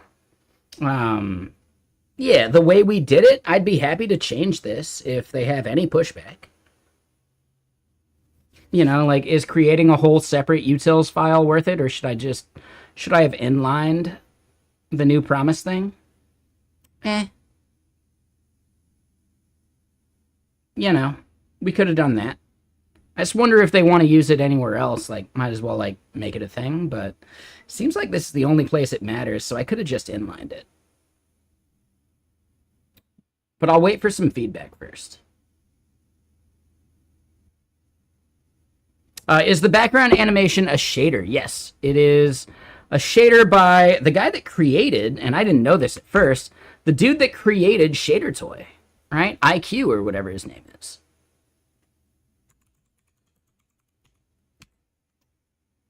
So yeah, like, basically any of these things, as long as they don't rely on too much other stuff, could be made into shaders that are just the background of Ghosty, which is really cool. And I'm still slacking on making a YouTube video about how to configure that. I should totally do that. I'm blowing it.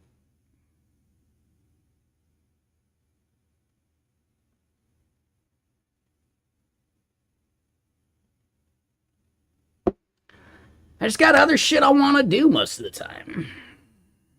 Yeah, I haven't even begun to procrastinate yet. Which is a play on words because I'm procrastinating the procrastinating. Exactly. I'm slacking on the slacking. Shit.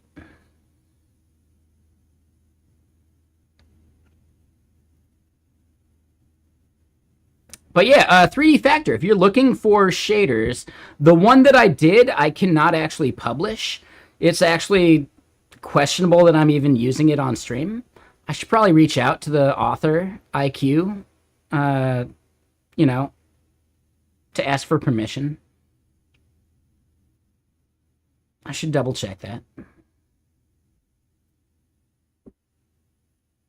But if you are looking for ghosty shaders, the one that I'm using is not published. But a bunch of other random ones that I have done are good. It is probably ray marching. Yeah, it's probably all ray march. Like, dude, the majority of all this stuff is probably ray marching. If you want to look at the exact shader, we can find it for you.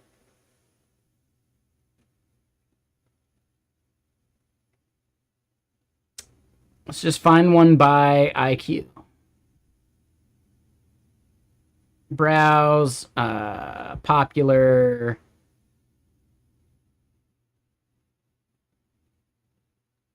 Here we go. By IQ. So yeah, happy jumping is the one. So if you want to see how he made it, totally up to you.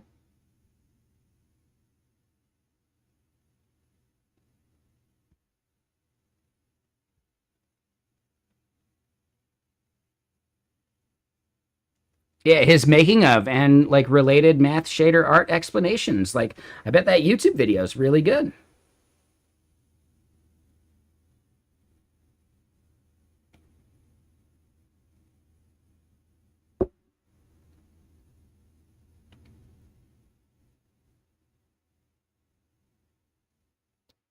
His name is Inigo Quilez. We took his shader. We prepare to die.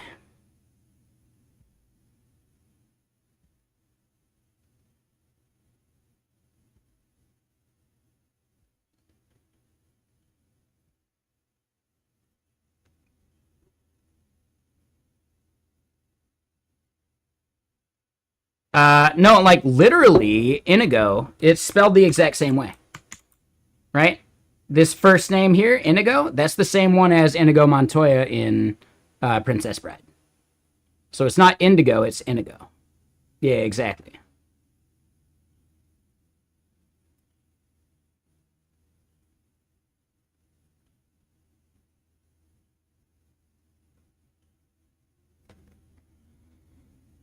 Prepare to die.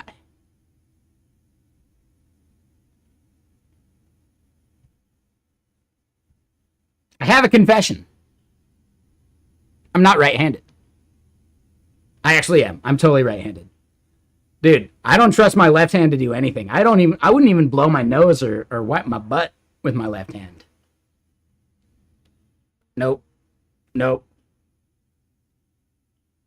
Nope.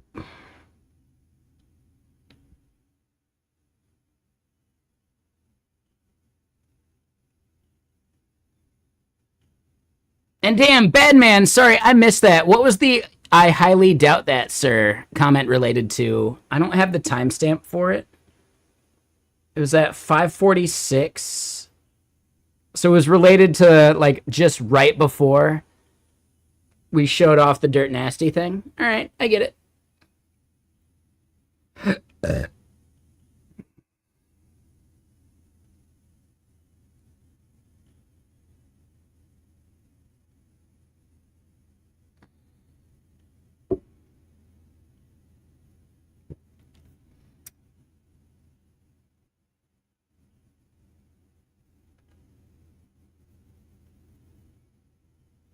Oh, if I drink it neat, I'd pass out immediately. I mean, it would be a lot harder to pace myself properly, Batman. I would become the monster that I don't even want to deal with. I would become full-on Topher. Chris, I like Chris. Christopher, that's the dude that's getting yelled at every once in a while. And full-on Topher, ooh, full-on Topher is a jerk. I wouldn't trust full-on Topher as far as I can throw him. And with my bad shoulder, I shouldn't be throwing anybody.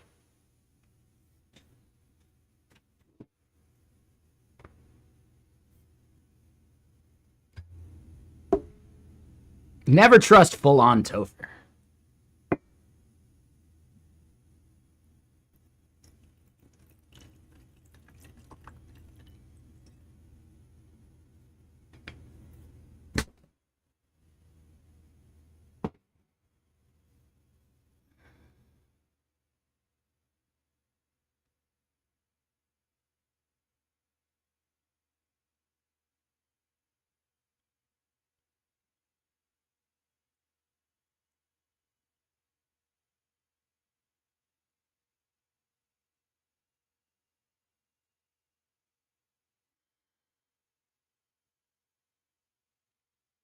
All right, we put the lime in the coconut. We drink them both up.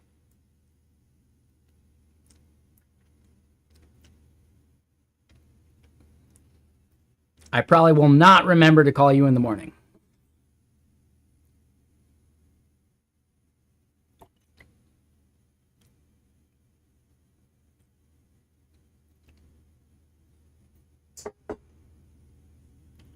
I said doctor. Doctor. Yeah, no. Anyway, back to what we're actually doing. I know, I'm taking my sweet time.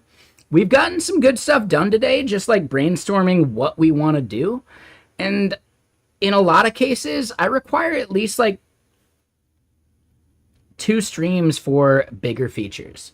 One stream is brainstorming what we want to do, and the stream after is actually accomplishing those goals.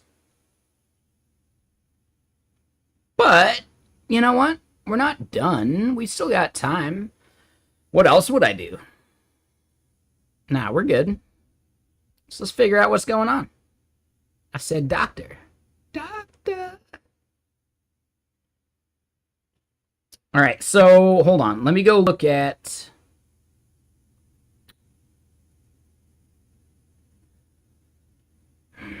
Yeah, let me go look at what's actually in our database. I think we only have 2 organizations.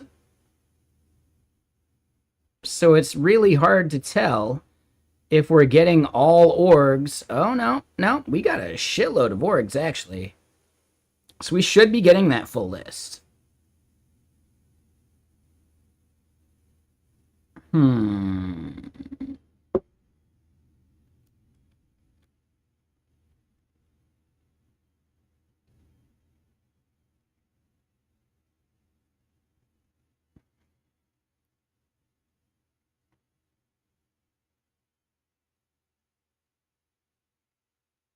So,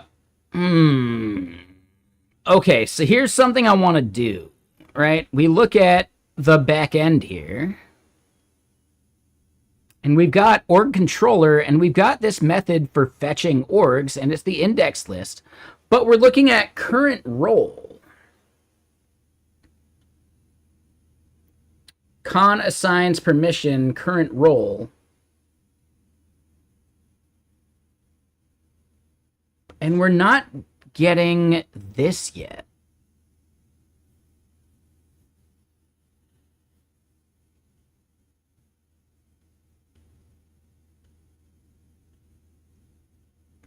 Okay, so let me use the restroom real quick. Yeah. The whiskey and water floweth through me. I think I want to actually use a query parameter to actually fetch the admin version of this stuff.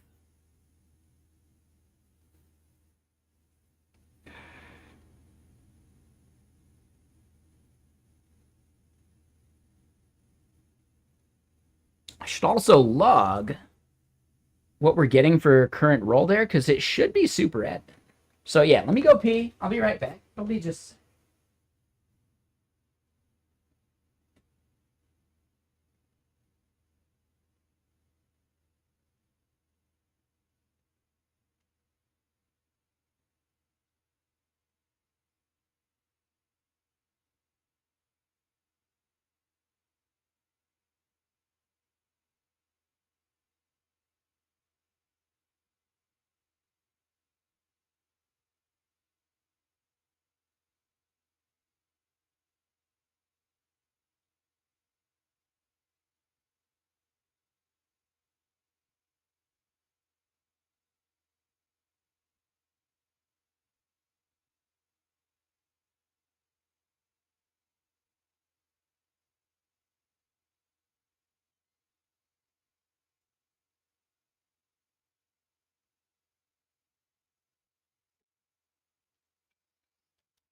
Alrighty.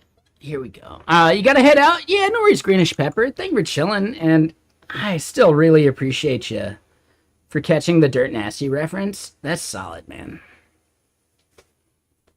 That's solid. Yeah, have a good night, man.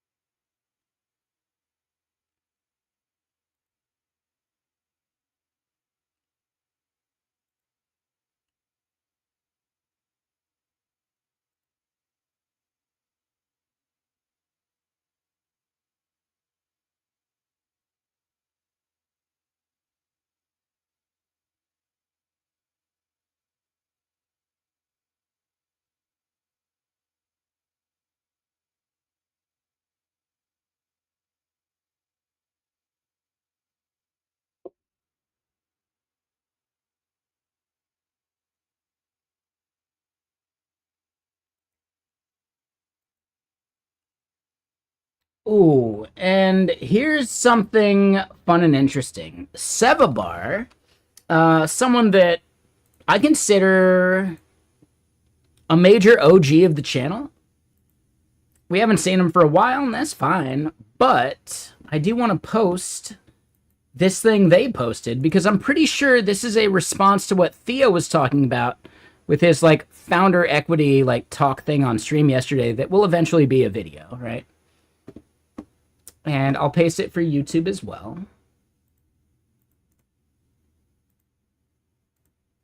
Yeah, like I think equity is a major thing that is really worth like talking about and understanding as engineers in general, because there are jobs that will offer equity. You should not let them say that that equity is worth a chunk of salary. No, it's an incentive to believe in the business. It shouldn't compensate for a lack of salary, because almost no engineer will actually see anything from that equity. Who here has ever actually worked at a company where they got equity and it actually made you money, right? I want to see like a show of hands of people who've worked at a company and got equity and used it for something versus people who got equity and it didn't matter. I think technically at the last company I was at, Fairwinds. Yeah, Theo talked about it last night. Absolutely. Yes, I was lurking his channel while he was talking about a bunch of this stuff too. I'm looking forward to that video because I think I don't watch very many tech videos. I'm looking forward to that tech video because I think that video is so relevant for people like beyond just some like momentary tech thing, right? Like, yeah, Theo does a lot of current events type content, but when he does some of this like timeless content, that shit's amazing. He does timeless content really well, but timeless content doesn't pay the bills either, right? It's hard to make a timeless video consistently. Yeah, most likely. And it's confusing. It's a really good video.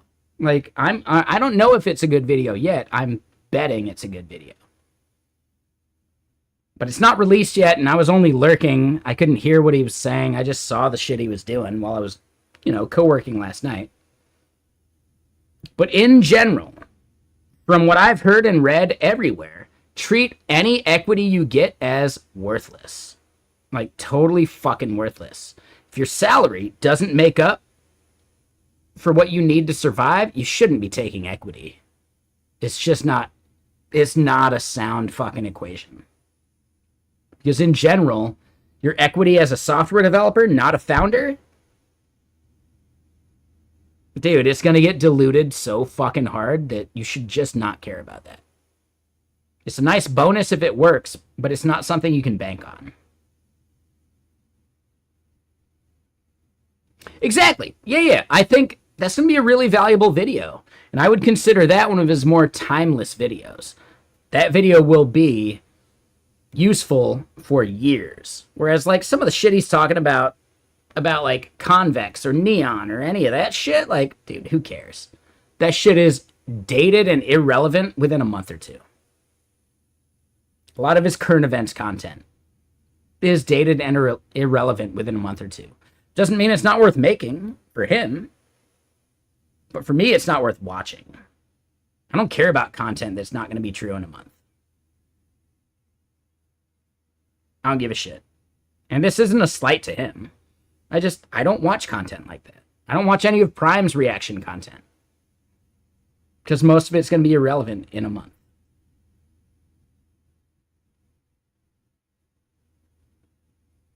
But they're successful by doing that content, so fuck it. They shouldn't stop on my account. I don't watch their content anyway, so like, whatever. Like, I don't watch video content for tech. Just give me a blog post I can scan. Please, just give me a fucking blog post. I don't need someone regurgitating the blog post. Just give me the link. And that's really what Prime does. He's just regurgitating someone's blog post. I could just read the blog post. I don't personally need Prime's take on it. I'd rather form an opinion in a vacuum. And then maybe figure out what he thinks. But I understand I'm in the minority. I don't watch tech YouTube content in general anyway. So yeah, like, they're not making content for me. They shouldn't focus on what I care about. I get it. I totally get it.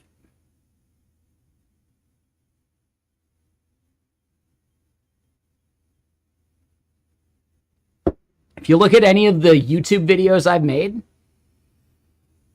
the colors one, nah, that one's irrelevant so quick. The Dread.js one, I mean, that's an unmaintained project at this point. But side project hell, dude, timeless. Fucking timeless, dude. Forevermore, people will be dealing with side project hell. I'm really proud of that video, you know? It just comes down to,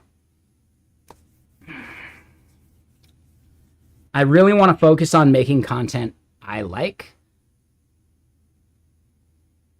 but you got to make other content too, just like pad the numbers and keep people interested. And yeah, that's the bummer of it, you know?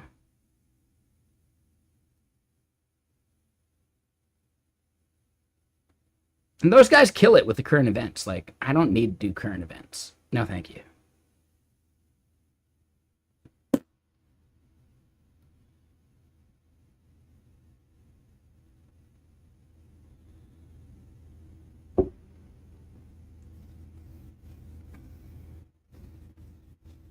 There's a series I want to do, right? Tech Masterpiece Theater. Where, like, I read something verbatim, you know? But I emphasize it in a specific way. And I got at least 2, maybe 3 pieces I want to read so far, but we could find others too.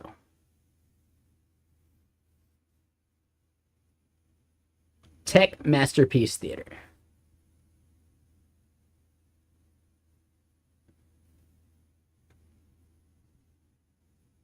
I'm gonna buy a fucking, like, you know, velvet robe, right? A nice fucking leather chair, put it in front of a fireplace, you know, books behind me, and read from a thing while dramatically, like, reading the text. And I feel like that could be some decent timeless content too.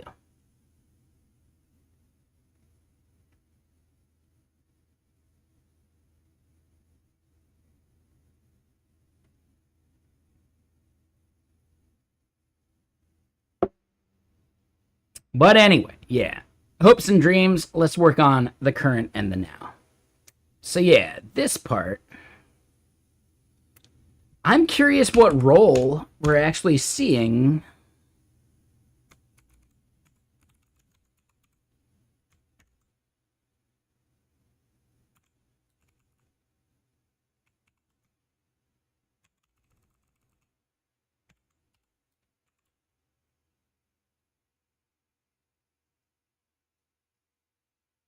is Multer the right library to save avatars of the user in MongoDB? No. Like, dude, Badman, definitely not. You should be saving avatars of users in S3.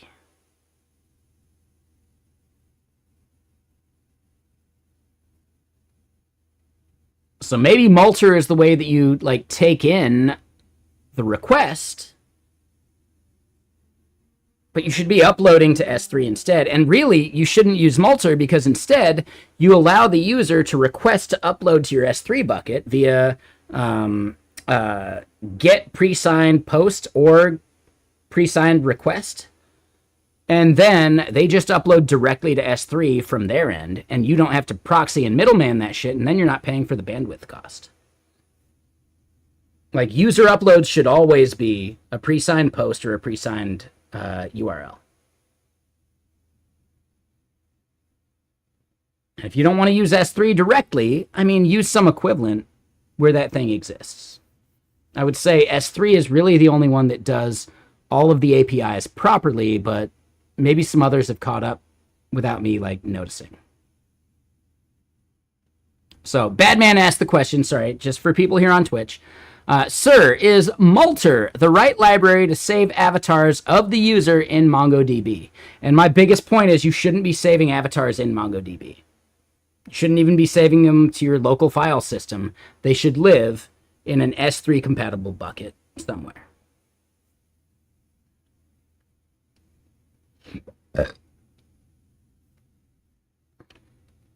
I think S3 is easy enough to learn. If you don't want to learn S3, Theo always has upload thing.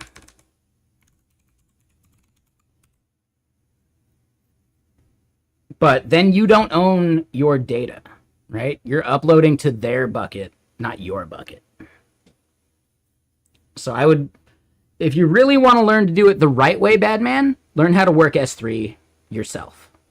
If you just want to get something launched, upload thing might be totally up to you. Totally up to you. I think the value of learning how to work with S3 and pre-signed post and pre-signed URLs is worth its weight in gold, right? Once you've done that, you never need upload thing ever again in your life. But some people just don't want to put that effort in because there will be a learning curve. And if you don't want to put that effort in the moment for the thing you're building, then yeah, upload thing, some service that abstracts it, or abstracts S3 in some way. Yeah, go for it.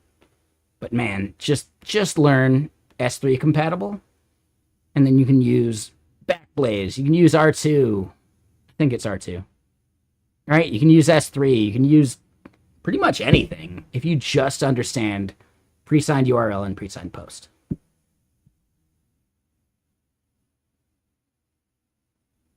And what's up there, Bob? How you doing?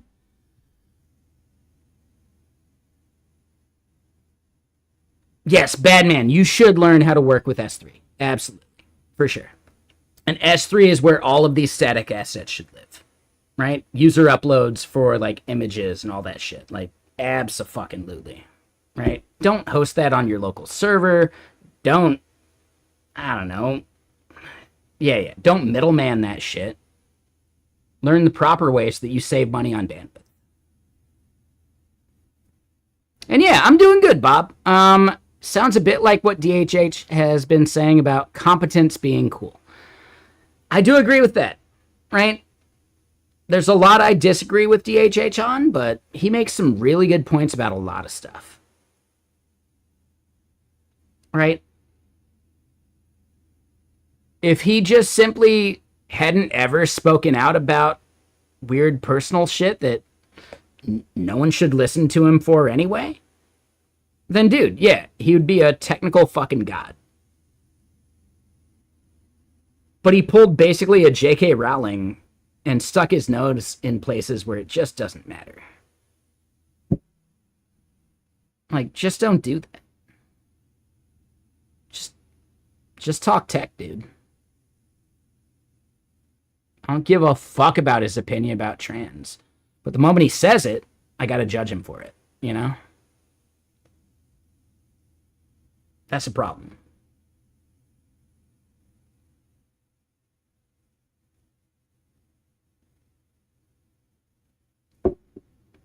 If he had just never stuck his neck out for things that don't fucking matter for what he's actually normally trying to say, he'd be good to go. Right? He'd be like the fucking darling of the tech world. But no, he made some shit opinions, right? Like Notch, right? Notch has some shit fucking opinions, dude.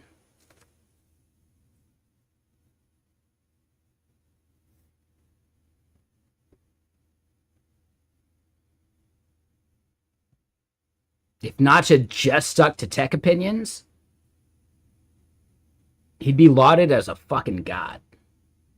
Same with DHH. Same with fucking Uncle Bob. Same with a bunch of these assholes. Same with fucking... Hold on. What was the one someone mentioned that I forgot the name? Stallman, right? Same with Stallman. Same with a bunch of these assholes. They can have their shit opinions. Just... Does that opinion need to be publicized? I don't think so. Just talk tech, dude.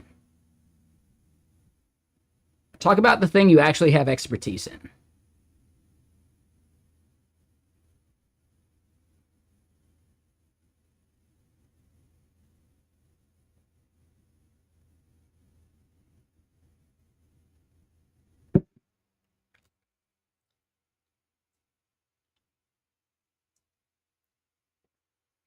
And I know that knife cuts both ways. Yep. I'm probably too liberal for at least a portion of my audience. But I'm nowhere near at DHH or these other guys' levels, so I can pick and choose.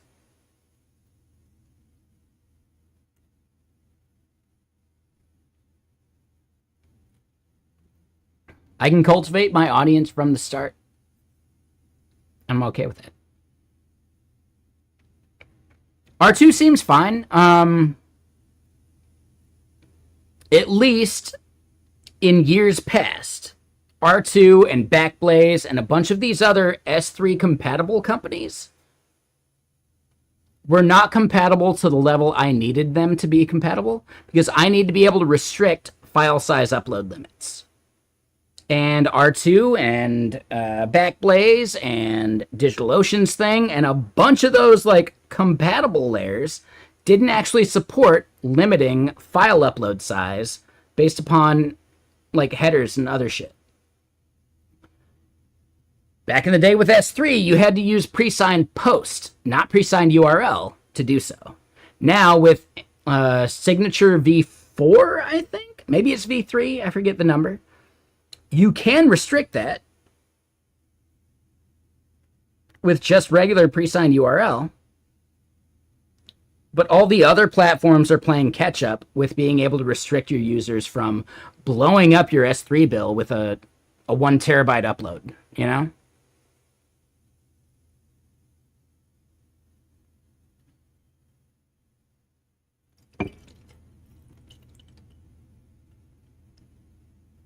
So I don't know if R2 solves that problem properly yet, which is why I still kind of recommend S3 if you really, really care about this stuff. If you're accepting user uploads, S3 is really it.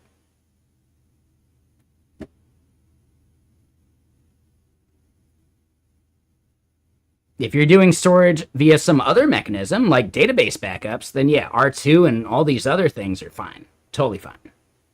But if the moment you're accepting potentially malicious user uploads, you have to be able to restrict file size before they push all this shit to your thing. Otherwise, someone could bankrupt you really quick. Right? If you're bootstrapping, you know?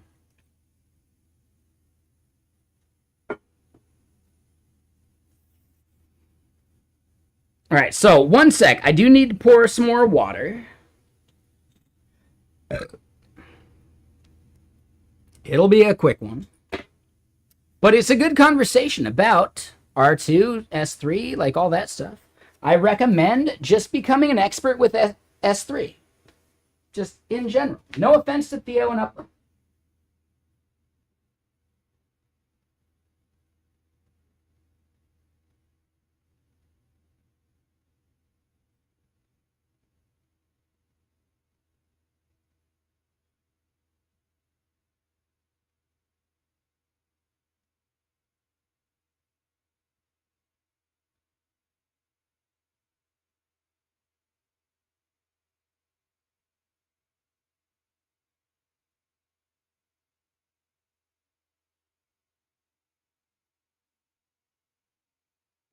Right? I personally look at Upload Thing as a tool that monetizes the people that don't want to put in the effort. And I understand that that has value. But I think T3 Chat is a tool that solves a problem where it's not even about effort. It's not about not wanting to learn something. It's actually just something that smooths out all the rough edges of all these other things. So I fundamentally believe that T3 Chat is the best business he's done so far. Upload Thing has value for Vercel users. But for anyone who actually gives a shit about their craft, nah, man. Upload thing was never even a thought.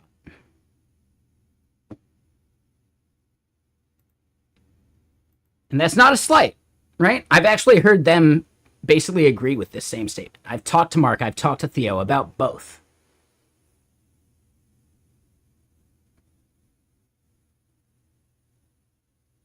You know?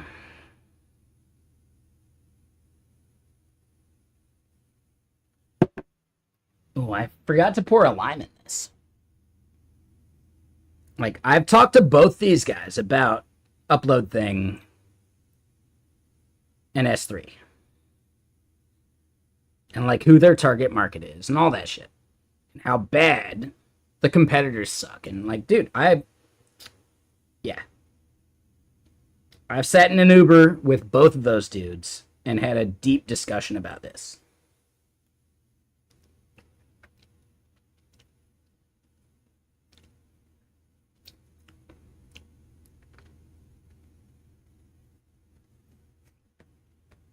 And then, yeah, will AI replace us? I don't know, Quercho.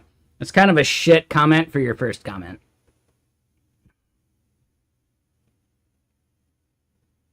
Just saying.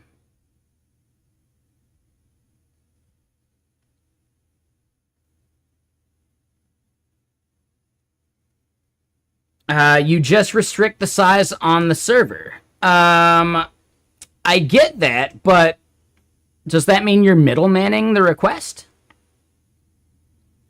You shouldn't do that for bandwidth costs. The moment you scale, you're like double dipping on bandwidth cost.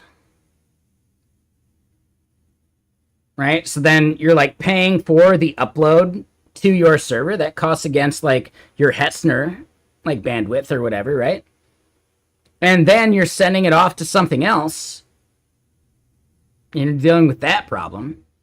When instead you can just do the pre-signed post or pre-signed URL and cut out your middleman server entirely, and they just upload directly to S3 with constraints. But to set those constraints, you need the full AWS signature, or you need the API that these other like compatibles don't support.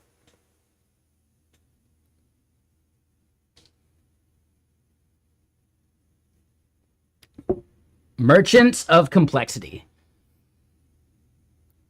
Yeah, that's a good point. And you're using Phoenix Waffle. I don't think any of that matters. I really don't think that matters. Right? Phoenix Waffle, cool.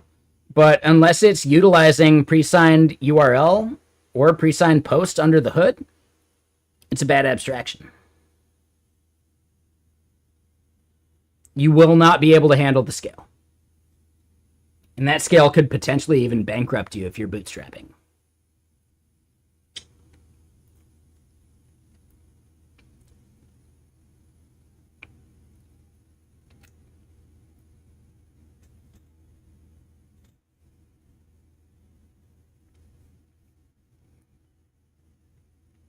Migihara, thank you for the follow, or maybe the chat. Sorry, not a follow, just a hello. Appreciate that. Oh, it was a follow too. Yeah, thank you for the follow.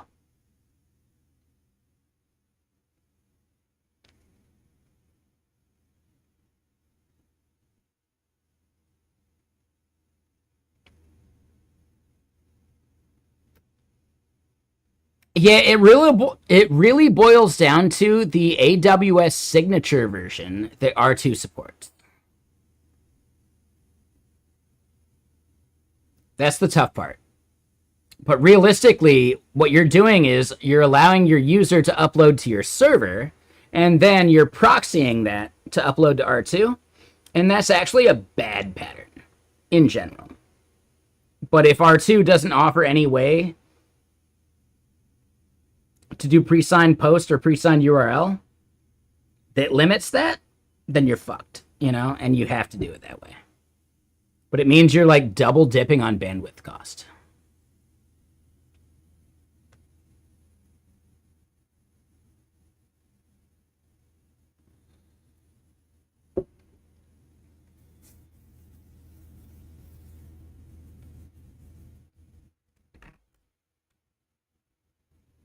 This is good conversation stuff, though. Like, I love chatting about this. So, great questions, everyone, for sure.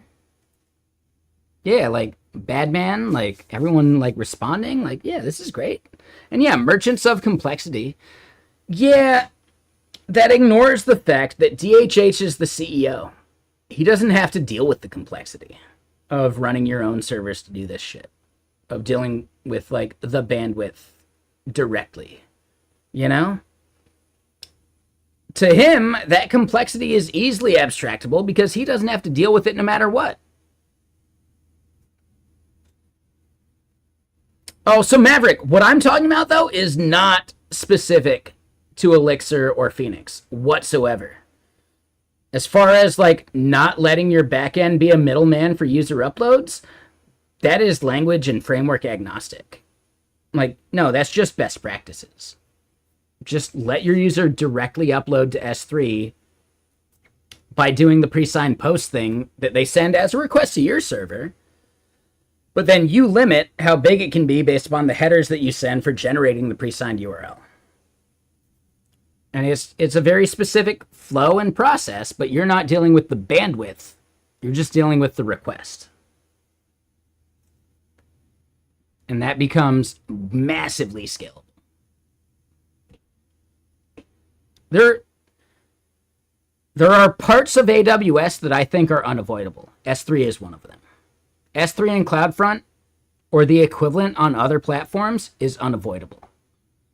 Do you need to do an EC2 versus your server somewhere else? Do you need to do an EC2 versus serverless there or somewhere else? Those are situations and things that are like, you know, a coin flip away and you can just pick and choose. I don't think S3 and a compatible CDN are negotiable. I think those are like universal constants. You just got to figure out how to do them for whatever cloud you're on. Even if you're hosting with Hetzner, you could still benefit from S3.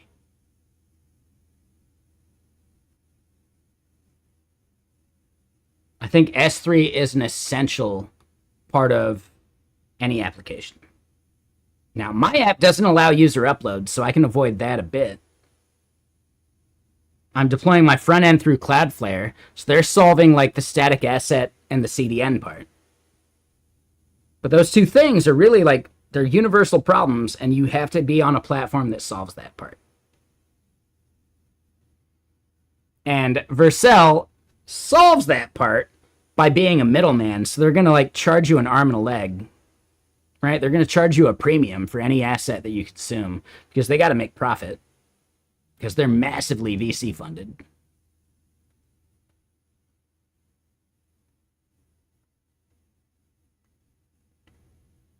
Vercel's going to nickel and dime you for what you could pay pennies on the dollar for by just going to the source. For almost every single thing they do.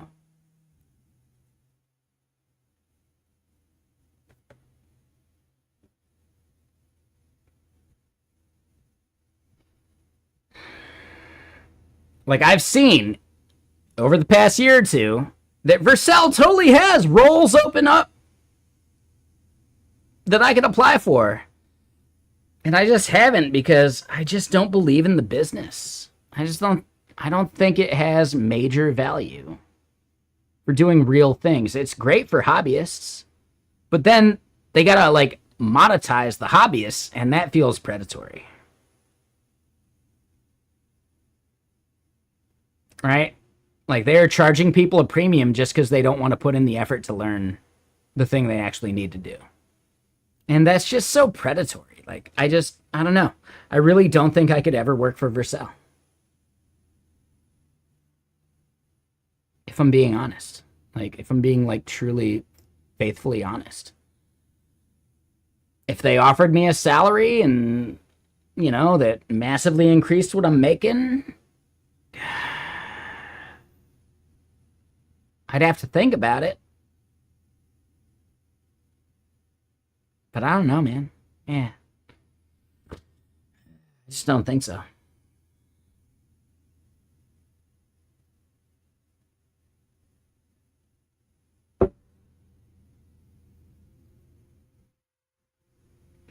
Is a 10% commission rate generous? Depends on what the commission is for.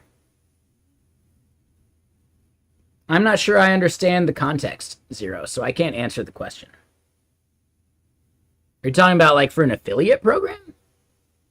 I'd say 10% is pretty good.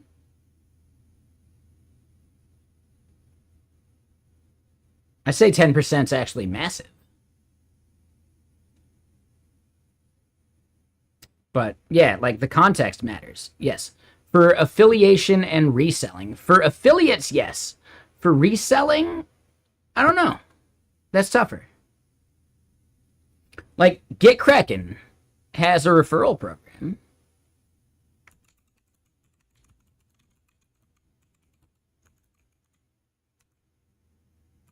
I don't remember all of the essentials and the gist of it, but, you know, we got a thing. It's a live page. You could receive $20 for every new user you refer that purchases Get Kraken. When you consider how much Get Kraken costs, at $4 a month, that's for... Yeah, let's just assume it's $8 a month, right? Without, like, the incentive. At $8 a month, you're looking at, what? $96 a year, right?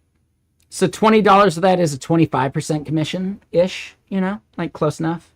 Tomato, tomato. It's like between 20 and 25. Like, our affiliate program would give you, if someone paid for Pro, $20. That's pretty huge, actually. So, I don't know, there's Zero. Like, think about, like, you got to think about, like, your unit economics. Like, how much does it cost you to onboard a new dev versus how much does it cost you to deal with a user that churns, right? Because they got in for the discount or whatever, and then the next year they just decide not to pay.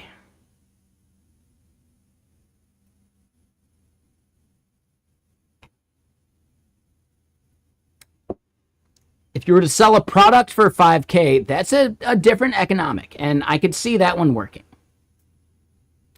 If the numbers are lower, you're probably going to have to boost it, right? So, like I'm saying, it's like $100 for a Get Kraken Pro account without the discount. At $100 is $20 worth it, and that's 20%. And that's what Get Kraken's doing. I'm not saying I have the answers for you. I'm just giving you an example of what Get Kraken does. Because they bank on the idea that, yeah, you're going to pay for Get Kraken and then hopefully get your value out of it. And then hopefully continue for a second year or a third year. At which point, maybe that commission goes from 20% down to 10%, down to 5%. Or technically 7.5%, right? So Get Kraken is banking on the economics of someone continuing this subscription because it's cheap enough month to month, right? They're basically banking on a second year automatically. For a single year, it takes a cut, but the company still profits. So it's worth it.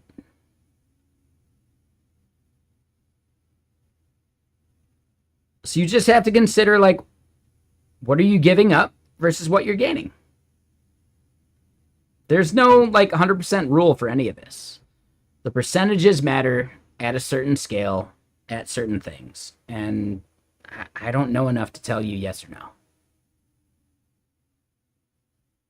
I can just give you an example of what a real business is doing right now.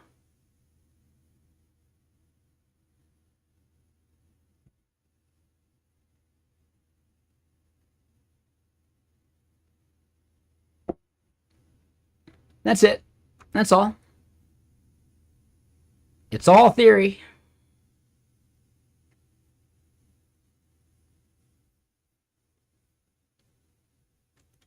All right, so yeah, I do need to see current roll. Just to make sure we're getting the right roll there.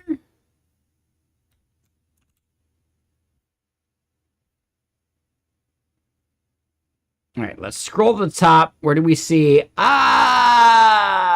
Current roll. Here we go. Current roll is none. Ooh. Really? And then, hold on. Yeah. Donkey fish. Another way to look at it is how much you would have to pay in ads to get that sign up. That's another good way. Yeah, what is the cost of acquisition? Yeah, would you pay more than the amount to acquire that user, then the affiliate is worth it, right? Like, if it's less.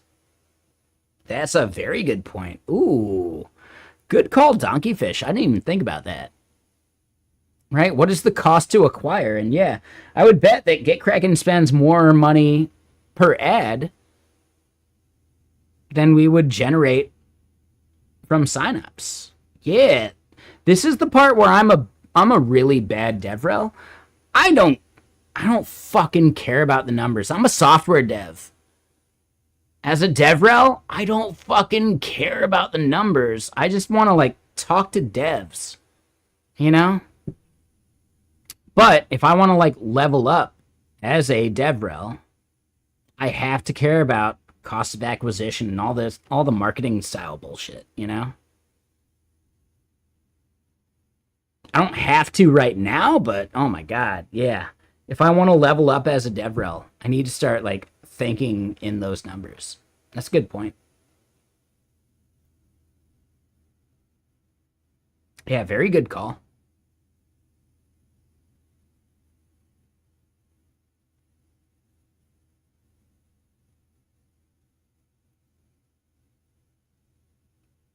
Wait, did I just squeeze the last lime? Damn, I wasn't even keeping track of it. All right, well, last lime in my belly.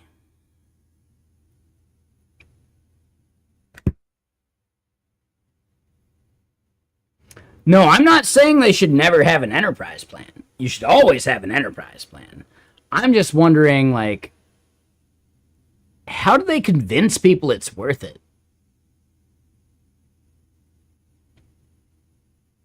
That's a very different point than I was trying to make there, Bob. For a dev that's concerned about the microeconomics of hosting, Vercel just never makes any sense to me.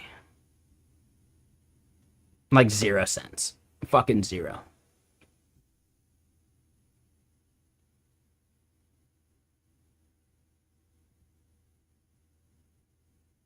Vercel is banking on you buying into their platform, becoming more successful than you expected to switch off them, so you're going to pay them for whatever you're using anyway. Fuck it. That's actually their entire fucking marketing strategy. That's their entire fucking platform. Getting people who don't know any better to use their shit because it's easy.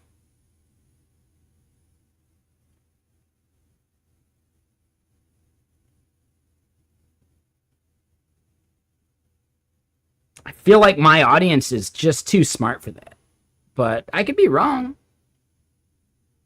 I guarantee there are people out there watching that should use Vercel, and if your product takes off, it's a nice problem to have, because, yeah, you'll pay them your bill, but you should be really thinking about migrating off as soon as fucking possible. So I don't see Vercel as being, like, this long-lasting thing. I can't picture it. There's a GitHub action you could use to deploy static assets elsewhere. Render's fantastic, dude. Yeah, Maverick, I've absolutely used Render. The free tier is really good for static rendering and other shit. If you need server-side rendering, yeah, Render doesn't do that. Not for the cost you're looking for. You might as well use Vercel at that point. But you know what you could use instead? A proper hosting platform. So Render and Vercel are all competing for a target market that just doesn't know any better. That's a bad business. It's a really bad business. In my opinion. I mean, they're more successful than me, so fuck if I know. But it sounds like a bad business to me. Like, there's nothing sticky about Vercel. There's absolutely nothing sticky about Vercel's hosting. Nothing that keeps you there, right? There's a dozen other companies that you could just deploy your app through and have it work. Maybe a dozen's generous, right? 6. There's a half a dozen companies you could use.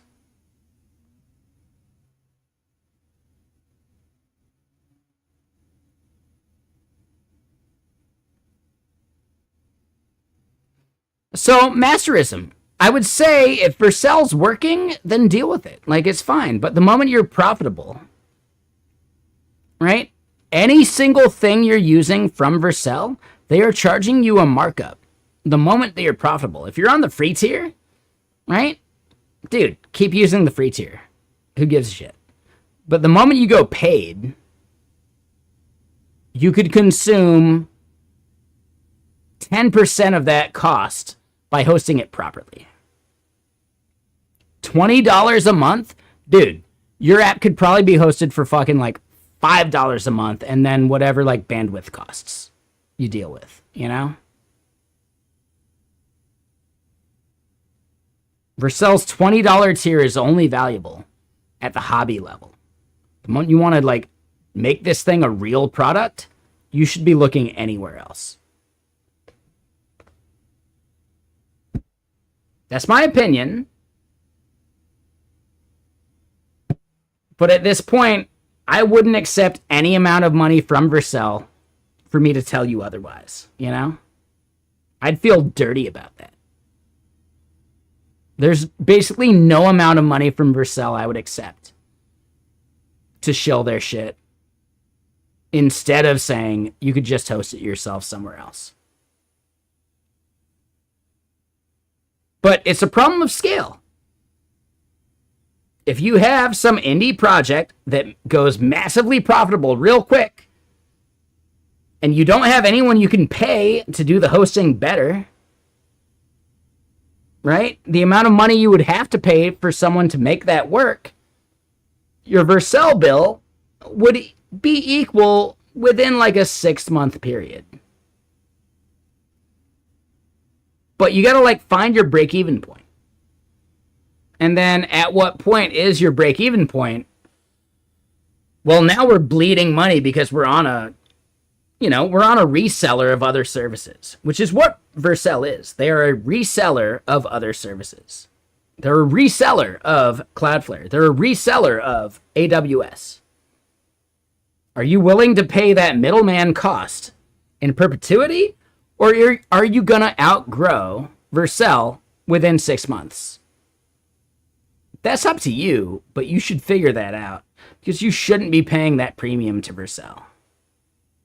There's definitely a moment where it's worth paying someone, even as a contractor, even as just some random person, to help scale your business to not need Vercel anymore. And you'll hit that with a profitable project, like a project that has a bunch of users and makes money in some way, like ads or whatever. You'll hit that within 6 to 12 months of realizing profitability. Some projects sit for a year before they're actually profitable. Sure.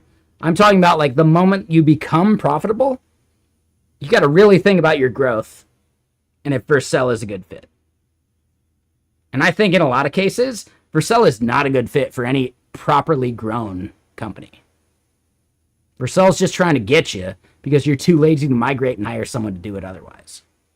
But you could. You totally could.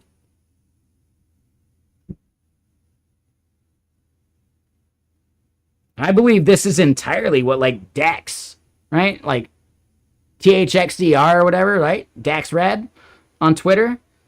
I believe this is a bunch of the shit he was saying and roasting Vercel on for ages. And now he's like quieted down on that because he's got other shit he cares about. But it's the same fucking thing, man. Like, if you care about your craft, you don't need Vercel. If you're profitable, you probably shouldn't be using Vercel. Because they're eating into your margin, you know? How much they're eating in, well, then that becomes, yeah, the cost-benefit analysis that you have to do. A lot of programmers just want to build a thing, and Vercel is banking on those people. Meanwhile, anyone worth their salt as a business owner will do the cost-benefit analysis of the platform they're hosting on a recurring basis every 3 months or so. And at some point, you have to migrate off of Vercel because they're just middlemaning you. You can just use the things that they're consuming instead.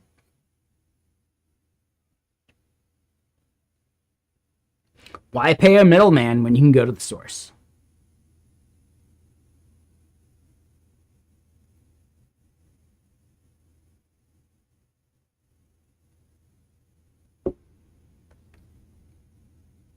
That said, and here's like the biggest thing I can make as a reference. There is absolutely a business in being a middleman for IKEA furniture. Hey, you just bought this thing from IKEA. Do you want someone else to put it together for you? Here you go. People will pay for that because they don't want to deal with it. But bootstrap businesses are on the side of they can't pay for shit. But as a person where your time is worth more than what you would pay someone to build your IKEA Marcus chair or some bullshit, well then, yeah, like the economics work out. But Vercel is literally banking on it's going to cost you less to take us away than it would cost you to just keep us. And I think that is only valid within 6 to 12 months of profitability, like max. But it depends on the business.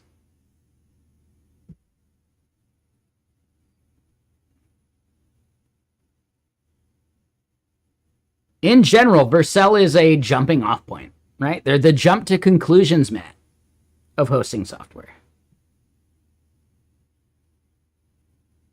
If you're actually making money, you should think about anything else. If you're not making any money, fuck it. Yeah, Vercel it. Because, you know, you're not going to incur some bill on your $20 a month tier with your dozen businesses that have no users. So that's fine. But you have a product that ends up getting users, dude, you'll outgrow Vercel so fucking quick.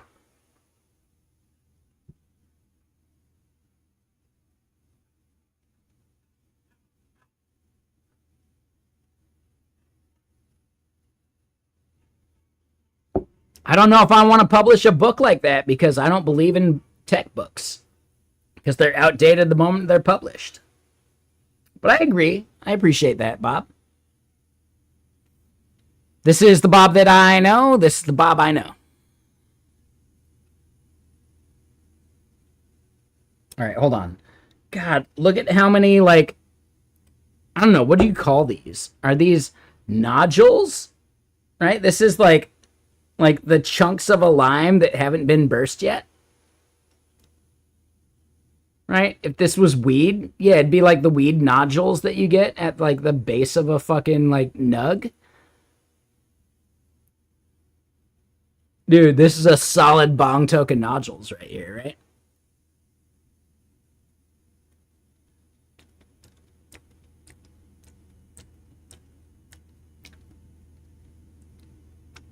They're so crunchy. They're so good.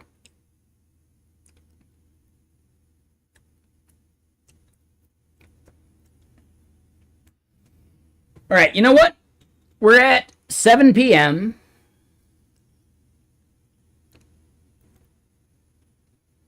I got a little bit more I want to do.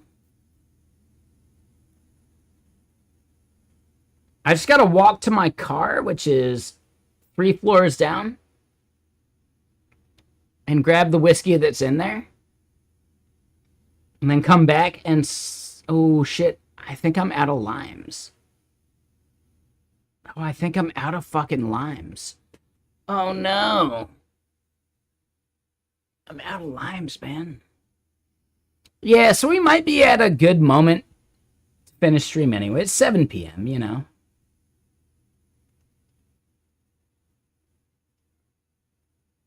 Yeah, we got to figure out why we're not getting this full list. And yeah, we see that current roll is none. Yes, we've been ranting. My favorite part of stream.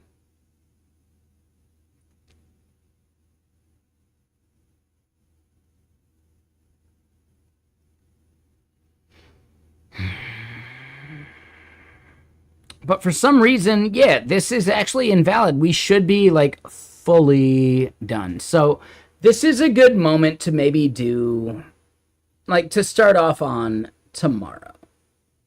I think that's a good point. Yeah.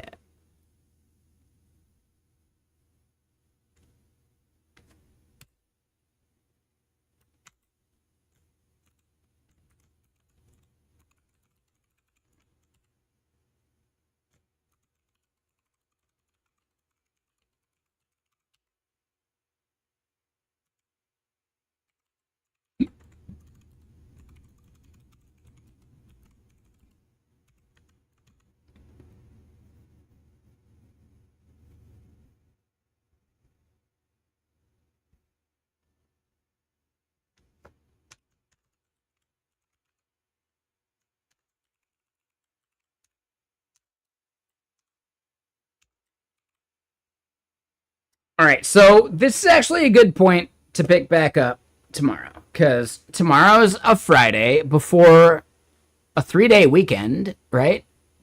Monday's a fucking holiday, so I'm going to try and start Monday early if we can. If we can. And, you know, yeah, I think we're at a good point. I'm going to go down to the car and grab the whiskey. I got some food I got to cook. Like, I'll be over on gaming stream tonight, for sure. We'll figure out what we do gaming-wise. I don't think I'm actually on the hook to, like, fully do anything tomorrow. Or by tomorrow. But yeah, like, I got stuff I got to do. So, yeah. We're going to go figure out who we go raid. I'll be on gaming stream. We'll play some games. We'll figure out what we do. I also got to just go grab the whiskey. The gaming channel. Ooh, good call. Yeah, gaming channel is a separate channel. It is Griffing and Chill. For anyone that wants to hang out there. Keep in mind, sometimes we just hang out while I'm co-working and we just watch random TV shows while I'm getting code done on the side. Tonight, we'll probably just play a game, but we'll probably start out with a TV episode of something. IT crowd, maybe? Who knows? We'll see. But, yeah, like, we're at a good point. We started the admin portal stuff, and I do kind of enjoy starting a project, like a feature, and then letting the ideas for that feature stew, because the diffuse thought process is not to be underestimated.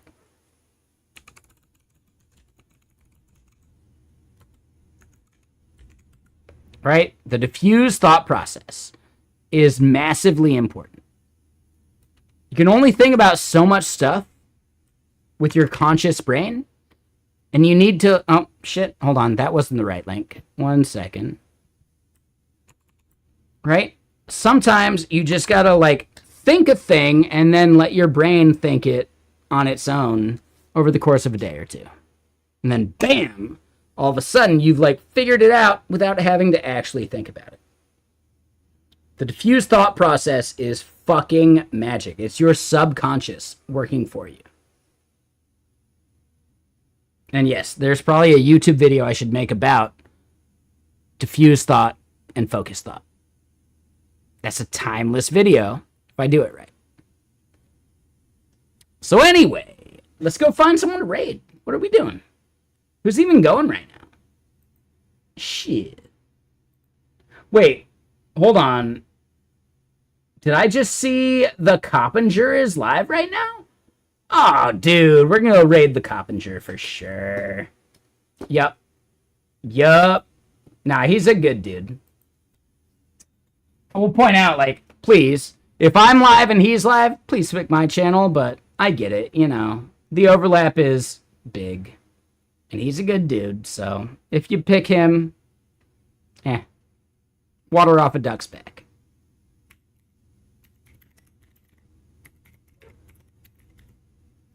He is the Techno Viking. Or at least the tech version of the Techno Viking. And he's a good dude. Honestly, like, yeah, I'm a big fan. If you end up watching him over me when he's live at the same time, I'm not going to be upset. I'll just be a little sad. No, instead, yeah. Watch his stream. He's a good dude. So, let's go say hi to the Coppinger. It is the Do It Live Club, and he's doing some Figma shit, right? So, yeah, like, you'll never see Figma stuff from me, so I get it. Dude, he's doing, like, Figma magic at this point. Like, what the fuck? He's a really good designer. I'm not. So, let's go say hi to the Coppinger. Everyone watching on YouTube, thank you all for watching. I'll see you again soon, but have a great rest of your night. We're going to say hi to the Cop, but later YouTube.